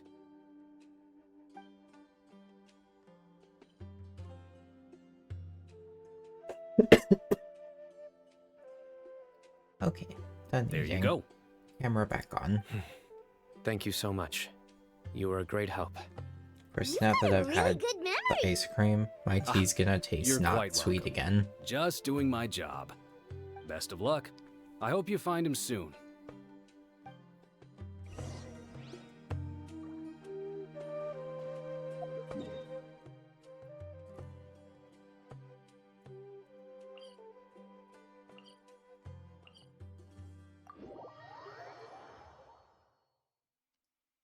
This isn't my first trek into the desert, but I can never get used to the heat. Is there no shade anywhere? Sir, we're actively in the shade. Gather! Yeah! Yeah! Yeah! Da!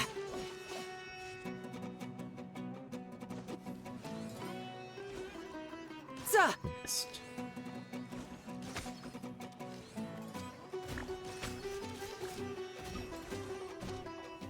Excuse me. Yeah! Ha! Ha! Yeah! Ha! Yeah!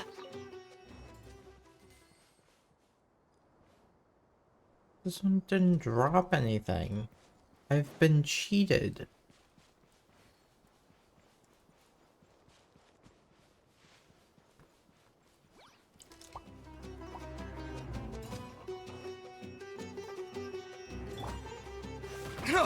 Ow. Hey! Tidal wave! Da! Da! Za! Ka! Da! Ya! Ya! Yeah! Ha! Oh, these guys are gonna see me. Yeah! Or not? Oh, there they go. Solidify! This is order! Da! Da! Ka! Ha! Be silent.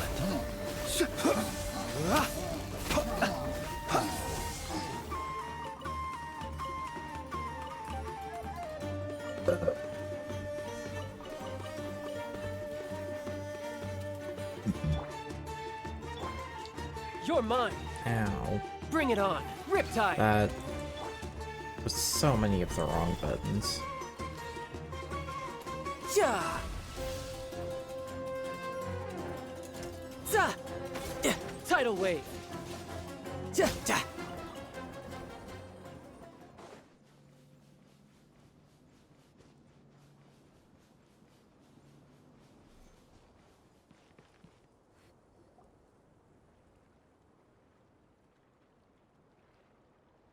Hold on.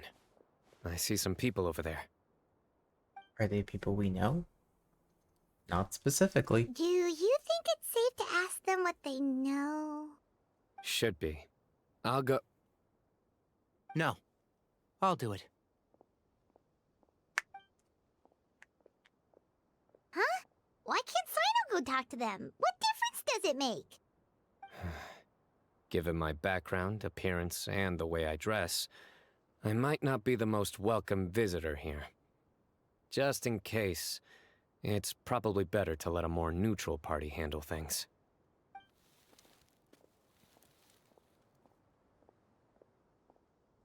Ah, hello there. I hope I'm not interrupting.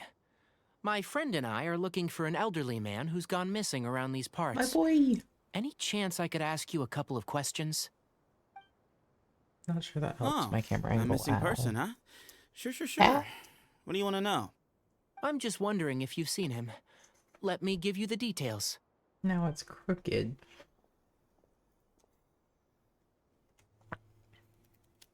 So, a silver-haired guy in a long robe, culture type with thoughtful eyes, and he's traveling alone. He'd stand out like a sore thumb around here.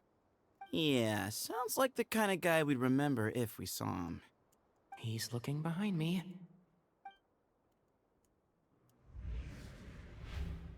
Uh-oh. That guy's looking our way. Your friend over there stands out a lot, too.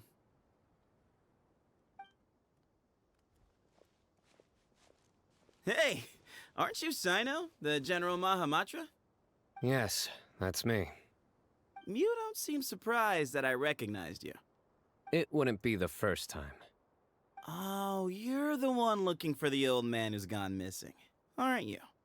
I have a bad feeling about this guy. Someone's on edge. You don't trust me much, do you? No need to hide it. I understand why you're wary of us. Still, you came to us asking for help. Do you want it or not? I thought you were a group of merchants. Seems I was mistaken. Your henchmen don't look like much, but something tells me they put up a better fight than most mercenaries. Hey, hear that, guys? You're my henchman now. Suits me, as long as I get paid for it. Just cut to the chase already. I'm running out of patience. All right. Come with me. All of you.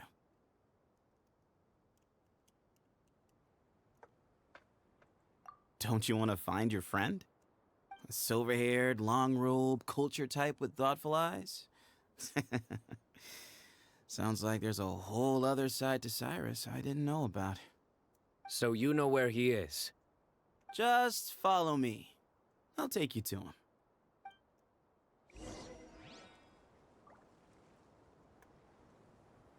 I think my camera's going back up here.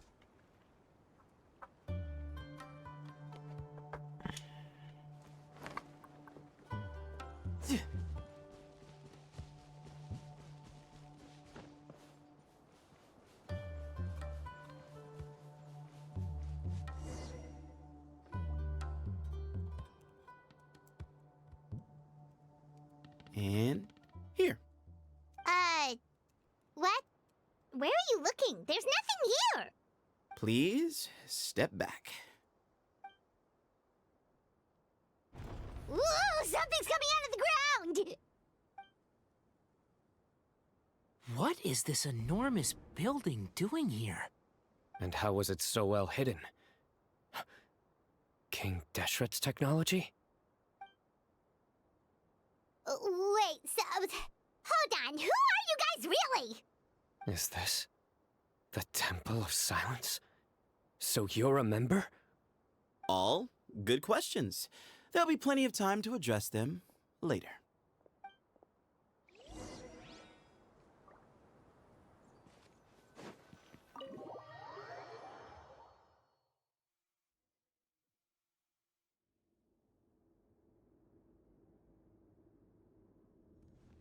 This is not what Paimon was expecting to find in the desert, especially not hidden right next to an oasis. Oh, Paimon's scared. They must have kidnapped Cyrus. Do you think this is the guy Raka met in the tavern? What's wrong? Thinking about your professor?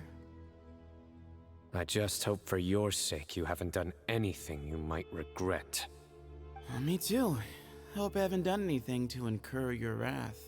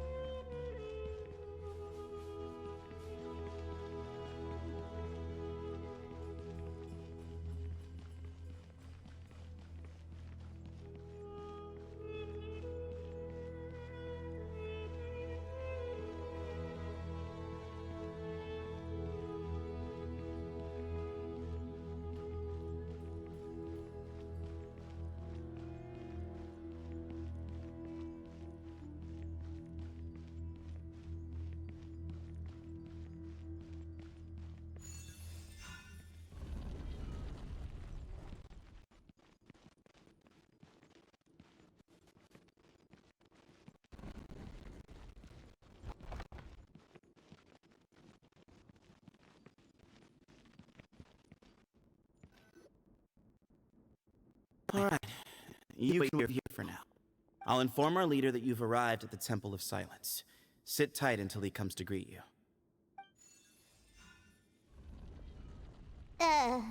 So he's just gonna leave us here unattended? Maybe we're not being kidnapped after all. They can't have been at the Oasis by chance.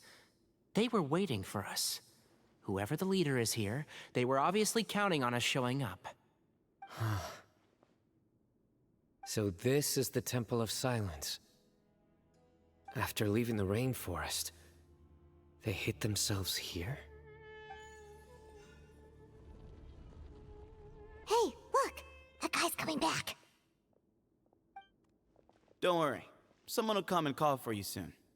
What's your name? Sorry, guess I was so delighted to see you, I forgot to introduce myself. My name is Sethos. I'll be here if you need me, but I'm not planning on answering all of your questions. Other than that, you can occupy yourselves however you see fit. So we're free to explore by ourselves? Yep. I mean, I'm not worried about you running off. Cyrus is here. And unless I've misunderstood, you're all quite anxious to see him again. He's right. Well, if we've got some time, we might as well take a look around.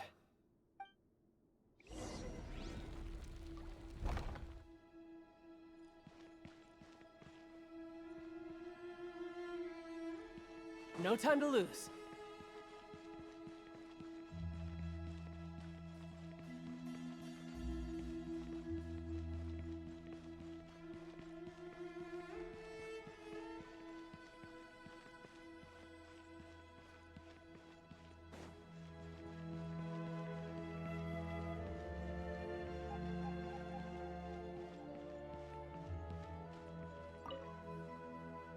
Hey, Sethos! Have you got some time to chat? Sure. Although, I'm assuming by chat, you mean you have questions for me? I don't blame you. Anyone else would. Not often. The Temple of Silence is a place of quiet and solitude. We don't get too many visitors. Yes, that was me. Although, tricked is a stretch. He was asking everyone in the tavern about ways to make some easy money.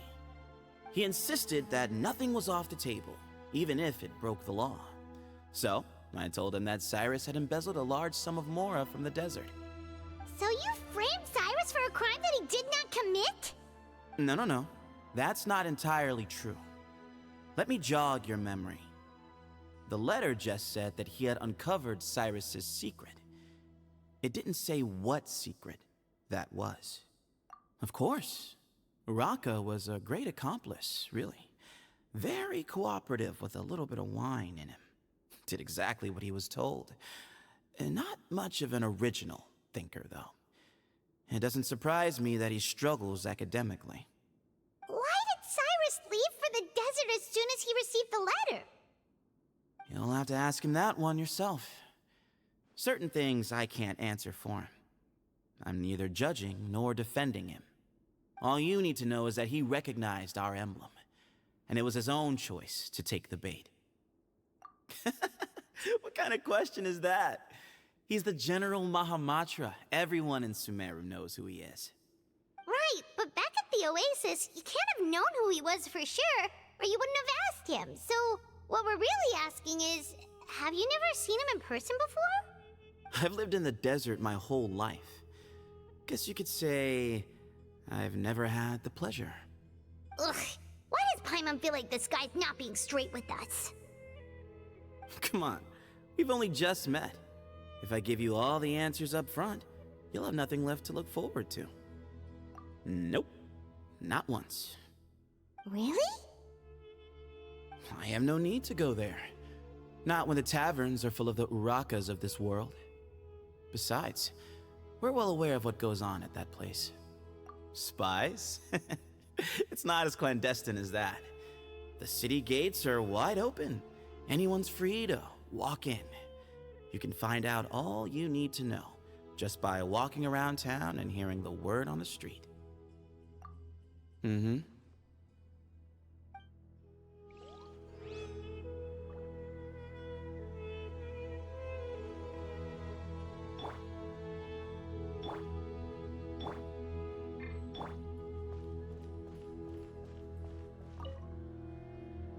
I never imagined that the true Temple of Silence would be hidden somewhere like this. We've passed through these parts before, but never noticed anything. That's King Deshret's technology for you, I guess. It borders on the miraculous. Amazing to think that it's been preserved intact all this time. We should be wary of our hosts. Still, at this point, we can be confident that the professor is safe and sound, so that's something.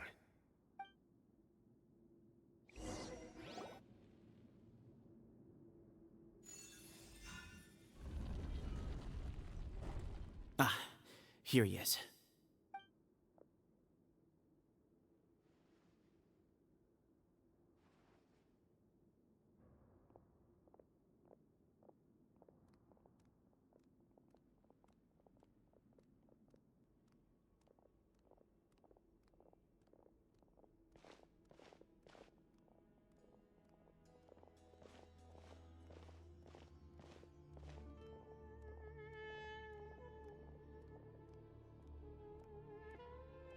Grandfather, the person you wish to see is here.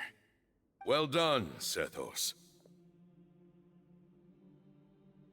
Greetings, one and all.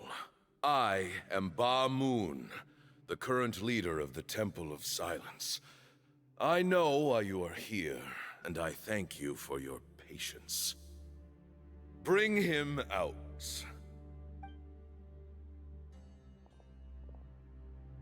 Professor!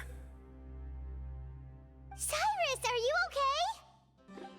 Ah! Oh, not his old man Watch knees. what you're doing. Oh, my apologies. We have no intention of causing you distress. But you must understand, Cyrus is of great importance to us. We had to find a way to bring him back to us. Cyrus owes me his life, and to the Temple of Silence, he owes a debt of gratitude.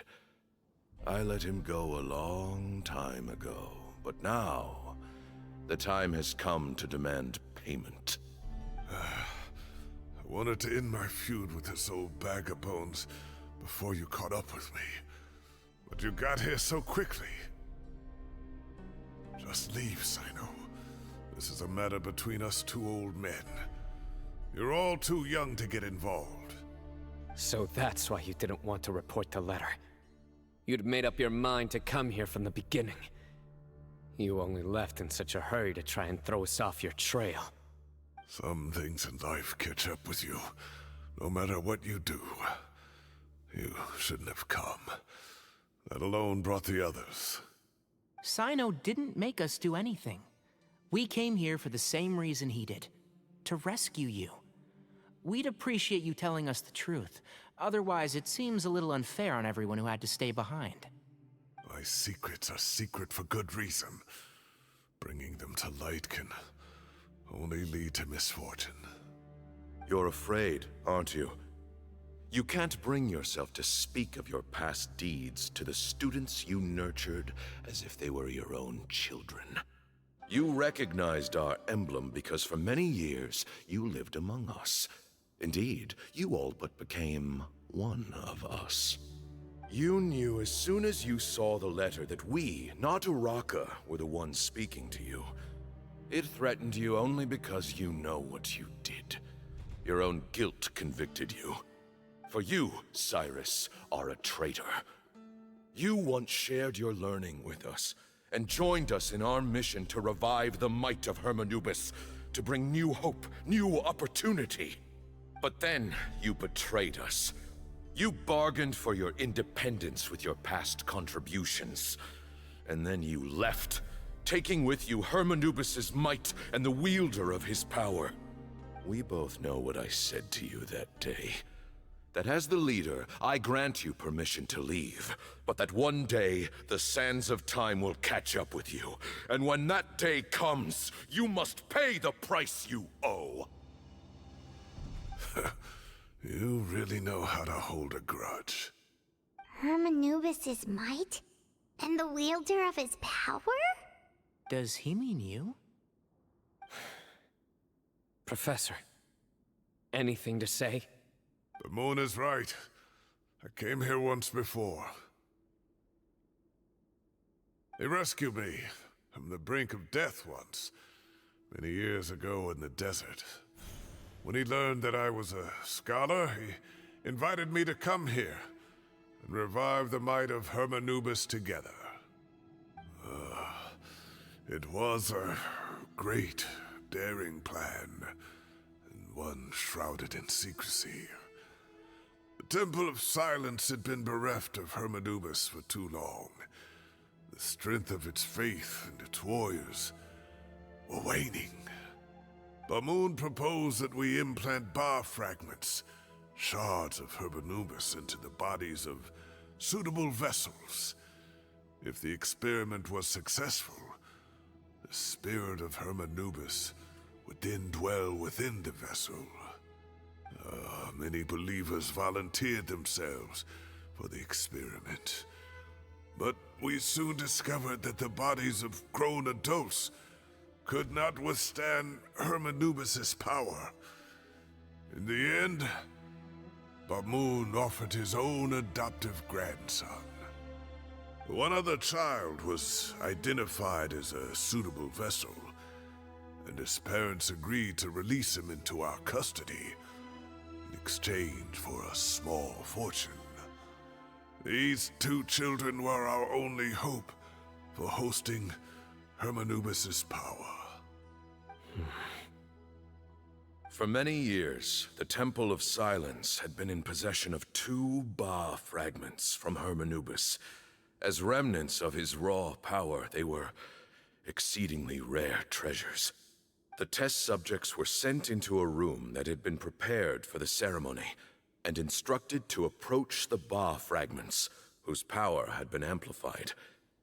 If, after some time, this power did not repel them, this would mean that they were suitable vessels. The original plan was for a 3-stage experiment: resonance, implantation, and recovery and observation. The resonance stage went quite smoothly for both candidates. As the 2nd stage began, I realized a decision had to be made. Should we implant the fragments one at a time? This would allow us to monitor the results after the first round and adjust our plan accordingly. Or alternatively, we could implant each fragment in a different vessel at the same time and compare their effects. But as I was deliberating, both Ba fragments suddenly became active. They glowed with a light we had never seen before. I knew that if they were not implanted right away, they would disintegrate and be gone from the world for good. Our 2 vessels had both displayed great promise by successfully resonating with the fragments. Under the circumstances, the thought of implanting both fragments into the same vessel seemed out of the question. To preserve our faith and our power, we implanted each of them with a single fragment. Ultimately, I ended the experiment and left, taking one of the children with me. In recognition of your past contributions, I chose not to send someone to hunt down and kill you both. Your lives were spared, but I have paid a great price for your betrayal ever since. I have always wanted to see you, Cyno. Losing you and your Ba fragment dealt us a devastating blow. We've been in decline ever since you left. I see. So that's how I gained my power. Look, in essence, I borrowed your Ba fragment for a decade or so. And now you are seeking justice. If you want to take my life, then so be it. I'm an old man now anyway. But you cannot lift a finger against Cyno. He is the General Mahamatra. Your actions would be seen as a declaration of war against the Academia. I'm sure you don't remember anymore, dear Cyno, but you've met us all before. You were so young then, when we all gathered around and celebrated the revival of our Lord. You and he, Sethos, you were our final hope. You'd like me to return my power? As a follower of Hermanubis, I have allowed this power to remain in the rainforest for far too long. Now, it is time to reclaim it. That power is not yours to reclaim. Cyno was chosen by the gods. You cannot take what they have bestowed. You are wrong. Cyno was chosen, but he was not the only one. My child, Sethos, has the same gift as he. So those are your terms for freeing the professor? Despise me all you want. My sins are my own. The Temple of Silence is an innocent party. It is because of my foolishness all those years ago that the Temple's glory has waned. And now I must take responsibility for the decision I made back then. So what you're saying is, the power of one Ba fragment is not enough? You're asking me to return the one in my possession, so it can be implanted in him instead? Divine power causes great suffering to those who wield it. How do you know that Sethos would be able to withstand it? He is no longer a small child. But regardless, this burden is ours to bear, and your objections mean little given that you turned your back on us long ago. Both my heart and mind are telling me that what you are proposing is a terrible idea. However... Don't listen to him, Cyno. That power is no more yours to give than it is his to take. You have to understand. I know. But if this is a question of your freedom versus a fragment of power, then... there is nothing to debate. Sorry to interrupt, but in my view, there are a number of contentions here that still need addressing. Say that Cyno refuses to return his power, and you also refuse to release Cyrus. Then, we are at an impasse. I find it hard to believe that you went to all this effort without planning for that possibility. You're trying to gauge where we stand while keeping your remaining cards close to your chest.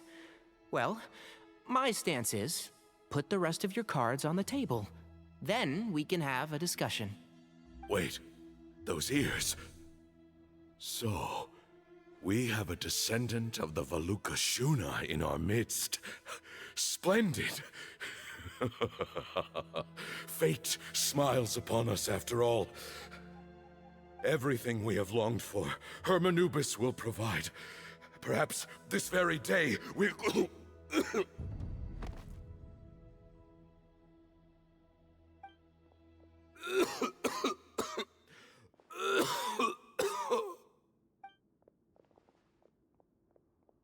Why is he coughing so much? He looks like he's in really bad shape.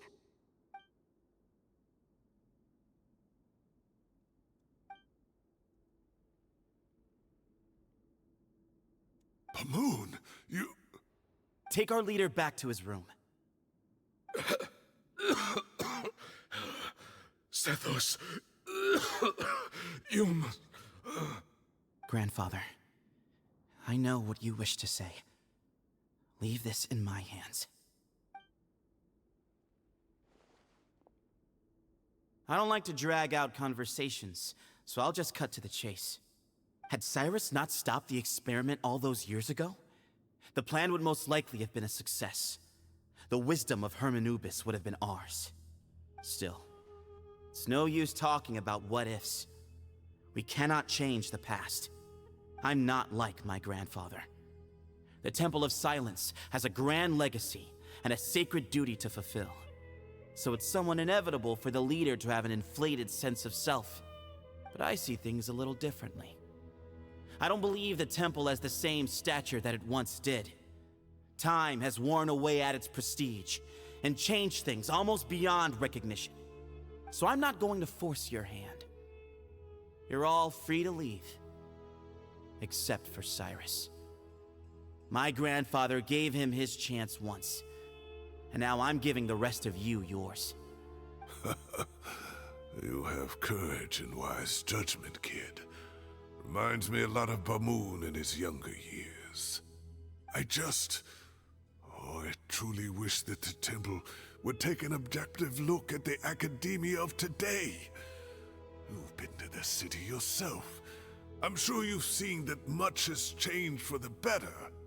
And things will only continue to improve. Why not consider cooperating with the academia once more? If you hadn't betrayed my grandfather, I might well be open to persuasion. But it's a bit too late for that now, Cyrus. Tighnari made a good point earlier. He said there has to be more to your plan than this, and I agree. All you and Ba Moon are after is the Ba fragment. The professor will accept whatever fate you deem fit for him out of a sense of guilt. I am the one who has a choice to make. And that's how it was always going to be. Ultimately, you want to trade the Ba fragment for the professor, correct? I'm glad to see you're giving it some serious consideration. I won't forsake my professor, nor do I intend to run from a problem that I must face sooner or later. Give me one night to make my decision. That works. Then I'll be waiting to hear your verdict, Cyno. Oh, my grandfather still has a fair few things he wants to say to Cyrus, so I'll be escorting him back now.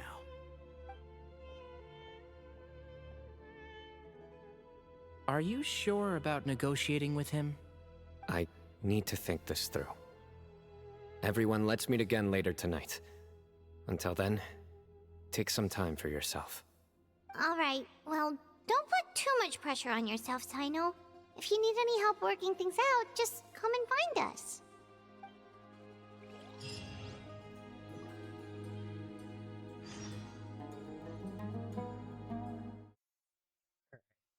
I'm gonna call it there, because I'm getting sleepy. I was up late last night, and then woke up early this morning, so didn't get a ton of sleep.